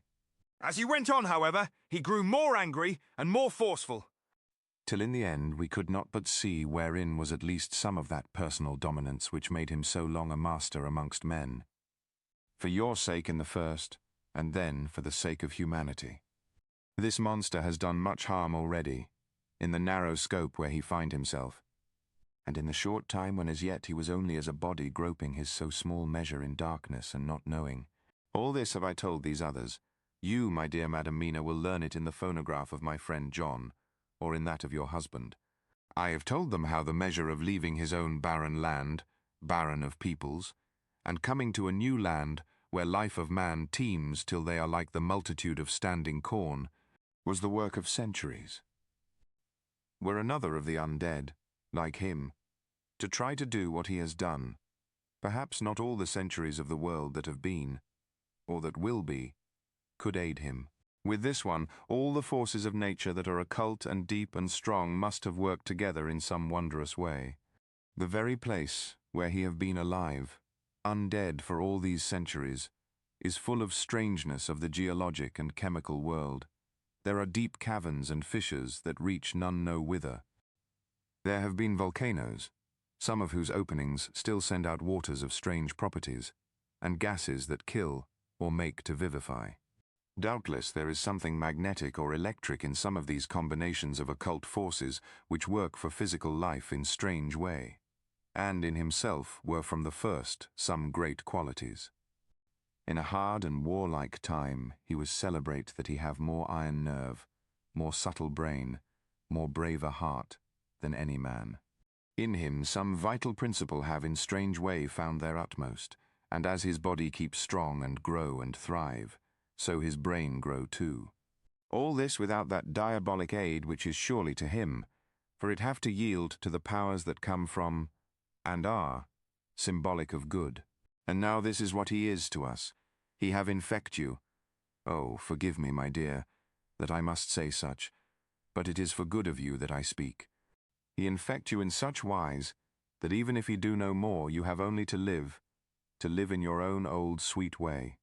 And so in time, death, which is of man's common lot and with God's sanction, shall make you like to him. This must not be. We have sworn together that it must not. Thus are we ministers of God's own wish, that the world, and men for whom his Son die, will not be given over to monsters, whose very existence would defame him. He have allowed us to redeem one soul already, and we go out as the old knights of the cross to redeem more. Like them we shall travel towards the sunrise, and like them, if we fall in good cause. He paused, and I said, but will not the Count take his rebuff wisely? Since he has been driven from England, will he not avoid it, as a tiger does the village from which he has been hunted? Aha, he said, your simile of the tiger good for me, and I shall adopt him. Your man-eater, as they of India call the tiger who has once tasted blood of the human, care no more for the other prey, but prowl unceasing till he get him. This that we hunt from our village is a tiger, too, a man-eater, and he never cease to prowl. Nay, in himself he is not one to retire and stay afar. In his life, his living life, he go over the Turkey frontier and attack his enemy on his own ground. He be beaten back. But did he stay? No! He come again, and again, and again. Look at his persistence and endurance. With the child brain that was to him, he have long since conceived the idea of coming to a great city. What does he do? He find out the place of all the world most of promise for him. Then he deliberately set himself down to prepare for the task. He find in patience just how is his strength, and what are his powers. He study new tongues. He learn new social life, new environment of old ways, the politic, the law, the finance, the science, the habit of a new land, and a new people who have come to be since he was. His glimpse that he have had, whet his appetite only, and enkeen his desire. Nay, it help him to grow as to his brain, for it all proved to him how right he was at the first in his surmises. He have done this alone, all alone, from a ruined tomb in a forgotten land. What more may he not do when the greater world of thought is open to him? He that can smile at death, as we know him, who can flourish in the midst of diseases that kill off whole peoples. If such an one was to come from God, and not the devil, what a force for good might he not be in this old world of ours? But we are pledged to set the world free. Our toil must be in silence, and our efforts all in secret, for in this enlightened age, when men believe not even what they see, the doubting of wise men would be his greatest strength. It would be at once his sheath and his armor, and his weapons to destroy us, his enemies. who are willing to peril even our own souls for the safety of one we love, for the good of mankind, and for the honor and glory of God. After a general discussion, it was determined that for tonight nothing be definitely settled, that we should all sleep on the facts and try to think out the proper conclusions. Tomorrow at breakfast we are to meet again, and after making our conclusions known to one another, we shall decide on some definite course of action. Hala, I feel a wonderful peace and rest tonight. It is as if some haunting presence were removed from me. Perhaps my surmise was not finished, could not be, for I caught sight in the mirror of the red mark upon my forehead, and I knew that I was still unclean. Dr. Seward's Diary, 5th October. We all rose early, and I think that sleep did much for each and all of us. When we met at early breakfast, there was more general cheerfulness than any of us had ever expected to experience again. It is really wonderful how much resilience there is in human nature. Let any obstructing cause, no matter what, be removed in any way, even by death, and we fly back to first principles of hope and enjoyment. More than once as we sat around the table, my eyes opened in wonder whether the whole of the past days had not been a dream. It was only when I caught sight of the red blotch on Mrs. Harker's forehead that I was brought back to reality. Even now, when I am gravely revolving the matter, it is almost impossible to realize that the cause of all our trouble is still existent. Even Mrs. Harker seems to lose sight of her trouble for whole spells. It is only now and again, when something recalls it to her mind, that she thinks of her terrible scar. We are to meet here in my study in half an hour, and decide on our course of action. I see only one immediate difficulty. I know it by instinct rather than reason. We shall all have to speak frankly. And yet I fear that in some mysterious way poor Mrs. Harker's tongue is tied. I know that she forms conclusions of her own, and from all that has been I can guess how brilliant and how true they must be. But she will not, or cannot, give them utterance. I have mentioned this to Van Helsing, and he and I are to talk it over when we are alone. I suppose it is some of that horrid poison which has got into her veins beginning to work. The Count had his own purposes when he gave her what Van Helsing called the vampire's baptism of blood. Well, there may be a poison that distills itself out of good things. In an age when the existence of ptomaines is a mystery, we should not wonder at anything. One thing I know, that if my instinct be true regarding poor Mrs. Harker's silences, then there is a terrible difficulty, an unknown danger, in the work before us. The same power that compels her silence may compel her speech. I dare not think further, for so I should in my thoughts dishonor a noble woman. Van Helsing is coming to my study a little before the others. I shall try to open the subject with him. Later. When the professor came in, we talked over the state of things. I could see that he had something on his mind which he wanted to say, but felt some hesitancy about broaching the subject.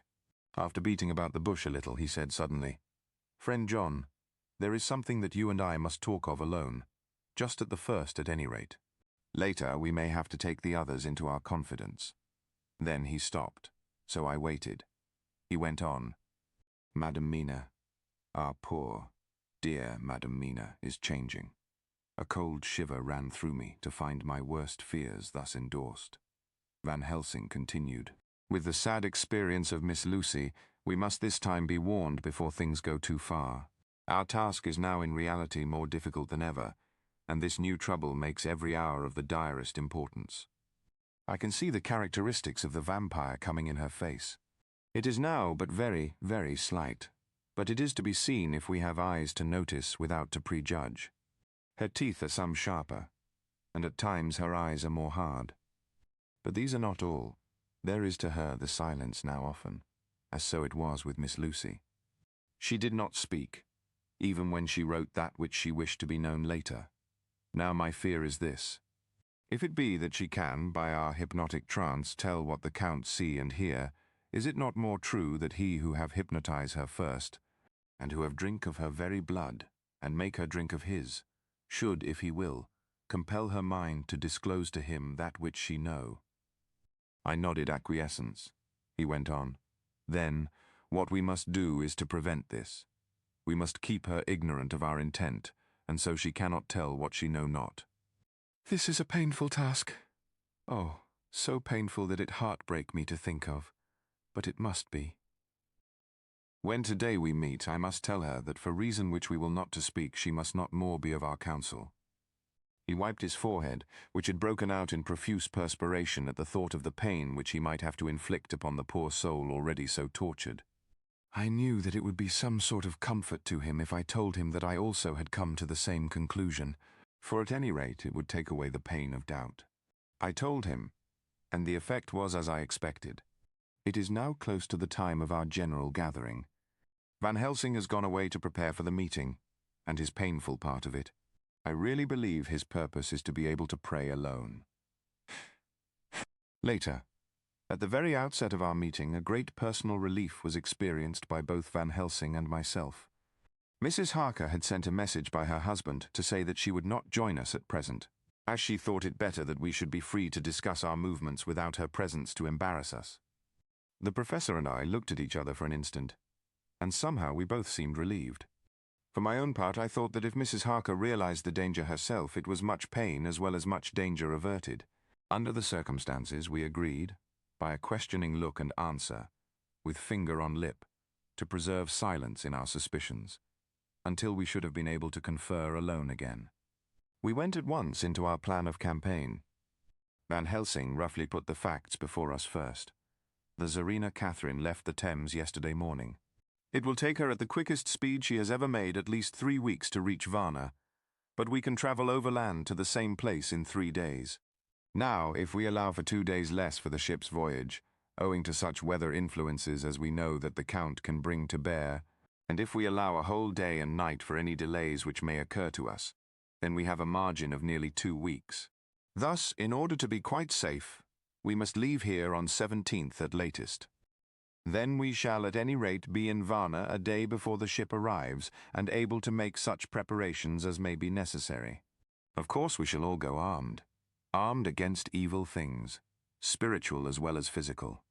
Here Quincy Morris added, I understand that the Count comes from a wolf country, and it may be that he shall get there before us. I propose that we add Winchesters to our armament. I have a kind of belief in a Winchester when there is any trouble of that sort around. Do you remember, Art, when we had the pack after us at Tobolsk? What wouldn't we have given then for a repeater apiece? Good, said Van Helsing. Winchesters it shall be. Quincy's head is level at all times, but most so when there is to hunt. Metaphor be more dishonour to science than wolves be of danger to man. In the meantime we can do nothing here, and as I think that Varna is not familiar to any of us, why not go there more soon? It is as long to wait here as there. Tonight and tomorrow we can get ready, and then, if all be well, we 4 can set out on our journey. We 4? Said Harker interrogatively, looking from one to another of us. Of course, answered the professor quickly. You must remain to take care of your so sweet wife. Harker was silent for a while and then said in a hollow voice, Let us talk of that part of it in the morning. I want to consult with Mina. I thought that now was the time for Van Helsing to warn him not to disclose our plans to her, but he took no notice. I looked at him significantly and coughed. For answer, he put his finger on his lips and turned away. Jonathan Harker's Journal, 5 October, afternoon. For some time after our meeting this morning, I could not think. The new phases of things leave my mind in a state of wonder which allows no room for active thought. Mina's determination not to take any part in the discussion set me thinking, and as I could not argue the matter with her, I could only guess. I am as far as ever from a solution now. The way the others received it, too, puzzled me. The last time we talked of the subject, we agreed that there was to be no more concealment of anything amongst us. Mina is sleeping now, calmly and sweetly like a little child. Her lips are curved, and her face beams with happiness. Thank God, there are such moments still for her. Later, how strange it all is. I sat watching Mina's happy sleep, and came as near to being happy myself as I suppose I shall ever be. As the evening drew on, and the earth took its shadows from the sun sinking lower, the silence of the room grew more and more solemn to me. All at once Mina opened her eyes, and looking at me tenderly said, Jonathan, I want you to promise me something on your word of honour. A promise made to me, but made holily in God's hearing, and not to be broken though I should go down on my knees and implore you with bitter tears. Quick, you must make it to me at once. Mina, I said, a promise like that I cannot make at once. I may have no right to make it. But, dear one, she said, with such spiritual intensity that her eyes were like pole stars, it is I who wish it, and it is not for myself. You can ask Dr. Van Helsing if I am not right. If he disagrees, you may do as you will. Nay, more, if you all agree, later, you are absolved from the promise. I promise, I said, and for a moment she looked supremely happy, though to me all happiness for her was denied by the red scar on her forehead. She said, promise me that you will not tell me anything of the plans formed for the campaign against the Count, not by word or inference or implication, not at any time whilst this remains to me. And she solemnly pointed to the scar. I saw that she was in earnest and said solemnly, I promise. And as I said it, I felt that from that instant a door had been shut between us. How? Later, midnight.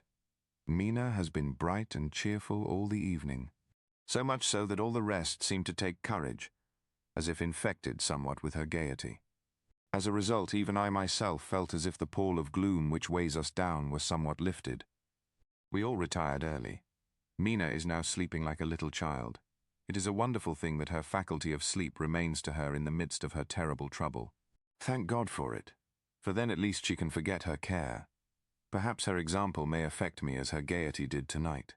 I shall try it. Oh, for a dreamless sleep. 6 October morning. Another surprise. Mina woke me early, about the same time as yesterday, and asked me to bring Dr. Van Helsing. I thought that it was another occasion for hypnotism, and without question went for the professor. He had evidently expected some such call, for I found him dressed in his room. His door was ajar, so that he could hear the opening of the door of our room. He came at once. As he passed into the room, he asked Mina if the others might come too. No, she said quite simply. It will not be necessary. You can tell them just as well. I must go with you on your journey. Dr. Van Helsing was as startled as I was. After a moment's pause, he asked, But why? You must take me with you. I am safer with you, and you shall be safer too. But why, dear Madam Mina? You know that your safety is our solemnest duty. We go into danger, to which you are, or maybe, more liable than any of us from circumstances. As she replied, she raised her finger and pointed to her forehead. I know. That is why I must go. I can tell you now, whilst the sun is coming up, I may not be able again. I know that when the Count wills me, I must go.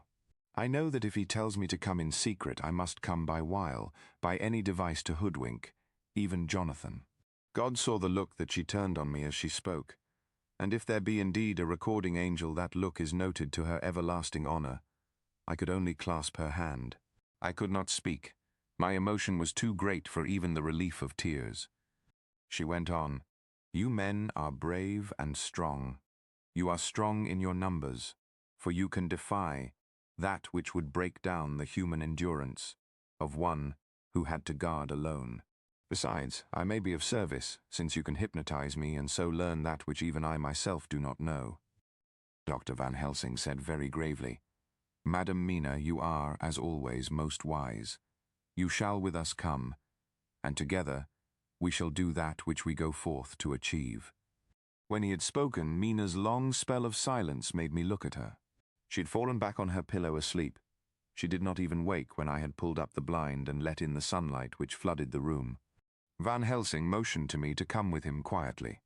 We went to his room, and within a minute, Lord Godalming, Dr. Seward, and Mr. Morris were with us also. He told them what Mina had said and went on. In the morning we shall leave for Varna. We have now to deal with a new factor. Madam Mina. Oh, but her soul is true. It is to her an agony to tell us so much as she has done, but it is most right, and we are warned in time. There must be no chance lost, and in Varna we must be ready to act the instant when that ship arrives. What shall we do exactly? Asked Mr. Morris laconically. The professor paused before replying. We shall at the first board that ship, Then, when we have identified the box, we shall place a branch of the wild rose on it. She!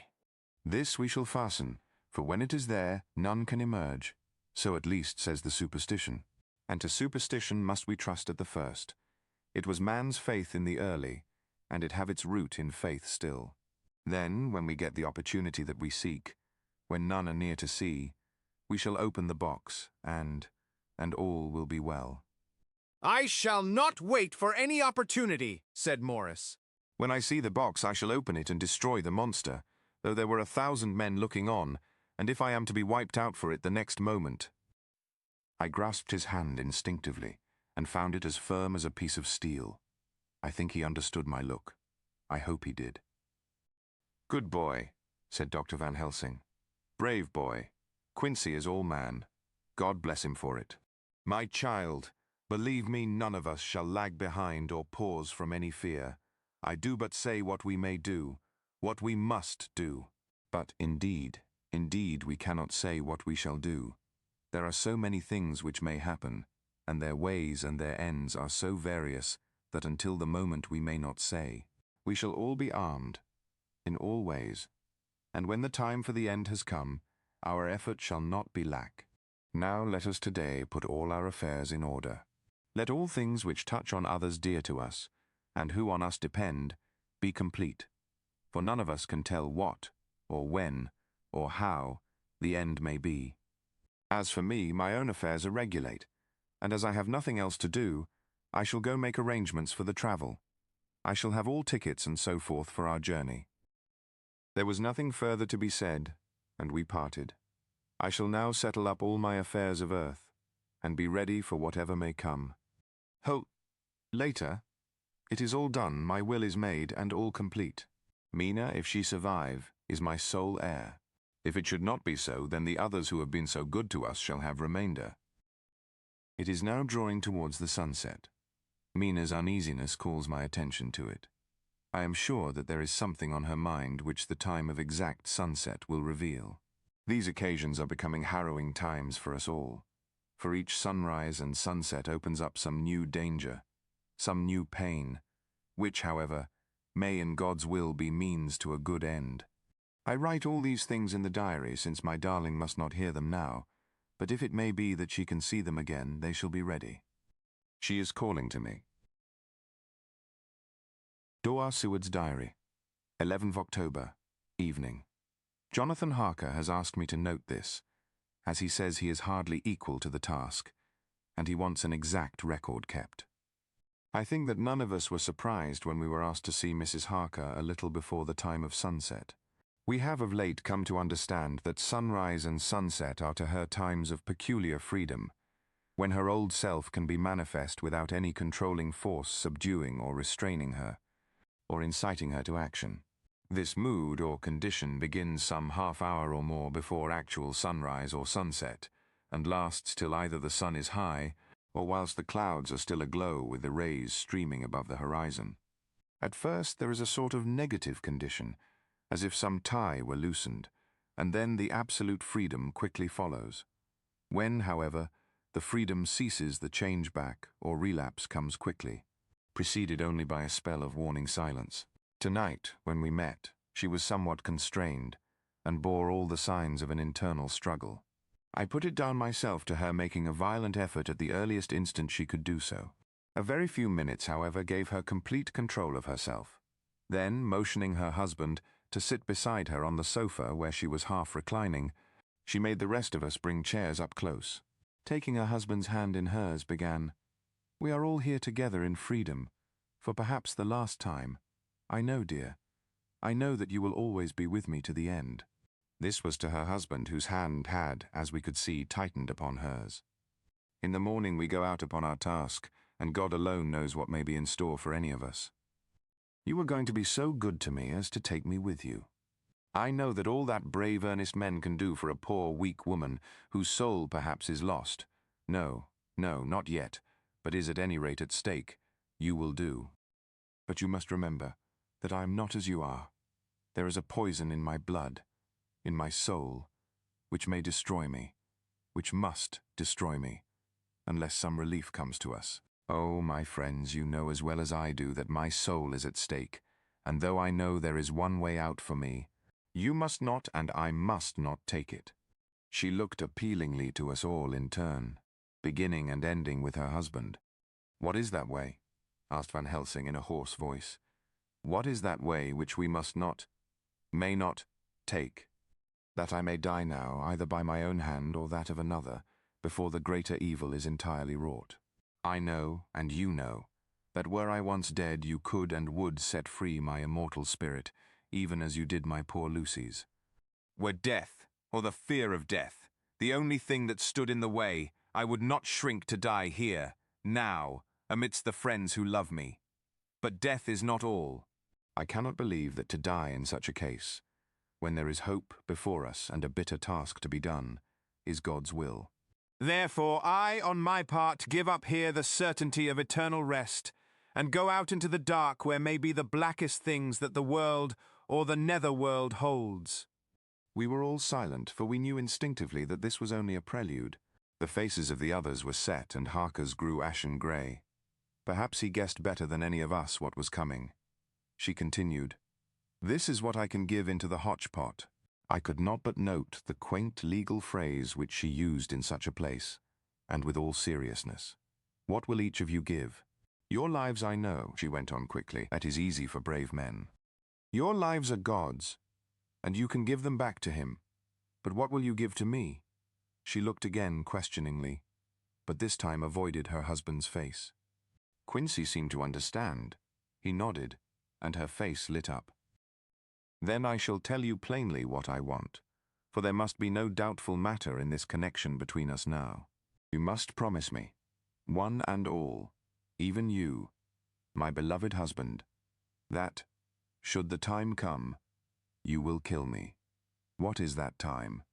The voice was Quincy's, but it was low and strained. When you shall be convinced that I am so changed that it is better that I die than I may live.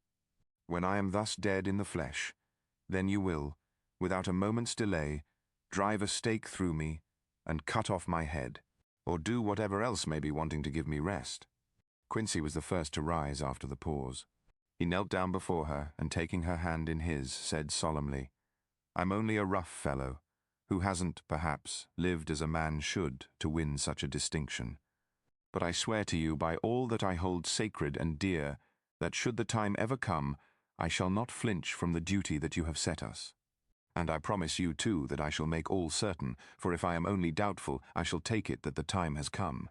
"My true friend," was all she could say amid her fast-falling tears, as, bending over, she kissed his hand.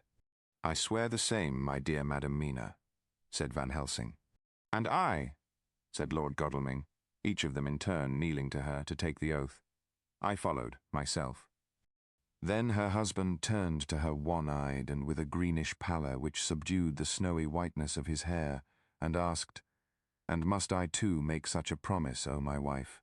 "You too, my dearest," she said, with infinite yearning of pity in her voice and eyes. "You must not shrink. You are nearest and dearest and all the world to me. Our souls are knit into one, for all life and all time. Think, dear, that there have been times when brave men have killed their wives and their womenkind, to keep them from falling into the hands of the enemy. Their hands did not falter any the more because those that they loved implored them to slay them. It is men's duty towards those whom they love in such times of sore trial. And oh, my dear, if it is to be that I must meet death at any hand, let it be at the hand of him that loves me best. Dr. Van Helsing, I have not forgotten your mercy in poor Lucy's case to him who loved." She stopped with a flying blush, and changed her phrase. "To him who had best right to give her peace. If that time shall come again, I look to you to make it a happy memory of my husband's life, that it was his loving hand which set me free from the awful thrall upon me." "Again I swear!" came the professor's resonant voice. Mrs. Harker smiled, positively smiled, as with a sigh of relief she leaned back and said, "And now one word of warning, a warning which you must never forget. This time, if it ever come, may come quickly and unexpectedly, and in such case you must lose no time in using your opportunity. At such a time I myself might be, nay, if the time ever comes, shall be leagued with your enemy against you. One more request. She became very solemn as she said this. It is not vital and necessary like the other, but I want you to do one thing for me, if you will. We all acquiesced, but no one spoke. There was no need to speak. I want you to read the burial service. She was interrupted by a deep groan from her husband. Taking his hand in hers, she held it over her heart and continued, You must read it over me some day. Whatever may be the issue of all this fearful state of things, it will be a sweet thought to all or some of us. You, my dearest, will I hope read it, for then it will be in your voice in my memory forever, come what may. But oh, my dear one, he pleaded, death is afar off from you. Nay, she said, holding up a warning hand. I am deeper in death at this moment than if the weight of an earthly grave lay heavy upon me. Oh, my wife, must I read it? He said before he began. It would comfort me, my husband, was all she said, and he began to read when she had got the book ready. How could anyone tell of that strange scene, its solemnity, its gloom, its sadness, its horror, and, withal, its sweetness? Even a skeptic, who can see nothing but a travesty of bitter truth in anything holy or emotional, would have been melted to the heart had he seen that little group of loving and devoted friends kneeling round that stricken and sorrowing lady, or heard the tender passion of her husband's voice, as in tones so broken with emotion that often he had to pause. He read the simple and beautiful service from the burial of the dead. I cannot go on. Words and voice fail me. Oh, she was right in her instinct. Strange as it all was, bizarre as it may hereafter seem even to us who felt its potent influence at the time, it comforted us much. And the silence, which showed Mrs. Harker's coming relapse from her freedom of soul, did not seem so full of despair to any of us as we had dreaded. Jonathan Harker's Journal, 15th of October, Varna. We left Charing Cross on the morning of the 12th, got to Paris the same night, and took the places secured for us in the Orient Express. We travelled night and day, arriving here at about 5 o'clock. Lord Godalming went to the consulate to see if any telegram had arrived for him, whilst the rest of us came on to this hotel, the Odessus. The journey may have had incidents. I was, however, too eager to get on to care for them. Until the Tsarina Catherine comes into port, there will be no interest for me in anything in the wide world. Thank God. Mina is well, and looks to be getting stronger. Her colour is coming back. She sleeps a great deal. Throughout the journey she slept nearly all the time. Before sunrise and sunset, however, she is very wakeful and alert, and it has become a habit for Van Helsing to hypnotize her at such times. At first some effort was needed and he had to make many passes, but now she seems to yield at once as if by habit, and scarcely any action is needed. He seems to have power at these particular moments to simply will, and her thoughts obey him. He always asks her what she can see and hear. She answers to the first, nothing, all is dark, and to the second, I can hear the waves lapping against the ship and the water rushing by. Canvas and cordage strain and masts and yards creak. The wind is high, I can hear it in the shrouds, and the bow throws back the foam. It is evident that the Tsarina Catherine is still at sea, hastening on her way to Varna. Lord Godalming has just returned. He had 4 telegrams, one each day since we started, and all to the same effect, that the Tsarina Catherine had not been reported to Lloyd's from anywhere. He had arranged before leaving London that his agent should send him every day a telegram saying if the ship had been reported. He was to have a message even if she were not reported, so that he might be sure that there was a watch being kept at the other end of the wire. We had dinner and went to bed early.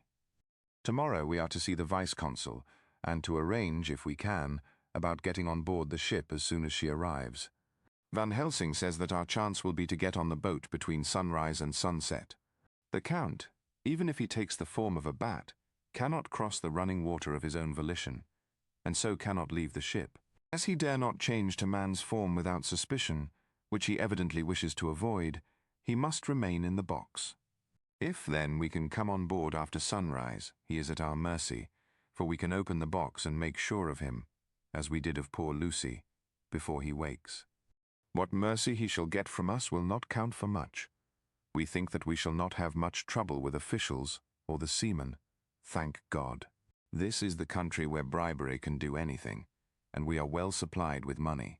We have only to make sure that the ship cannot come into port between sunset and sunrise without our being warned, and we shall be safe. Judge Moneybag will settle this case, I think. Hull, 16 October. Mina's report still the same. Lapping waves and rushing water. Darkness and favouring winds. We are evidently in good time, and when we hear of the Tsarina Catherine, we shall be ready. As she must pass the Dardanelles, we are sure to have some report. Hull, 17 October. Everything is pretty well fixed now, I think, to welcome the Count on his return from his tour. Godalming told the shippers that he fancied that the box sent aboard might contain something stolen from a friend of his, and got a half consent that he might open it at his own risk. The owner gave him a paper telling the captain to give him every facility in doing whatever he chose on board the ship, and also a similar authorization to his agent at Varna. We have seen the agent, who was much impressed with Godalming's kindly manner to him, and we are all satisfied that whatever he can do to aid our wishes will be done. We have already arranged what to do in case we get the box open. If the Count is there, Van Helsing and Seward will cut off his head at once and drive a stake through his heart. Morris and Godalming and I shall prevent interference, even if we have to use the arms which we shall have ready. The professor says that if we can so treat the Count's body, it will soon after fall into dust. In such case there would be no evidence against us, in case any suspicion of murder were aroused. But even if it were not, we should stand or fall by our act, and perhaps someday this very script may be evidence to come between some of us and a rope. For myself, I should take the chance only too thankfully if it were to come. We mean to leave no stone unturned to carry out our intent. We have arranged with certain officials that the instant the Tsarina Catherine is seen, we are to be informed by a special messenger. 24 October. A whole week of waiting. Daily telegrams to Godalming, but only the same story. Not yet reported. Mina's morning and evening hypnotic answer is unvaried. Lapping waves, rushing water, and creaking masts. Telegram, October 24th. Rufus Smith, Lloyd's, London. To Lord Godalming, care of H. Vice Consul. Varna. Tsarina Catherine reported this morning from Dardanelles. Dr. Seward's diary. 25 October. How I miss my phonograph. To write diary with a pen is irksome to me, but Van Helsing says I must. We were all wild with excitement yesterday when Godalming got his telegram from Lloyd's. I know now what men feel in battle when the call to action is heard. Mrs. Harker, alone of our party, did not show any signs of emotion. After all, it is not strange that she did not, for we took special care not to let her know anything about it. And we all tried not to show any excitement when we were in her presence. In old days she would, I am sure, have noticed, no matter how we might have tried to conceal it, but in this way she is greatly changed during the past 3 weeks. The lethargy grows upon her, and though she seems strong and well and is getting back some of her colour, Van Helsing and I are not satisfied. We talk of her often. We have not, however, said a word to the others. It would break poor Harker's heart, certainly his nerve, if he knew that we had even a suspicion on the subject. Van Helsing examines, he tells me, her teeth very carefully, whilst she is in the hypnotic condition, for he says that so long as they do not begin to sharpen, there is no active danger of a change in her. If this change should come, it would be necessary to take steps. We both know what those steps would have to be, though we do not mention our thoughts to each other. We should neither of us shrink from the task, awful though it be to contemplate. Euthanasia is an excellent and a comforting word. I am grateful to whoever invented it. It is only about 24 hours' sail from the Dardanelles to here, at the rate the Tsarina Catherine has come from London. She should therefore arrive some time in the morning, but as she cannot possibly get in before then, we are all about to retire early. We shall get up at 1 o'clock, so as to be ready. 25 October, noon. No news yet of the ship's arrival. Mrs. Harker's hypnotic report this morning was the same as usual, so it is possible that we may get news at any moment. We men are all in a fever of excitement. except Harker, who is calm. His hands are cold as ice. And an hour ago I found him whetting the edge of the great Gurkha knife, which he now always carries with him. It will be a bad lookout for the Count if the edge of that kukri ever touches his throat, driven by that stern, ice-cold hand. Van Helsing and I were a little alarmed about Mrs. Harker today. About noon she got into a sort of lethargy which we did not like. Although we kept silence to the others, we were neither of us happy about it. She had been restless all the morning, so that we were at first glad to know that she was sleeping. When, however, her husband mentioned casually that she was sleeping so soundly that he could not wake her, we went to her room to see for ourselves. She was breathing naturally and looked so well and peaceful that we agreed that the sleep was better for her than anything else. Poor girl, she has so much to forget that it is no wonder that sleep, if it brings oblivion to her, does her good. Ha! Later, our opinion was justified, for when after a refreshing sleep of some hours she woke up, she seemed brighter and better than she had been for days. At sunset she made the usual hypnotic report. Wherever he may be in the Black Sea, the Count is hurrying to his destination. To his doom, I trust. 26 October. Another day and no tidings of the Tsarina Catherine. She ought to be here by now. That she is still journeying somewhere is apparent, for Mrs. Harker's hypnotic report at sunrise was still the same. It is possible that the vessel may be lying by at times for fog. Some of the steamers which came in last evening reported patches of fog both to north and south of the port. We must continue our watching, as the ship may now be signalled any moment. 27 October, noon. Most strange. No news yet of the ship we wait for. Mrs. Harker reported last night and this morning as usual, lapping waves and rushing water, though she added that the waves were very faint. The telegrams from London have been the same. No further report. Van Helsing is terribly anxious, and told me just now that he fears the Count is escaping us. He added significantly, "I did not like that lethargy of Madame Mina's." Souls and memories can do strange things during trance. I was about to ask him more, but Harker just then came in, and he held up a warning hand. We must try tonight at sunset to make her speak more fully when in her hypnotic state. Hell, 28 October. Rufus Smith, London, to Lord Godalming, care H.B. Vice-Consul, Varna. Tsarina Catherine reported entering Galatz at 1 o'clock today. Dr. Seward's diary, 28th of October. When the telegram came announcing the arrival in Galatz, I do not think it was such a shock to any of us as might have been expected. True, we did not know whence, or how, or when the bolt would come, but I think we all expected that something strange would happen. The delay of arrival at Varna made us individually satisfied that things would not be just as we had expected. We only waited to learn where the change would occur. Nonetheless, however, was it a surprise? I suppose that nature works on such a hopeful basis that we believe against ourselves that things will be as they ought to be, not as we should know that they will be. Transcendentalism is a beacon to the angels, even if it be a will-o'-the-wisp to man. It was an odd experience, and we all took it differently. Van Helsing raised his hand over his head for a moment, as though in remonstrance with the Almighty, but he said not a word, and in a few seconds stood up with his face sternly set. Lord Godalming grew very pale, and sat breathing heavily. I was myself half stunned and looked in wonder at one after another. Quincey Morris tightened his belt with that quick movement which I knew so well. In our old wandering days it meant action. Mrs. Harker grew ghastly white, so that the scar on her forehead seemed to burn, but she folded her hands meekly and looked up in prayer. Harker smiled, actually smiled, the dark, bitter smile of one who is without hope, but at the same time, his action belied his words. For his hands instinctively sought the hilt of the great kukri knife and rested there. "When does the next train start for Galatz?" said Van Helsing to us generally. "At 6:30 tomorrow morning." We all started, for the answer came from Mrs. Harker. "How on earth do you know?"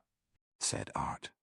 "You forget, or perhaps you do not know, though Jonathan does, and so does Dr. Van Helsing, that I am the train fiend. At home in Exeter, I always used to make up the timetables, so as to be helpful to my husband. I found it so useful sometimes, that I always make a study of the timetables now. I knew that if anything were to take us to Castle Dracula, we should go by Galatz, or at any rate through Bucharest, so I learned the times very carefully. Unhappily, there are not many to learn, as the only train tomorrow leaves as I say. Wonderful woman, murmured the professor. Can't we get a special? Asked Lord Godalming. Van Helsing shook his head. I fear not. This land is very different from yours or mine. Even if we did have a special, it would probably not arrive as soon as our regular train. Moreover, we have something to prepare. We must think. Now let us organize. You, friend Arthur, go to the train and get the tickets and arrange that all be ready for us to go in the morning. Do you, friend Jonathan, go to the agent of the ship and get from him letters to the agent in Galatz, with authority to make search the ship just as it was here. Maurice Quincy, you see the vice-consul, and get his aid with his fellow in Galatz and all he can do to make our way smooth, so that no times be lost when over the Danube. John will stay with Madam Mina and me, and we shall consult. For so if time be long, you may be delayed, and it will not matter when the sun set, since I am here with Madam to make report. And I, said Mrs. Harker brightly, and more like her old self than she had been for many a long day, shall try to be of use in all ways, and shall think and write for you as I used to do. Something is shifting from me in some strange way, and I feel freer than I have been of late. The three younger men looked happier at the moment as they seemed to realize the significance of her words, but Van Helsing and I, turning to each other, met each a grave and troubled glance. We said nothing at the time, however. When the three men had gone out to their tasks, Van Helsing asked Mrs. Harker to look up the copy of the diaries and find him the part of Harker's journal at the castle. She went away to get it. When the door was shut upon her, he said to me, "We mean the same. There is some change. It is a hope that makes me sick, for it may deceive us." Quite so. Do you know why I asked her to get the manuscript? No, said I, unless it was to get an opportunity of seeing me alone. You are in part right, friend John, but only in part. I want to tell you something. And oh, my friend, I am taking a terrible risk, but I believe it is right. In the moment when Madam Mina said those words that arrest both our understanding, an inspiration came to me. In the trance of 3 days ago, the Count sent her his spirit to read her mind, or more like he took her to see him in his earth box in the ship with water rushing, just as it go free at rise and set of sun. He learned then that we are here, for she have more to tell in her open life, with eyes to see and ears to hear than he, shut as he is, in his coffin box. Now he make his most effort to escape us. At present he want her not. He is sure with his so great knowledge that she will come at his call, but he cut her off. Take her, as he can do, out of his own power, that so she come not to him. Ah, there I have hope that our man-brains that have been of man so long and that have not lost the grace of God, will come higher than his child brain that lie in his tomb for centuries, that grow not yet to our stature, and that do only work selfish and therefore small. Here comes Madam Mina, not a word to her of her trance. She know it not, and it would overwhelm her, and make despair just when we want all her hope, all her courage. When most we want all her great brain, which is trained like man's brain, but is of sweet woman and have a special power which the Count give her, and which he may not take away altogether, though he think not so. Hush, let me speak, and you shall learn. Oh, John, my friend, we are in awful straits. I fear, as I never feared before. We can only trust the good God. Silence!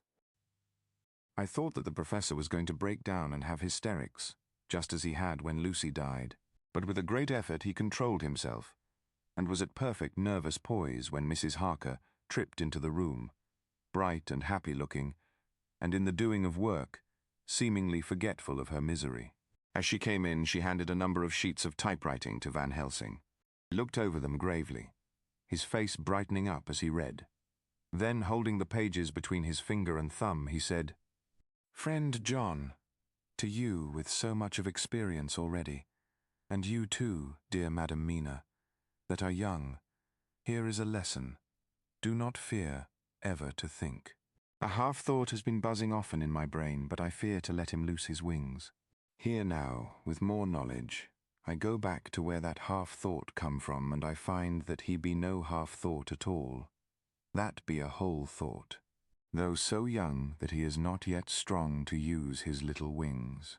Nay, like the ugly duck of my friend Hans Andersen, he be no duck thought at all, but a big swan thought, that sail nobly on big wings, when the time come for him to try them.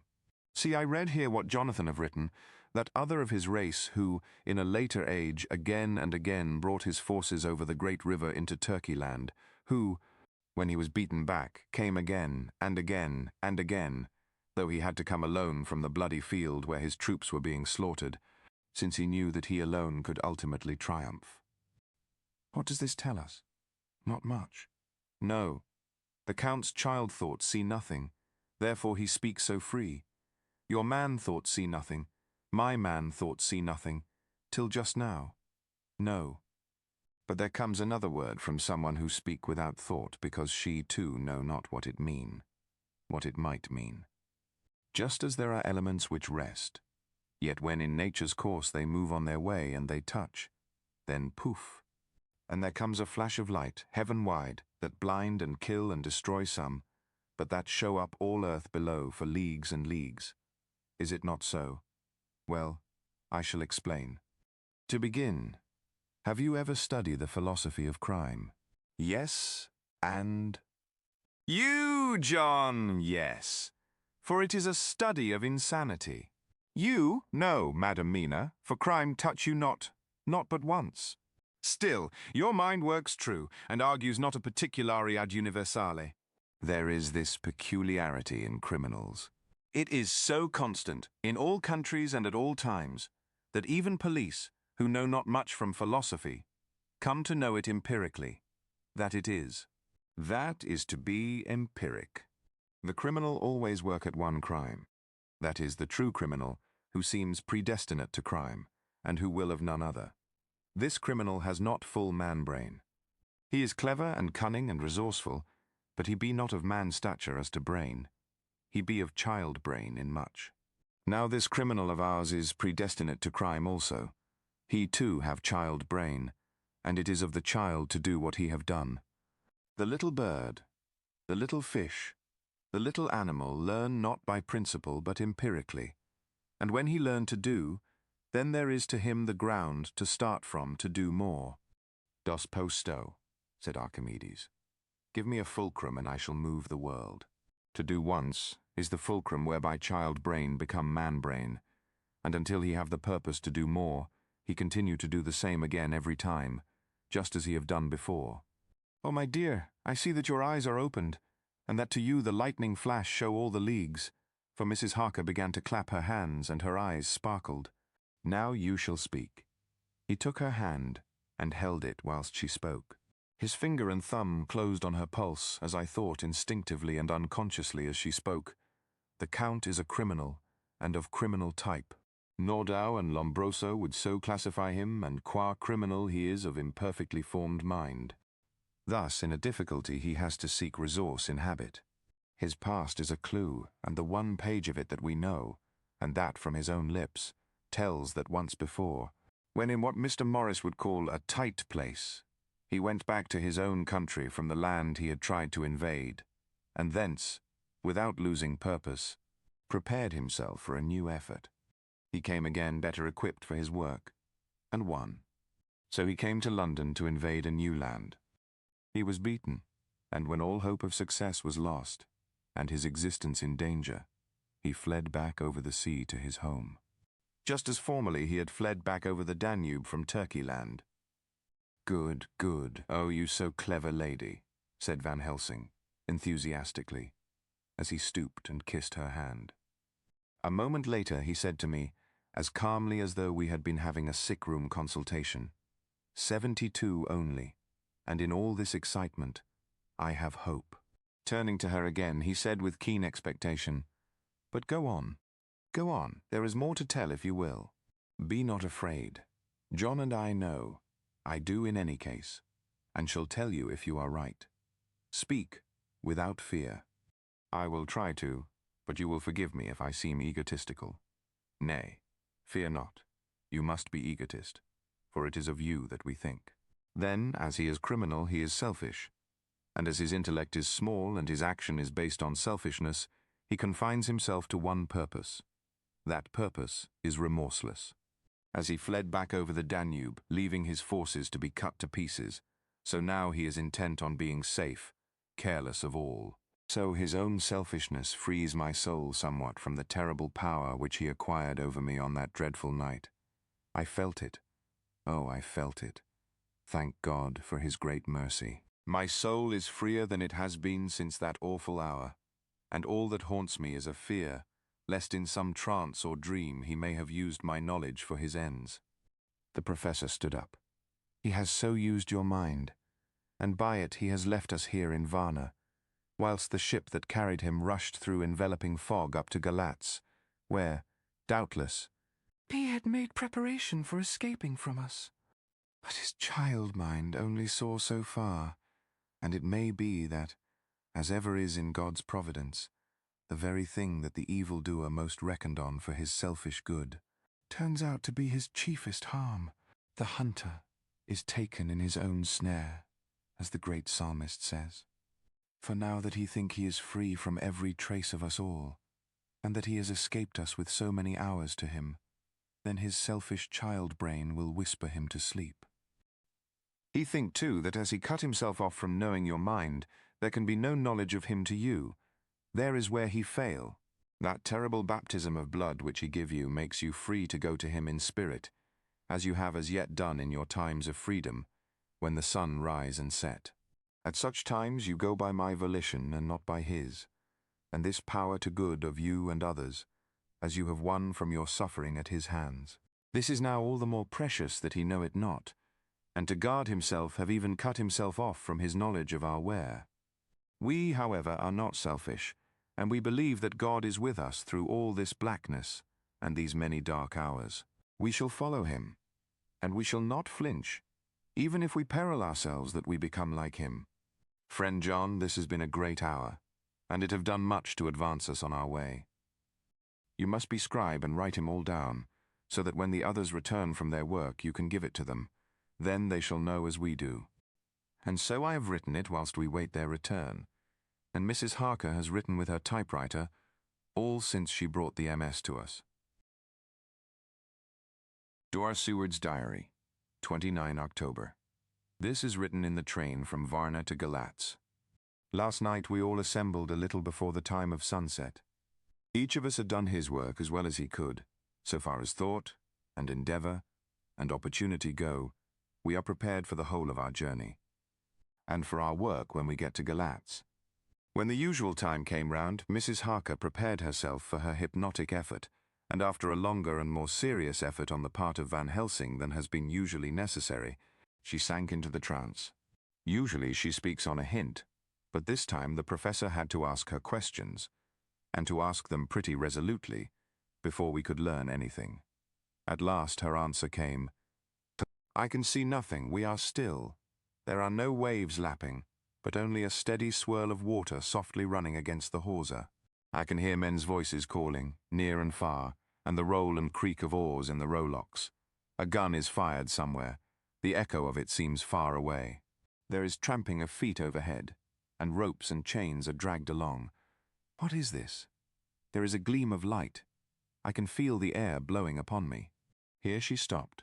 She had risen as if impulsively from where she lay on the sofa, and raised both her hands, palms upwards, as if lifting a weight.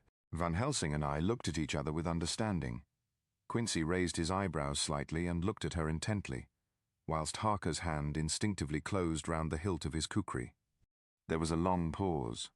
We all knew that the time when she could speak was passing, but we felt that it was useless to say anything. Suddenly she sat up, and, as she opened her eyes, said sweetly, "Would none of you like a cup of tea? You must all be so tired." We could only make her happy, and so acquiesced. She bustled off to get tea. When she had gone, Van Helsing said, "You see, my friends, he is close to land. He has left his earth chest, but he has yet to get on shore. In the night he may lie hidden somewhere, but if he be not carried on shore, or if the ship do not touch it, he cannot achieve the land. In such case he can, if it be in the night, change his form and can jump or fly on shore as he did at Whitby.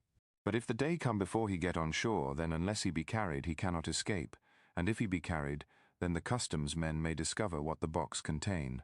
Thus, in fine, if he escape not on shore tonight, or before dawn, there will be the whole day lost to him.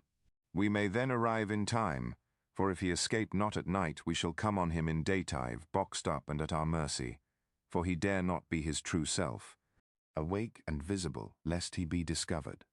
There was no more to be said, so we waited in patience until the dawn, at which time we might learn more from Mrs. Harker. Early this morning we listened, with breathless anxiety, for her response in her trance. The hypnotic stage was even longer in coming than before, and when it came the time remaining until full sunrise was so short that we began to despair. Van Helsing seemed to throw his whole soul into the effort. At last, in obedience to his will, she made reply, "All is dark. I hear lapping water, level with me, and some creaking as of wood on wood." She paused, and the red sun shot up. "We must wait till tonight. And so it is that we are travelling towards Galatz in an agony of expectation. We are due to arrive between 2 and 3 in the morning, but already at Bucharest we are 3 hours late, so we cannot possibly get in till well after sun-up. Thus we shall have 2 more hypnotic messages from Mrs. Harker. Either or both may possibly throw more light on what is happening. Later. Fortunately, it came at a time when there was no distraction, for had it occurred whilst we were at a station, we might not have secured the necessary calm and isolation. Mrs. Harker yielded to the hypnotic influence even less readily than this morning. I am in fear that her power of reading the Count's sensations may die away, just when we want it most. It seems to me that her imagination is beginning to work. Whilst she has been in the trance hitherto, she has confined herself to the simplest of facts. If this goes on, it may ultimately mislead us. If I thought that the Count's power over her would die away equally with her power of knowledge, it would be a happy thought, but I am afraid that it may not be so. When she did speak, her words were enigmatical. Something is going out. I can feel it pass me like a cold wind. I can hear, far off, confused sounds, as of men talking in strange tongues, fierce falling water, and the howling of wolves. She stopped, and a shudder ran through her, increasing in intensity for a few seconds, till, at the end, she shook as though in a palsy. She said no more, even in answer to the professor's imperative questioning. When she woke from the trance, she was cold, and exhausted, and languid, but her mind was all alert. She could not remember anything, but asked what she had said. When she was told, she pondered over it deeply for a long time, and in silence. 30 October, 7 a.m. We are near Galatz now, and I may not have time to write later. Sunrise this morning was anxiously looked for by us all. Knowing of the increasing difficulty of procuring the hypnotic trance, Van Helsing began his passes earlier than usual. They produced no effect, however, until the regular time, when she yielded with a still greater difficulty, only a minute before the sun rose. The professor lost no time in his questioning. Her answer came with equal quickness. All is dark. I hear water swirling by, level with my ears, and the creaking of wood on wood. Cattle low far off. There is another sound, a queer one like... She stopped and grew white, and whiter still. Go on, speak, I command you, said Van Helsing in an agonized voice. At the same time there was despair in his eyes, for the risen sun was reddening even Mrs. Harker's pale face. She opened her eyes, and we all started as she said, sweetly and seemingly with the utmost unconcern, "Oh, Professor, why ask me to do what you know I can't? I don't remember anything." Then, seeing the look of amazement on our faces, she said, turning from one to the other with a troubled look, "What have I said? What have I done? I know nothing, only that I was lying here, half asleep, and heard you say, 'Go on, speak, I command you.' It seems so funny to hear you order me about, as if I were a bad child." "Oh, Madam Mina," he said, sadly. It is proof, if proof be needed, of how I love and honor you, when a word for your good, spoken more earnest than ever, can seem so strange because it is to order her whom I am proud to obey. The whistles are sounding. We are nearing Galatz. We are on fire with anxiety and eagerness. Mina Harker's Journal, 30th of October. Morris took me to the hotel where our rooms had been ordered by telegraph, he being the one who could best be spared, since he does not speak any foreign language. The forces were distributed much as they had been at Varna, except that Lord Godalming went to the vice-consul, as his rank might serve as an immediate guarantee of some sort to the official, we being in extreme hurry. Jonathan and the two doctors went to the shipping agent to learn particulars of the arrival of the Tsarina Catherine. Later, Lord Godalming has returned, the consul is away, and the vice-consul sick, so the routine work has been attended to by a clerk. He was very obliging, and offered to do anything in his power. Jonathan Harker's Journal, 30th of October. At 9 o'clock, Dr. Van Helsing, Dr. Seward, and I called on Messrs. Mackenzie and Steinkopf, the agents of the London firm of Hapgood. They had received a wire from London, in answer to Lord Godalming's telegraphed request, asking us to show them any civility in their power. They were more than kind and courteous, and took us at once on board the Tsarina Catherine, which lay at anchor out in the river harbour. There we saw the captain, Donaldson by name, who told us of his voyage. He said that in all his life he had never had so favourable a run. He said, but it made us afeard, for we expected that we should have to pay for it with some rare piece of ill luck, so as to keep up the average. It's no canny to run frae London to the Black Sea wi' a wind ahint ye, as though the Dale himself were blowing on your sail for his ain purpose. An o' the time we could no speer a thing. Gin we were nigh a ship or a port or a headland, a fog fell on us and travelled wi' us, till when after it had lifted and we looked out, the Dale a thing could we see. We ran by Gibraltar, we oot being able to signal, until we came to the Dardanelles and had to wait to get our permit to pass. We never were within hail o' aught. At first I inclined to slack off sail and beat about till the fog was lifted, but whiles I thocht that if the Dale was minded to get us into the Black Sea quick, he was like to do it whether we would or no. If we had a quick voyage, it would be no to our miscredit with the owners, or no hurt to our traffic. And the old man who had served his ain purpose would be decently grateful to us for no hindering him. This mixture of simplicity and cunning, of superstition and commercial reasoning, aroused Van Helsing, who said, "Mine friend, that devil is more clever than he is thought by some, and he know when he meet his match." The skipper was not displeased with the compliment, and went on, "When we got past the Bosphorus, the men began to grumble. Some of them, the Romanians, came and asked me to heave overboard a big box which had been put on board by a queer-looking old man just before we had started frae London. I had seen them speer at the fellow, and put out their 12 fingers when they saw him, to guard against the evil eye. Man, but the superstition of foreigners is perfectly ridiculous. I sent them about their business pretty quick, but as just after a fog closed in on us I felt a wee bit as they did anent something, though I wouldn't say it was agin the big box. Well, on we went, and as the fog didn't let up for 5 days, I juiced let the wind carry us, for if the Dale wanted to get somewheres, well, he would fetch it up a reet. And if he didn't, well, we'd keep a sharp lookout anyhow. Sure enough, we had a fair way and deep water all the time, and 2 days ago, when the morning sun came through the fog, we found ourselves just in the river opposite Galatz. The Romanians were wild, and wanted me right or wrong to take out the box and fling it in the river. I had to argue with them about it wi' a handspike, and when the last of them rose off the deck wi' his head in his hand, I had convinced them that, evil eye or no evil eye, the property and the trust of my owners were better in my hands than in the river Danube. They had, mind ye, taken the box on the deck ready to fling in, and as it was marked Galatz via Varna, I thocht I'd let it lie till we discharged in the port and get rid o't altogether. We didn't do much clearing that day, and had to remain the nicht at anchor. But in the morning, braw and early, an hour before sunup, a man came aboard wi' an order. written to him from England, to receive a box marked for one Count Dracula. Sure he knew the matter was one ready to his hand. He had his papers a-reet, and glad I was to be rid of the damn thing, for I was beginning massel to feel uneasy at it. If the Dale did have any luggage aboard the ship, I'm thinking it was nane either than that same. What was the name of the man who took it? Asked Dr. Van Helsing with restrained eagerness. I'll be telling ye quick, he answered, and stepping down to his cabin, produced a receipt signed Emanuel Hildesheim. Bergenstrasse 16 was the address.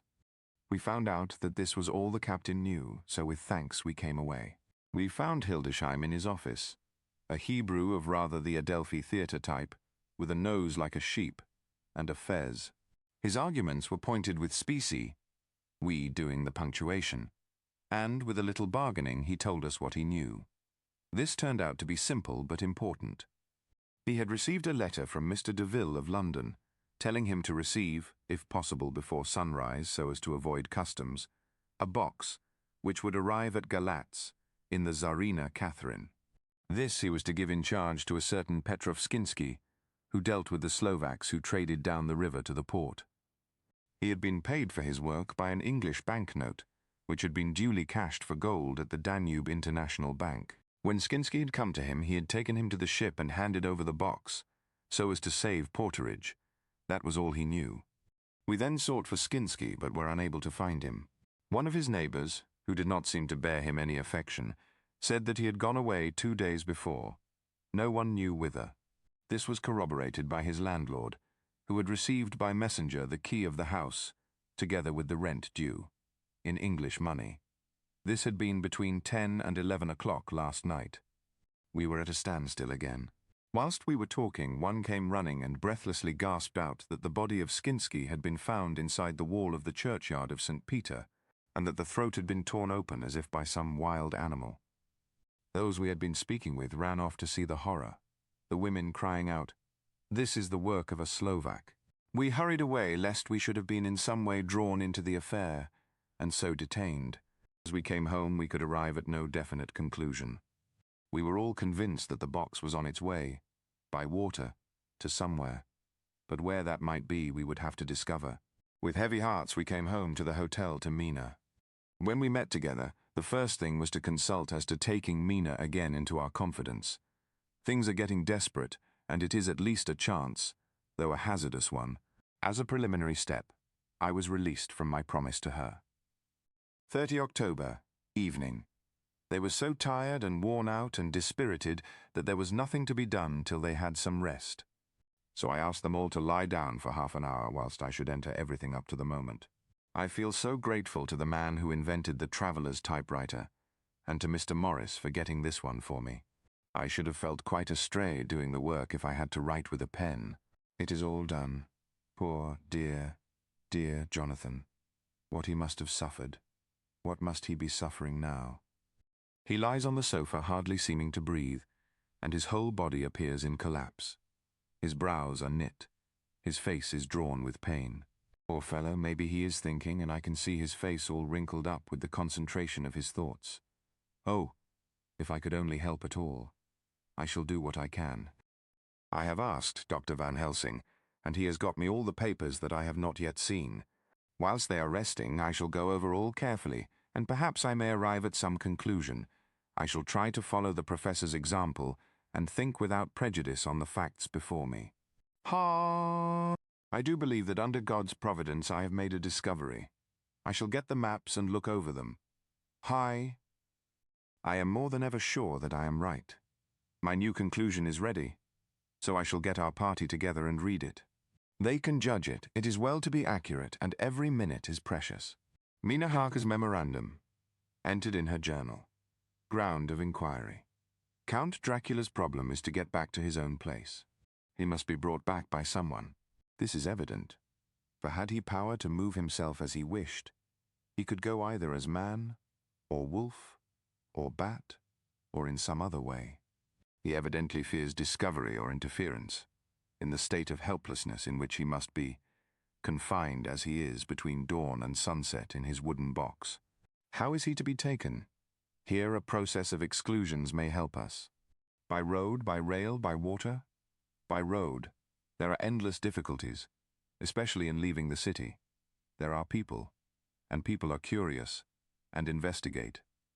A hint, a surmise, a doubt as to what might be in the box would destroy him. There are, or there may be, customs and octroi officers to pass. His pursuers might follow. This is his highest fear, and in order to prevent his being betrayed, he has repelled, so far as he can, even his victim, me, by rail. There is no one in charge of the box. It would have to take its chance of being delayed, and delay would be fatal, with enemies on the track. True, he might escape at night, but what would he be if left in a strange place with no refuge that he could fly to? This is not what he intends, and he does not mean to risk it. By water. Here is the safest way in one respect, but with most danger in another. On the water he is powerless except at night. Even then he can only summon fog and storm and snow and his wolves. But were he wrecked, the living water would engulf him, helpless, and he would indeed be lost. He could have the vessel drive to land, but if it were unfriendly land, wherein he was not free to move, his position would still be desperate. We know from the record that he was on the water, so what we have to do is to ascertain what water. The first thing is to realize exactly what he has done as yet. We may then get a light on what his later task is to be. Firstly, we must differentiate between what he did in London as part of his general plan of action, when he was pressed for moments and had to arrange as best he could. Secondly, we must see, as well as we can surmise it from the facts we know of, what he has done here. As to the first, he evidently intended to arrive at Galatz, and sent invoice to Varna to deceive us lest we should ascertain his means of exit from England. His immediate and sole purpose then was to escape. The proof of this is the letter of instructions sent to Emanuel Hildesheim to clear and take away the box before sunrise. There is also the instruction to Petrov Skinsky. These we must only guess at, but there must have been some letter or message, since Skinsky came to Hildesheim. That, so far, his plans were successful, we know. The Tsarina Catherine made a phenomenally quick journey, so much so that Captain Donelson's suspicions were aroused. But his superstition, united with his canniness, played the Count's game for him, and he ran with his favouring wind through fogs and all, till he brought up blindfold at Galatz.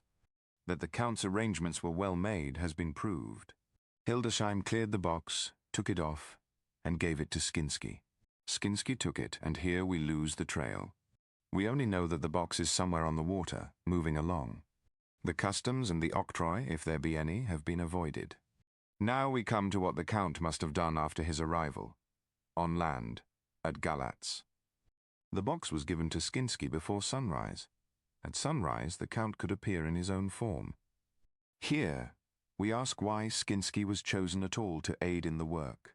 In my husband's diary, Skinsky is mentioned as dealing with the Slovaks who trade down the river to the port, and the man's remark, that the murder was the work of a Slovak, showed the general feeling against his class. The Count wanted isolation. My surmise is this, that in London, the Count decided to get back to his castle by water as the most safe and secret way. He was brought from the castle by Żgany, and probably they delivered their cargo to Slovaks who took the boxes to Varna, for there they were shipped for London. Thus the Count had knowledge of the persons who could arrange this service. When the box was on land, before sunrise or after sunset, he came out from his box, met Skinsky and instructed him what to do as to arranging the carriage of the box up some river. When this was done, and he knew that all was in train, he blotted out his traces, as he thought, by murdering his agent. I have examined the map and find that the river most suitable for the Slovaks to have ascended is either the Pruth or the Sereth. I read in the typescript that in my trance I heard cows low and water swirling level with my ears and the creaking of wood. The Count in his box, then, was on a river in an open boat, propelled probably either by oars or poles, for the banks are near and it is working against stream. There would be no such sound if floating downstream. Of course it may not be either the Sereth or the Pruth, but we may possibly investigate further.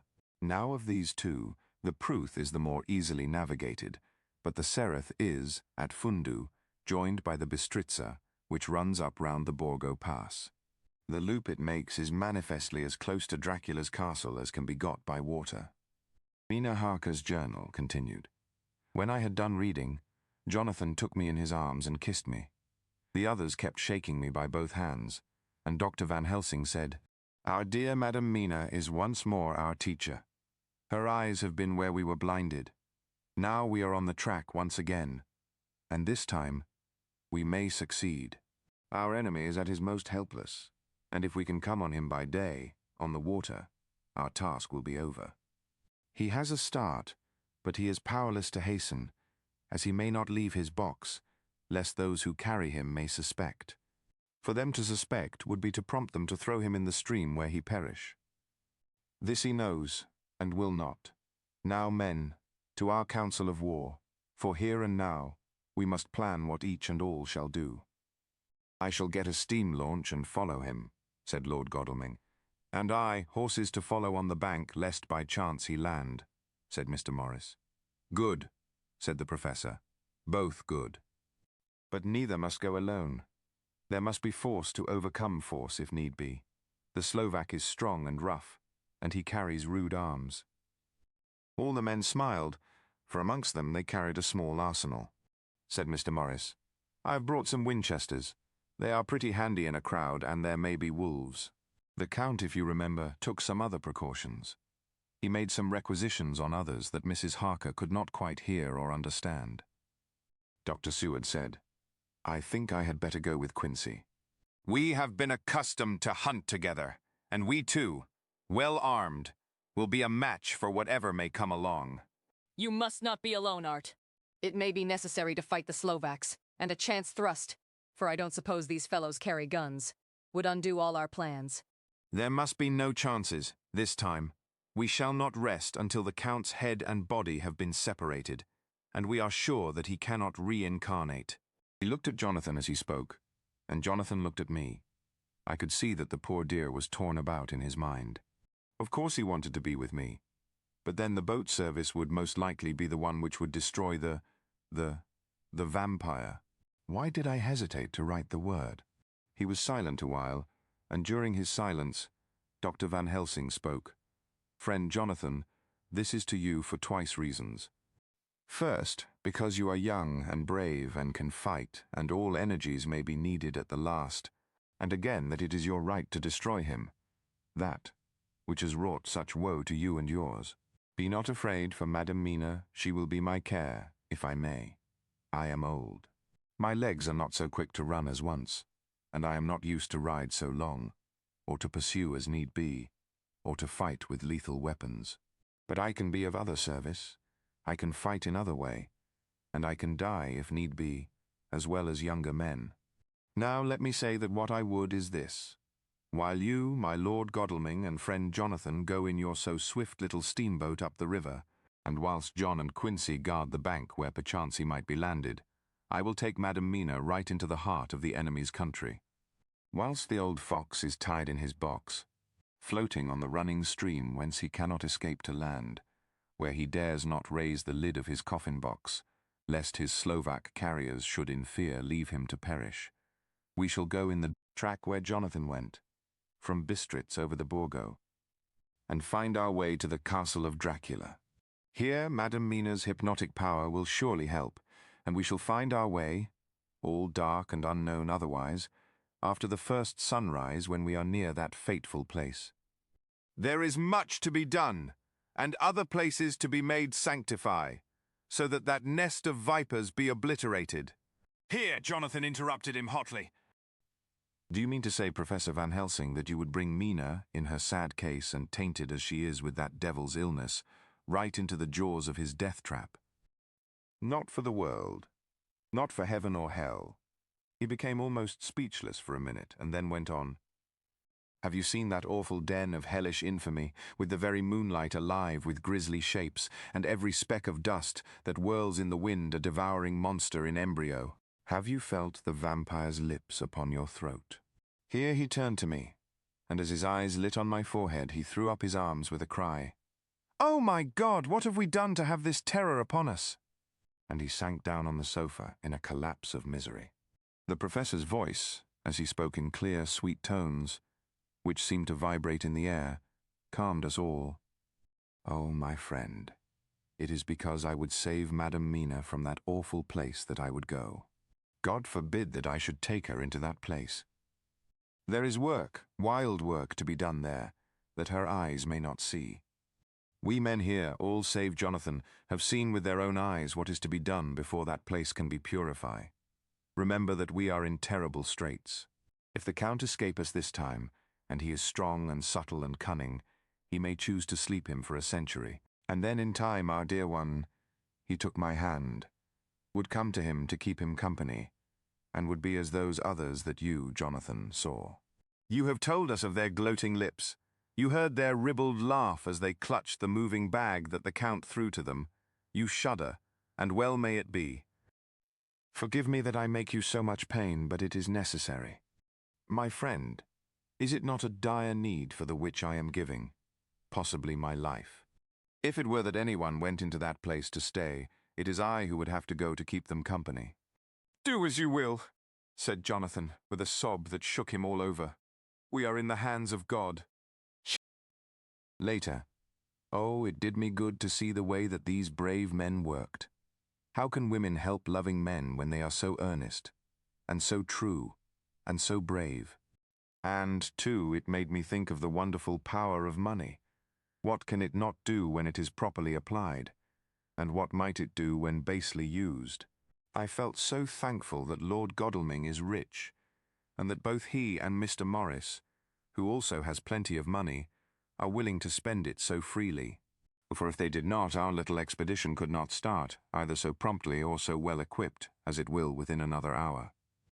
It is not 3 hours since it was arranged what part each of us was to do, and now Lord Godalming and Jonathan have a lovely steam launch, with steam up ready to start at a moment's notice. Dr. Seward and Mr. Morris have 6 good horses, well appointed. We have all the maps and appliances of various kinds that can be had.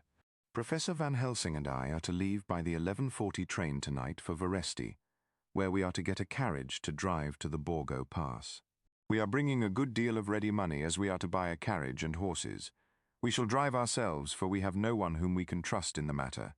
The professor knows something of a great many languages, so we shall get on all right. We have all got arms, even for me a large bore revolver. Jonathan would not be happy unless I was armed like the rest.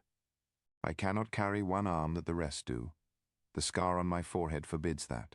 Dear Dr. Van Helsing comforts me by telling me that I am fully armed as there may be wolves. The weather is getting colder every hour, and there are snow flurries which come and go as warnings. Ha, ha, ha, later. It took all my courage to say goodbye to my darling. We may never meet again. Courage, Mina. The professor is looking at you keenly. His look is a warning. There must be no tears now, unless it may be that God will let them fall in gladness. Jonathan Harker's Journal, October 30th. Night. I am writing this in the light from the furnace door of the steam launch. Lord Godalming is firing up. He is an experienced hand at the work, as he has had for years a launch of his own on the Thames, and another on the Norfolk Broads. Regarding our plans, we finally decided that Mina's guess was correct, and that if any waterway was chosen for the Count's escape back to his castle, the Sereth and then the Bistritza at its junction would be the one. We took it, that somewhere about the 47th degree, north latitude, would be the place chosen for the crossing the country between the river and the Carpathians. We have no fear in running at good speed up the river at night. There is plenty of water, and the banks are wide enough apart to make steaming, even in the dark, easy enough. Lord Godalming tells me to sleep for a while, as it is enough for the present for one to be on watch. But I cannot sleep. How can I, with the terrible danger hanging over my darling, and her going out into that awful place? My only comfort is that we are in the hands of God. Only for that faith it would be easier to die than to live, and so be quit of all the trouble. Mr. Morris and Dr. Seward were off on their long ride before we started. They are to keep up the right bank, far enough off to get on higher lands where they can see a good stretch of river and avoid the following of its curves. They have, for the first stages, 2 men to ride and lead their spare horses, 4 in all so as not to excite curiosity. When they dismiss the men, which shall be shortly, They shall themselves look after the horses. It may be necessary for us to join forces. If so, they can mount our whole party. One of the saddles has a movable horn and can be easily adapted for Mina if required. It is a wild adventure we are on. Here, as we are rushing along through the darkness, with the cold from the river seeming to rise up and strike us, with all the mysterious voices of the night around us, it all comes home. We seem to be drifting into unknown places and unknown ways, into a whole world of dark and dreadful things. Godalming is shutting the furnace door. 31 October. Still hurrying along. The day has come, and Godalming is sleeping. I am on watch. The morning is bitterly cold. The furnace heat is grateful, though we have heavy fur coats. As yet we have passed only a few open boats, but none of them had on board any box or package of anything like the size of the one we seek. The men were scared every time we turned our electric lamp on them, and fell on their knees and prayed. 1st November, evening. No news all day. We have found nothing of the kind we seek. We have now passed into the Bistritza, and if we are wrong in our surmise, our chance is gone. We have overhauled every boat, big and little. Early this morning, one crew took us for a government boat and treated us accordingly. We saw in this a way of smoothing matters, so at Fundu, where the Bistritza runs into the Sereth, we got a Romanian flag which we now fly conspicuously. With every boat which we have overhauled since then, this trick has succeeded. We have had every deference shown to us, and not once any objection to whatever we chose to ask or do. Some of the Slovaks tell us that a big boat passed them, going at more than usual speed as she had a double crew on board. This was before they came to Fundu, so they could not tell us whether the boat turned into the Bistritza or continued on up the Sereth. At Fundu we could not hear of any such boat, so she must have passed there in the night. I am feeling very sleepy. The cold is perhaps beginning to tell upon me, and nature must have rest some time. Godalming insists that he shall keep the first watch. God bless him for all his goodness to poor dear Mina and me. 2 November, morning. It is broad daylight. That good fellow would not wake me. He says it would have been a sin too, for I slept peacefully and was forgetting my trouble. It seems brutally selfish to me to have slept so long and let him watch all night, but he was quite right. I am a new man this morning, and, as I sit here and watch him sleeping, I can do all that is necessary both as to minding the engine, steering, and keeping watch. I can feel that my strength and energy are coming back to me. I wonder where Mina is now, and Van Helsing. They should have got to Veresti about noon on Wednesday. It would take them some time to get the carriage and horses, so if they had started and travelled hard, they would be about now at the Borgo Pass. God guide and help them. I am afraid to think what may happen. If we could only go faster, but we cannot. The engines are throbbing and doing their utmost. I wonder how Dr. Seward and Mr. Morris are getting on. There seem to be endless streams running down the mountains into this river, but as none of them are very large, at present at all events, though they are terrible doubtless in winter, and when the snow melts, the horsemen may not have met much obstruction. I hope that before we get to Strasbourg we may see them, for if by that time we have not overtaken the Count, it may be necessary to take counsel together what to do next. Dr. Seward's diary. To end of November. 3 days on the road.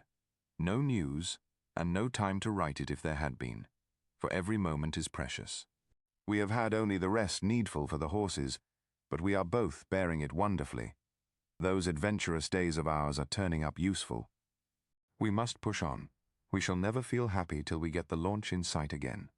Hull, 3 November. We heard at Fundu that the launch had gone up the Bistritza. I wish it wasn't so cold. There are signs of snow coming, and if it falls heavy, it will stop us. In such case, we must get a sledge and go on. Russian fashion. 4 November. Today we heard of the launch having been detained by an accident when trying to force a way up the rapids. The Slovak boats get up all right, by aid of a rope and steering with knowledge. Some went up only a few hours before. Godalming is an amateur fitter himself, and evidently it was he who put the launch in trim again. Finally, they got up the rapids all right, with local help, and are off on the chase afresh. I fear that the boat is not any better for the accident, The peasantry tell us that after she got upon smooth water again, she kept stopping every now and again so long as she was in sight. We must push on harder than ever. Our help may be wanted soon. Mina Harker's Journal, 31 October.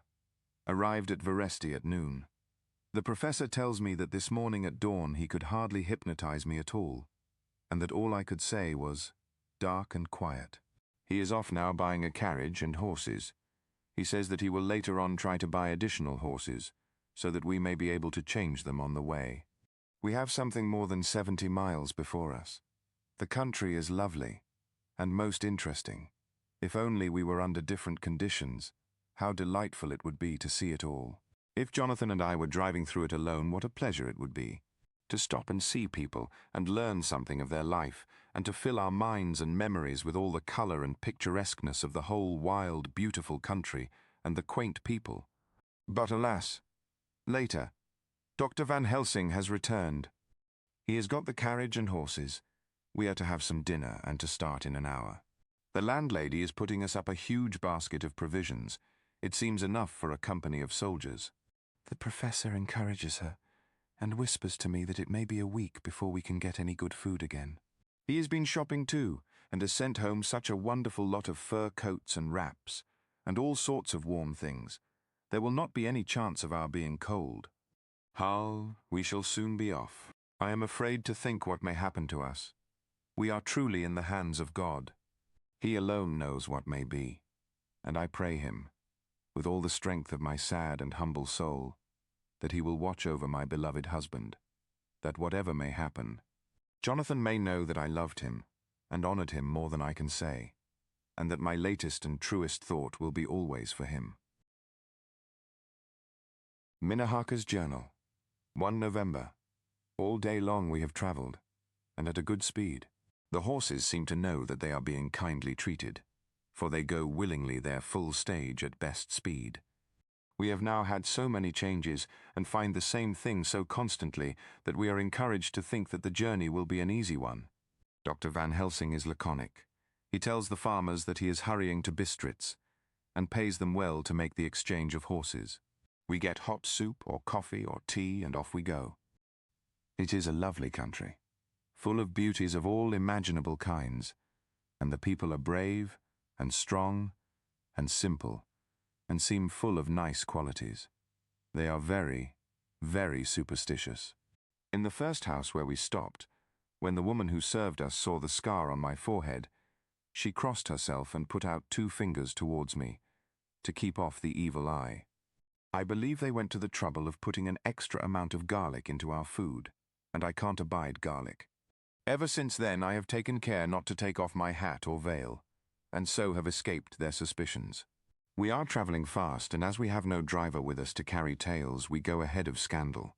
But I dare say that fear of the evil eye will follow hard behind us all the way.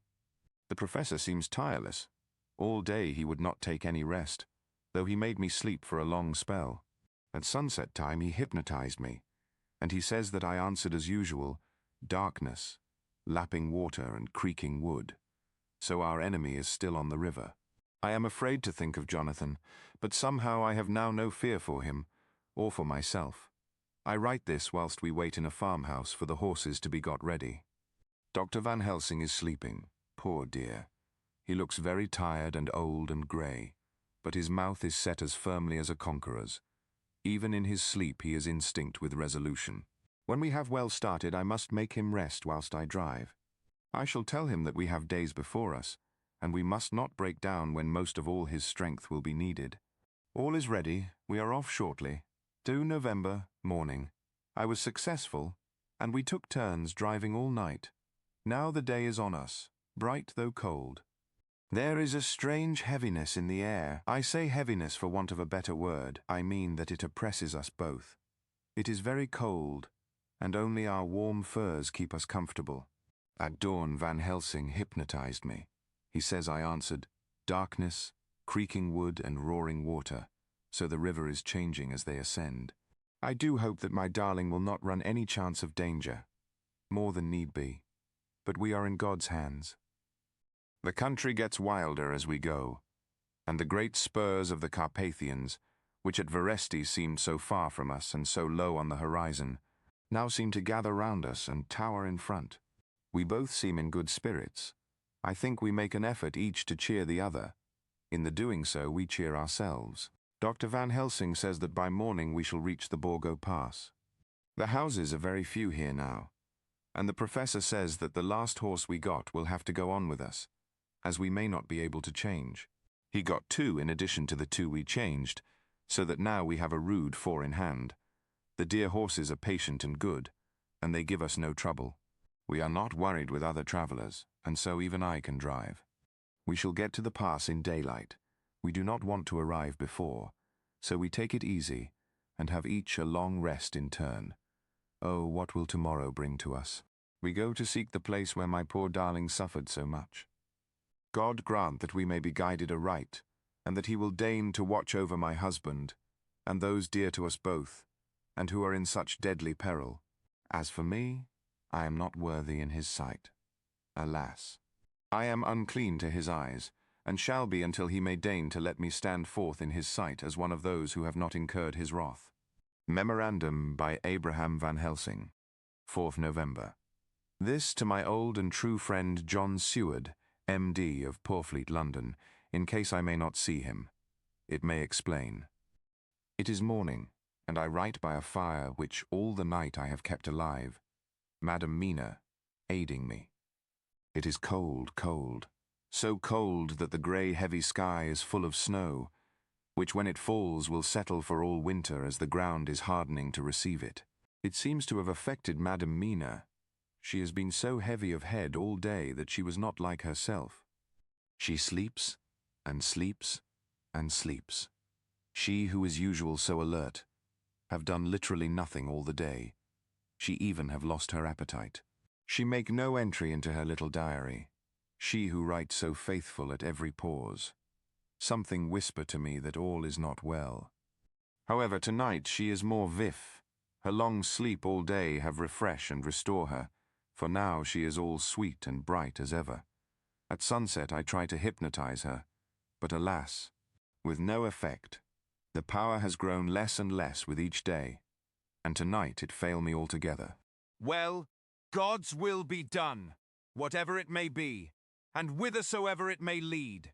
Now to the historical, for as Madam Mina write not in her stenography, I must, in my cumbrous old fashion, that so each day of us may not go unrecorded. We got to the Borgo Pass just after sunrise yesterday morning.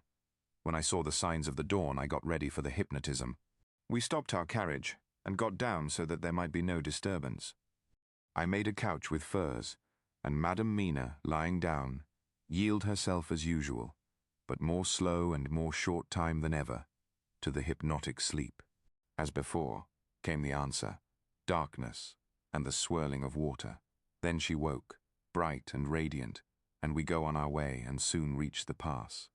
At this time and place she become all on fire with zeal. Some new guiding power be in her manifested, for she point to a road and say, "This is the way." "How know you it?" I ask. "Of course I know it," she answer, and with a pause, add, "Have not my Jonathan travelled it and wrote of his travel?" At first I think somewhat strange, but soon I see that there be only one such by-road. It is used but little, and very different from the coach road from the Bukovina to Bistritz, which is more wide and hard, and more of use. So we came down this road, when we meet other ways. Not always were we sure that they were roads at all, for they be neglect, and light snow have fallen, the horses know, and they only. I give rein to them, and they go on so patient. By and by we find all the things which Jonathan have note in that wonderful diary of him. Then we go on for long, long hours and hours. At the first I tell Madam Mina to sleep. She try, and she succeed. She sleep all the time, till at the last I feel myself to suspicious grow and attempt to wake her. But she sleep on, and I may not wake her though I try. I do not wish to try too hard lest I harm her, for I know that she have suffer much, and sleep at times be all in all to her. I think I drowse myself, for all of sudden I feel guilt, as though I have done something. I find myself bolt up, with the reins in my hand, and the good horses go along, jog, jog, just as ever. I look down and find Madam Mina still asleep. It is now not far off sunset time, and over the snow the light of the sun flow in big yellow flood, so that we throw great long shadow on where the mountain rise so steep. For we are going up, and all is so wild and rocky, as though it were the end of the world.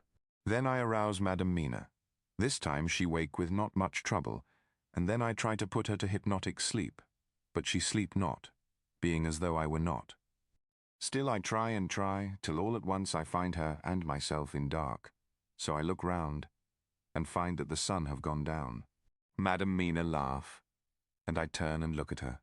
She is now quite awake, and looks so well as I never saw her since that night at Carfax when we first enter the Count's house. I am amazed, and not at ease then, but she is so bright and tender and thoughtful for me that I forget all fear. I light a fire, for we have brought supply of wood with us, and she prepare food, while I undo the horses, and set them, tethered in shelter, to feed. Then when I return to the fire, she have my supper ready. I go to help her, but she smile, and tell me that she have eat already, that she was so hungry that she would not wait. I like it not, and I have grave doubts, but I fear to affright her, and so I am silent of it. She help me, and I eat alone, and then we wrap in fur and lie beside the fire, and I tell her to sleep while I watch. But presently I forget all of watching, and when I sudden remember that I watch, I find her lying quiet, but awake, and looking at me with so bright eyes. Once, twice more the same occur, and I get much sleep till before morning. When I wake, I try to hypnotize her, but alas, though she shut her eyes obedient, she may not sleep. The sun rise up, and up, and up, and then sleep come to her too late, but so heavy that she will not wake. I have to lift her up, and place her sleeping in the carriage when I have harnessed the horses and made all ready. Madam still sleep, and she look in her sleep more healthy and more redder than before. And I like it not, and I am afraid, afraid, afraid. I am afraid of all things, even to think but I must go on my way. The stake we play for is life and death, or more than these, and we must not flinch. 5 November, morning. Let me be accurate in everything, for though you and I have seen some strange things together, you may at the first think that I, Van Helsing, am mad, that the many horrors and the so long strain on nerves has, at the last turn, my brain. All yesterday we travel, ever getting closer to the mountains, and moving into a more and more wild and desert land. There are great frowning precipices and much falling water, and nature seemed to have held sometime her carnival. Madam Mina still sleep, and though I did have hunger and appeased it, I could not waken her, even for food. I began to fear that the fatal spell of the place was upon her, tainted as she is with that vampire baptism. Well, said I to myself, if it be that she sleep all the day, it shall also be that I do not sleep at night. As we travel on the rough road, for a road of an ancient and imperfect kind there was, I held down my head and slept. Again I waked with a sense of guilt and of time past, and found Madam Mina still sleeping, and the sun low down. But all was indeed changed. The frowning mountains seemed further away, and we were near the top of a steep rising hill, on summit of which was such a castle as Jonathan tell of in his diary. At once I exulted and feared, for now, for good or ill, the end was near. I woke Madam Mina, and again tried to hypnotize her, but alas, unavailing till too late. Then, ere the great dark came upon us, for even after down sun the heavens reflected the gone sun on the snow, and all was for a time in a great twilight, I took out the horses and fed them in what shelter I could. Then I make a fire, and near it I make Madam Mina, now awake and more charming than ever, sit comfortable amid her rugs. I got ready food, but she would not eat, simply saying that she had not hunger. I did not press her, knowing her unavailingness. But I myself eat, for I must needs now be strong for all. Then, with the fear on me of what might be, I drew a ring so big for her comfort, round where Madam Mina sat, and over the ring I passed some of the wafer, and I broke it fine so that all was well guarded. She sat still all the time, so still as one dead, and she grew whiter and ever whiter, till the snow was not more pale, and no word she said. But when I drew near, she clung to me, and I could know that the poor soul shook her from head to feet with a tremor that was pain to feel. I said to her presently, when she had grown more quiet, "Will you not come over to the fire?" For I wished to make a test of what she could. She rose obedient, but when she had made a step she stopped, and stood as one stricken. "Why not go on?" I asked. She shook her head, and coming back, sat down in her place.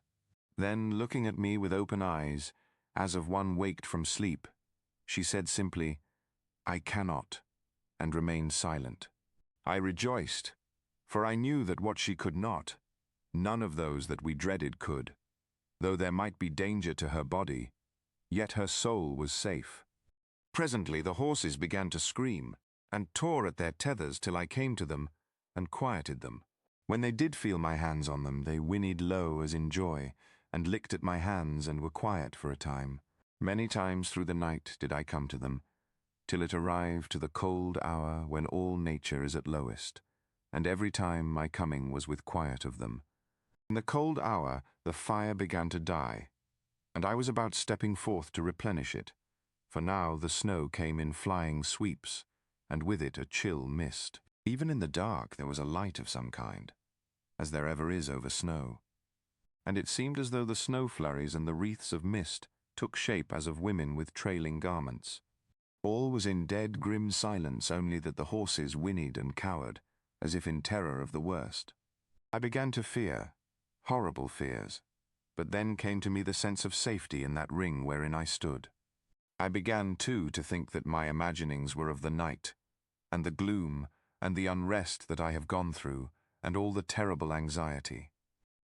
It was as though my memories of all Jonathan's horrid experience were befooling me, for the snowflakes and the mist began to wheel and circle round, till I could get as though a shadowy glimpse of those women that would have kissed him. And then the horses cowered lower and lower, and moaned in terror as men do in pain. Even the madness of fright was not to them, so that they could break away. I feared for my dear Madam Mina when these weird figures drew near and circled round. I looked at her, but she sat calm, and smiled at me. When I would have stepped to the fire to replenish it, she caught me and held me back, and whispered, like a voice that one hears in a dream, so low it was, "No. No! Do not go without. Here you are safe." I turned to her, and looking in her eyes, said, "But you? It is for you that I fear." Whereat she laughed, a laugh, low and unreal, and said, "Fear for me? Why fear for me? None safer in all the world from them than I am." And as I wondered at the meaning of her words, a puff of wind made the flame leap up, and I see the red scar on her forehead. Then, alas! I knew. Did I not, I would soon have learned, for the wheeling figures of mist and snow came closer, but keeping ever without the holy circle.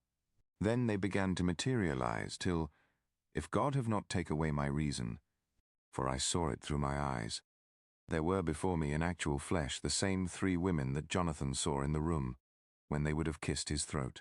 I knew the swaying round forms, the bright hard eyes, the white teeth, the ruddy colour, the voluptuous lips. They smiled ever at poor dear Madam Mina, and as their laugh came through the silence of the night, they twined their arms and pointed to her, and said in those so sweet tingling tones that Jonathan said were of the intolerable sweetness of the water glasses, "Come, sister, come to us. Come, come." In fear I turned to my poor Madam Mina, and my heart with gladness leapt like flame, for oh, the terror in her sweet eyes, the repulsion, the horror, told a story to my heart that was all of hope. God be thanked she was not, yet, of them. I seized some of the firewood which was by me, and holding out some of the wafer, advanced on them towards the fire. They drew back before me, and laughed their low, horrid laugh. I fed the fire, and feared them not, for I knew that we were safe within our protections. They could not approach me whilst so armed, nor Madam Mina whilst she remained within the ring, which she could not leave no more than they could enter. The horses had ceased to moan and lay still on the ground. The snow fell on them softly, and they grew whiter. I knew that there was for the poor beasts no more of terror. And so we remained till the red of the dawn to fall through the snow gloom. I was desolate and afraid, and full of woe and terror. But when that beautiful sun began to climb the horizon, life was to me again. At the first coming of the dawn, the horrid figures melted in the whirling mist and snow. The wreaths of transparent gloom moved away towards the castle, and were lost. Instinctively, with the dawn coming, I turned to Madame Mina, intending to hypnotize her, but she lay in a deep and sudden sleep, from which I could not wake her. I tried to hypnotize through her sleep, but she made no response, none at all, and the day broke. I have made my fire, and have seen the horses. They are all dead. Today I have much to do here, and I keep waiting till the sun is up high, for there may be places where I must go, where that sunlight, though snow and mist obscure it, will be to me a safety. I will strengthen me with breakfast, and then I will to my terrible work. Madame Mina still sleeps, and God be thanked, she is calm in her sleep. Jonathan Harker's Journal, 4th November, evening. The accident to the launch has been a terrible thing for us. Only for it we should have overtaken the boat long ago, and by now my dear Mina would have been free. I fear to think of her, off on the wolds near that horrid place. We have got horses and we follow on the track. I note this whilst Godalming is getting ready. We have our arms. The Scani must look out if they mean fight. Oh, if only Morris and Seward were with us. We must only hope. If I write no more, God bless and keep you. Dr. Seward's Diary. 5 November. With the dawn we saw the body of Szgany before us, dashing away from the river with their lighter wagon. They surrounded it in a cluster, and hurried along as though beset. The snow is falling lightly, and there is a strange excitement in the air. It may be our own feelings, but the depression is strange. Far off I hear the howling of wolves. The snow brings them down from the mountains, and there are dangers to all of us, and from all sides. The horses are nearly ready, and we are soon off. We ride to death of someone. God alone knows who, or where, or what, or when, or how it may be. Dr. Van Helsing's Memorandum, 5 November, afternoon. I am at least sane. Thank God for that mercy at all events, though the proving it has been dreadful. When I left Madame Mina sleeping within the holy circle, I took my way to the castle. The blacksmith hammer which I took in the carriage from Veresti was useful. Though the doors were all open, I broke them off the rusty hinges, lest some ill intent or ill chance should close them, so that being entered I might not get out. Jonathan's bitter experience served me here. By memory of his diary I found my way to the old chapel, for I knew that here my work lay. The air was oppressive. It seemed as if there was some sulphurous fume, which at times made me dizzy. Either there was a roaring in my ears, or I heard afar off the howl of wolves. Then I bethought me of my dear Madame Mina, and I was in terrible plight. The dilemma had me between his horns. Her I had not dared to take into this place, but left safe from the vampire in that holy circle, and yet even there would be the wolf. I resolved me that my work lay here, and that as to the wolves we must submit, if it were God's will. At any rate it was only death and freedom beyond. So did I choose for her. Had it but been for myself, the choice had been easy. The maw of the wolf were better to rest in than the grave of the vampire. So I make my choice to go on with my work. I knew that there were at least 3 graves to find, graves that are in habit. So I search, and I find one of them. She lay in her vampire sleep, so full of life and voluptuous beauty that I shudder as though I have come to do murder. Ah, I doubt not that in old time, when such things were, many a man who set forth to do such a task as mine, found at the last his heart fail him, and then his nerve. So he delay and delay and delay, till the mere beauty and the fascination of the wanton undead have hypnotized him, and he remain on, till sunset come, and the vampire sleep be over. Then the beautiful eyes of the fair woman open, and look love, and the voluptuous mouth present to a kiss, and man is weak. And there remain one more victim in the vampire fold, one more to swell the grim and grisly ranks of the undead. There is some fascination, surely, when I am moved by the mere presence of such an one, even lying as she lay in a tomb fretted with age and heavy with the dust of centuries, though there be that horrid odour such as the lairs of the Count have had. Yes, I was moved. I, Van Helsing, with all my purpose and with my motive for hate, I was moved to a yearning for delay which seemed to paralyse my faculties and to clog my very soul. It may have been that the need of natural sleep and the strange oppression of the air were beginning to overcome me. Certain it was that I was lapsing into sleep, the open-eyed sleep of one who yields to a sweet fascination, when there came through the snow-stilled air a long, low wail, so full of woe and pity that it woke me like the sound of a clarion. For it was the voice of my dear Madam Mina that I heard. Then I braced myself again to my horrid task, and found by wrenching away tomb tops one other of the sisters, the other dark one. I dared not pause to look on her as I had on her sister, lest once more I should begin to be in thrall, but I go on searching until, presently, I find in a high great tomb, as if made to one much beloved, that other fair sister which, like Jonathan, I had seen to gather herself out of the atoms of the mist. She was so fair to look on, so radiantly beautiful, so exquisitely voluptuous, that the very instinct of man in me, which calls some of my sex to love and to protect one of hers, made my head whirl with new emotion. But God be thanked, that soul wail of my dear Madam Mina had not died out of my ears, and, before the spell could be wrought further upon me, I had nerved myself to my wild work. By this time I had searched all the tombs in the chapel, so far as I could tell, and as there had been only 3 of these undead phantoms around us in the night, I took it that there were no more of active undead existent. There was one great tomb more lordly than all the rest. Huge it was and nobly proportioned. On it was but one word, Dracula. This, then, was the undead home of the king vampire, to whom so many more were due. Its emptiness spoke eloquent to make certain what I knew. Before I began to restore these women to their dead selves through my awful work, I laid in Dracula's tomb some of the wafer, and so banished him from it, undead, forever. Then began my terrible task, and I dreaded it. Had it been but one, it had been easy, comparative, but 3.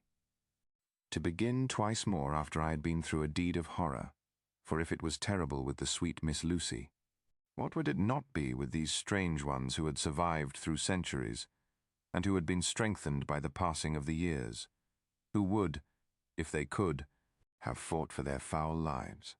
Oh, my friend John, but it was butcher work. Had I not been nerved by thoughts of other dead, and of the living over whom hung such a pall of fear, I could not have gone on. I tremble, and tremble even yet, though till all was over, God be thanked, my nerve did stand. Had I not seen the repose in the first place, and the gladness that stole over it, just ere the final dissolution came, as realization that the soul had been won, I could not have gone further with my butchery. I could not have endured the horrid screeching as the stake drove home, the plunging of writhing form and lips of bloody foam. I should have fled in terror and left my work undone. But it is over, and the poor souls, I can pity them now and weep, as I think of them placid each in her full sleep of death for a short moment ere fading. For, friend John, hardly had my knife severed the head of each, before the whole body began to melt away and crumble into its native dust, as though the death that should have come centuries agone had at last assert himself and say at once and loud, "I am here." Before I left the castle, I so fixed its entrances that never more can the Count enter there undead. When I stepped into the circle where Madam Mina slept, she woke from her sleep, and, seeing me, cried out in pain that I had endured too much. She said, "Come away from this awful place. Let us go to meet my husband who is, I know, coming towards us." She was looking thin and pale and weak, but her eyes were pure and glowed with fervour. I was glad to see her paleness and her illness, for my mind was full of the fresh horror of that ruddy vampire sleep. And so, with trust and hope, and yet full of fear, We go eastward to meet our friends, and him, whom Madam Mina tell me that she know are coming to meet us. Mina Harker's journal. 6 November. It was late in the afternoon when the professor and I took our way towards the east, whence I knew Jonathan was coming. We did not go fast, though the way was steeply downhill, for we had to take heavy rugs and wraps with us. We dared not face the possibility of being left without warmth in the cold and the snow. We had to take some of our provisions too, for we were in a perfect desolation, and, so far as we could see through the snowfall, there was not even the sign of habitation. When we had gone about a mile, I was tired with the heavy walking and sat down to rest. Then we looked back and saw where the clear line of Dracula's castle cut the sky, for we were so deep under the hill whereon it was set, that the angle of perspective of the Carpathian mountains was far below it. We saw it in all its grandeur, perched 1,000 feet on the summit of a sheer precipice, and with seemingly a great gap between it and the steep of the adjacent mountain on any side. There was something wild and uncanny about the place. We could hear the distant howling of wolves. They were far off, but the sound, even though coming muffled through the deadening snowfall, was full of terror. I knew from the way Dr. Van Helsing was searching about that he was trying to seek some strategic point, where we would be less exposed in case of attack. The rough roadway still led downwards. We could trace it through the drifted snow. In a little while the professor signaled to me, so I got up and joined him. He had found a wonderful spot, a sort of natural hollow in a rock, with an entrance like a doorway between two boulders. He took me by the hand and drew me in. "See," he said, "here you will be in shelter, and if the wolves do come, I can meet them one by one." He brought in our furs, and made a snug nest for me, and got out some provisions and forced them upon me. But I could not eat. To even try to do so was repulsive to me, and, much as I would have liked to please him, I could not bring myself to the attempt. He looked very sad, but did not reproach me. Taking his field glasses from the case, he stood on the top of the rock and began to search the horizon. Suddenly he called out, "Look, Madam Mina, look, look." I sprang up and stood beside him on the rock. He handed me his glasses and pointed.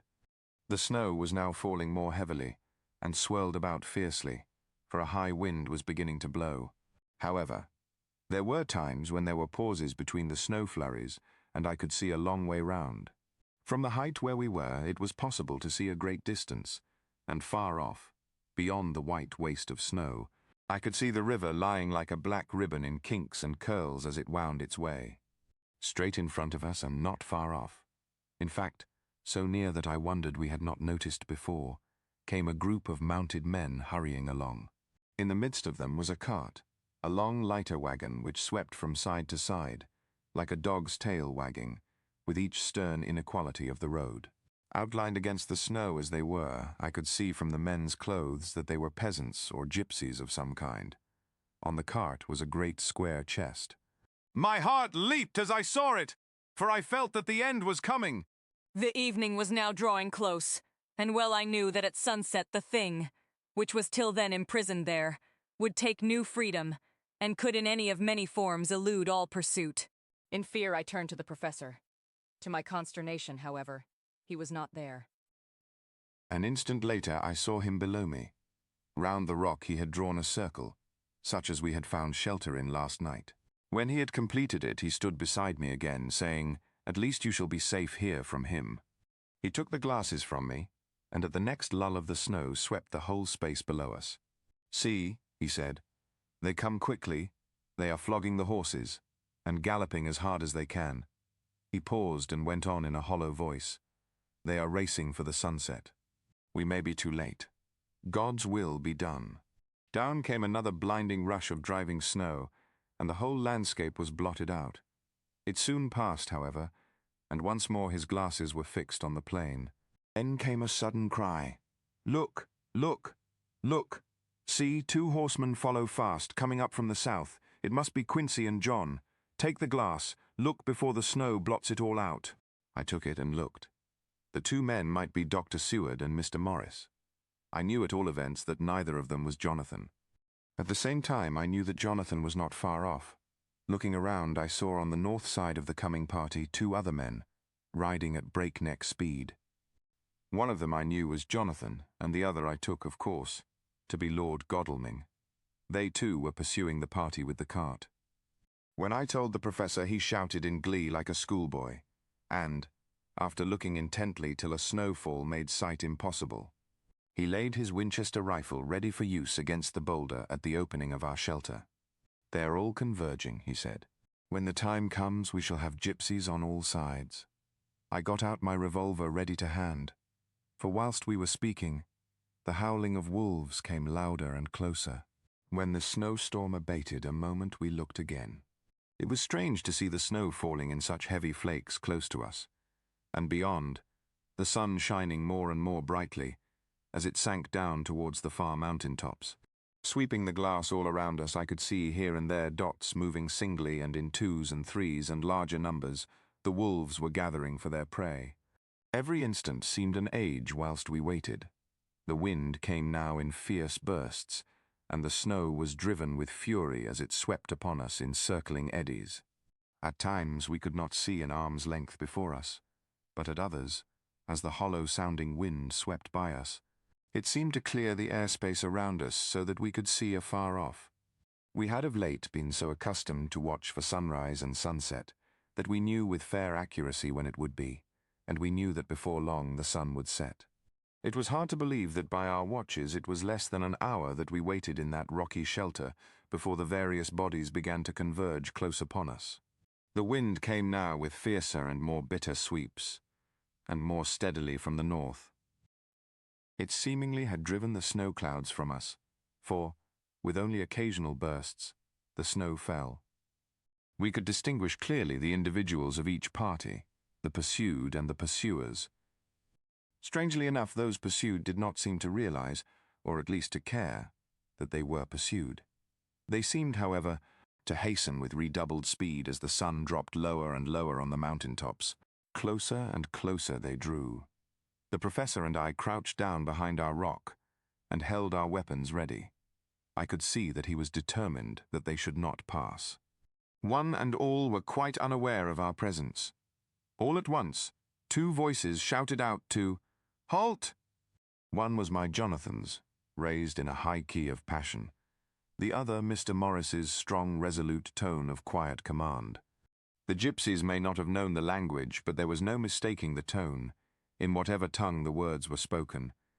Instinctively they reined in, and at the instant Lord Godalming and Jonathan dashed up at one side and Dr. Seward and Mr. Morris on the other. The leader of the gypsies, a splendid-looking fellow who sat his horse like a centaur, waved them back, and in a fierce voice gave to his companions some word to proceed. They lashed the horses, which sprang forward, but the four men raised their Winchester rifles, and in an unmistakable way commanded them to stop. At the same moment, Dr. Van Helsing and I rose behind the rock and pointed our weapons at them. Seeing that they were surrounded, the men tightened their reins and drew up. The leader turned to them and gave a word at which every man of the gypsy party drew what weapon he carried, knife or pistol, and held himself in readiness to attack. Issue was joined in an instant. The leader, with a quick movement of his rein, threw his horse out in front, and pointing first to the sun, now close down on the hilltops, and then to the castle, said something which I did not understand. For answer, all four men of our party threw themselves from their horses and dashed towards the cart. I should have felt terrible fear at seeing Jonathan in such danger, but that the ardour of battle must have been upon me as well as the rest of them. I felt no fear, but only a wild, surging desire to do something. Seeing the quick movement of our parties, the leader of the gypsies gave a command. His men instantly formed round the cart in a sort of undisciplined endeavour, each one shouldering and pushing the other in his eagerness to carry out the order. In the midst of this, I could see that Jonathan on one side of the ring of men and Quincy on the other were forcing a way to the cart. It was evident that they were bent on finishing their task before the sun should set. Nothing seemed to stop, or even to hinder them.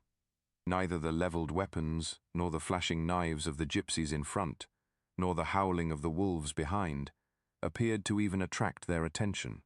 Jonathan's impetuosity and the manifest singleness of his purpose seemed to overawe those in front of him. Instinctively they cowered, aside and let him pass. In an instant he had jumped upon the cart and, with a strength which seemed incredible, raised the great box and flung it over the wheel to the ground. In the meantime, Mr. Morris had had to use force to pass through his side of the ring of Xghani. All the time I had been breathlessly watching Jonathan, I had, with the tail of my eye, seen him pressing desperately forward, and had seen the knives of the gypsies flash as he won a way through them, and they cut at him. He had parried with his great bowie knife, and at first I thought that he too had come through in safety. But as he sprang beside Jonathan, who had by now jumped from the cart, I could see that with his left hand he was clutching at his side, and that the blood was spurting through his fingers. He did not delay notwithstanding this, for as Jonathan, with desperate energy, attacked one end of the chest, attempting to prise off the lid with his great kukri knife, he attacked the other frantically with his bowie. Under the efforts of both men, the lid began to yield, the nails drew with a quick screeching sound, and the top of the box was thrown back. By this time the gypsies, seeing themselves covered by the Winchesters, and at the mercy of Lord Godalming and Dr. Seward, had given in and made no resistance. The sun was almost down on the mountain-tops, and the shadows of the whole group fell long upon the snow. I saw the Count lying within the box upon the earth, some of which the rude falling from the cart had scattered over him. He was deathly pale, just like a waxen image, and the red eyes glared with the horrible vindictive look which I knew too well. As I looked, the eyes saw the sinking sun, and the look of hate in them turned to triumph. But, on the instant, came the sweep and flash of Jonathan's great knife. I shrieked as I saw it shear through the throat, whilst at the same moment Mr. Morris's bowie knife plunged into the heart. It was like a miracle, but before our very eyes, and almost in the drawing of a breath, the whole body crumbled into dust and passed from our sight. I shall be glad as long as I live, that even in that moment of final dissolution, there was in the face a look of peace, such as I never could have imagined might have rested there. The castle of Dracula now stood out against the red sky, and every stone of its broken battlements was articulated against the light of the setting sun. The gypsies, taking us, as in some way the cause of the extraordinary disappearance of the dead man, turned, without a word, and rode away as if for their lives. Those who were unmounted jumped upon the lighter wagon and shouted to the horsemen not to desert them. The wolves, which had withdrawn to a safe distance, followed in their wake, leaving us alone. Mr. Morris, who had sunk to the ground, leaned on his elbow, holding his hand pressed to his side. The blood still gushed through his fingers. I flew to him, for the holy circle did not now keep me back. So did the two doctors. Jonathan knelt behind him, and the wounded man laid back his head on his shoulder. With a sigh he took, with a feeble effort, my hand in that of his own which was unstained. He must have seen the anguish of my heart in my face, for he smiled at me and said, "I am only too happy to have been of any service." "Oh, God!" he cried suddenly, struggling up to a sitting posture and pointing to me. "It was worth for this to die. Look, look!" The sun was now right down upon the mountain-top, and the red gleams fell upon my face, so that it was bathed in rosy light. With one impulse the men sank on their knees, and a deep and earnest Amen broke from all as their eyes followed the pointing of his finger. The dying man spoke. "Now God be thanked that all has not been in vain. See, the snow is not more stainless than her forehead. The curse has passed away." And to our bitter grief, with a smile and in silence, he died, a gallant gentleman. Note: 7 years ago we all went through the flames, and the happiness of some of us since then is, we think, well worth the pain we endured. It is an added joy to Mina and to me that our boy's birthday is the same day as that on which Quincy Morris died. His mother holds, I know, the secret belief that some of our brave friend's spirit has passed into him. His bundle of names links all our little band of men together, but we call him Quincy. In the summer of this year we made a journey to Transylvania, and went over the old ground which was, and is, to us so full of vivid and terrible memories. It was almost impossible to believe that the things which we had seen with our own eyes and heard with our own ears were living truths. Every trace of all that had been was blotted out. The castle stood as before, reared high above a waste of desolation. When we got home we were talking of the old time, which we could all look back on without despair, for Godalming and Seward are both happily married. I took the papers from the safe, where they had been ever since our return so long ago. We were struck with the fact that in all the mass of material of which the record is composed, there is hardly one authentic document, nothing but a mass of typewriting, except the later notebooks of Mina and Seward and myself, and Van Helsing's memorandum. We could hardly ask anyone, even did we wish to accept these as proofs of so wild a story. Van Helsing summed it all up as he said, with our boy on his knee, "We want no proofs, we ask none to believe us." This boy will someday know what a brave and gallant woman his mother is. Already he knows her sweetness and loving care.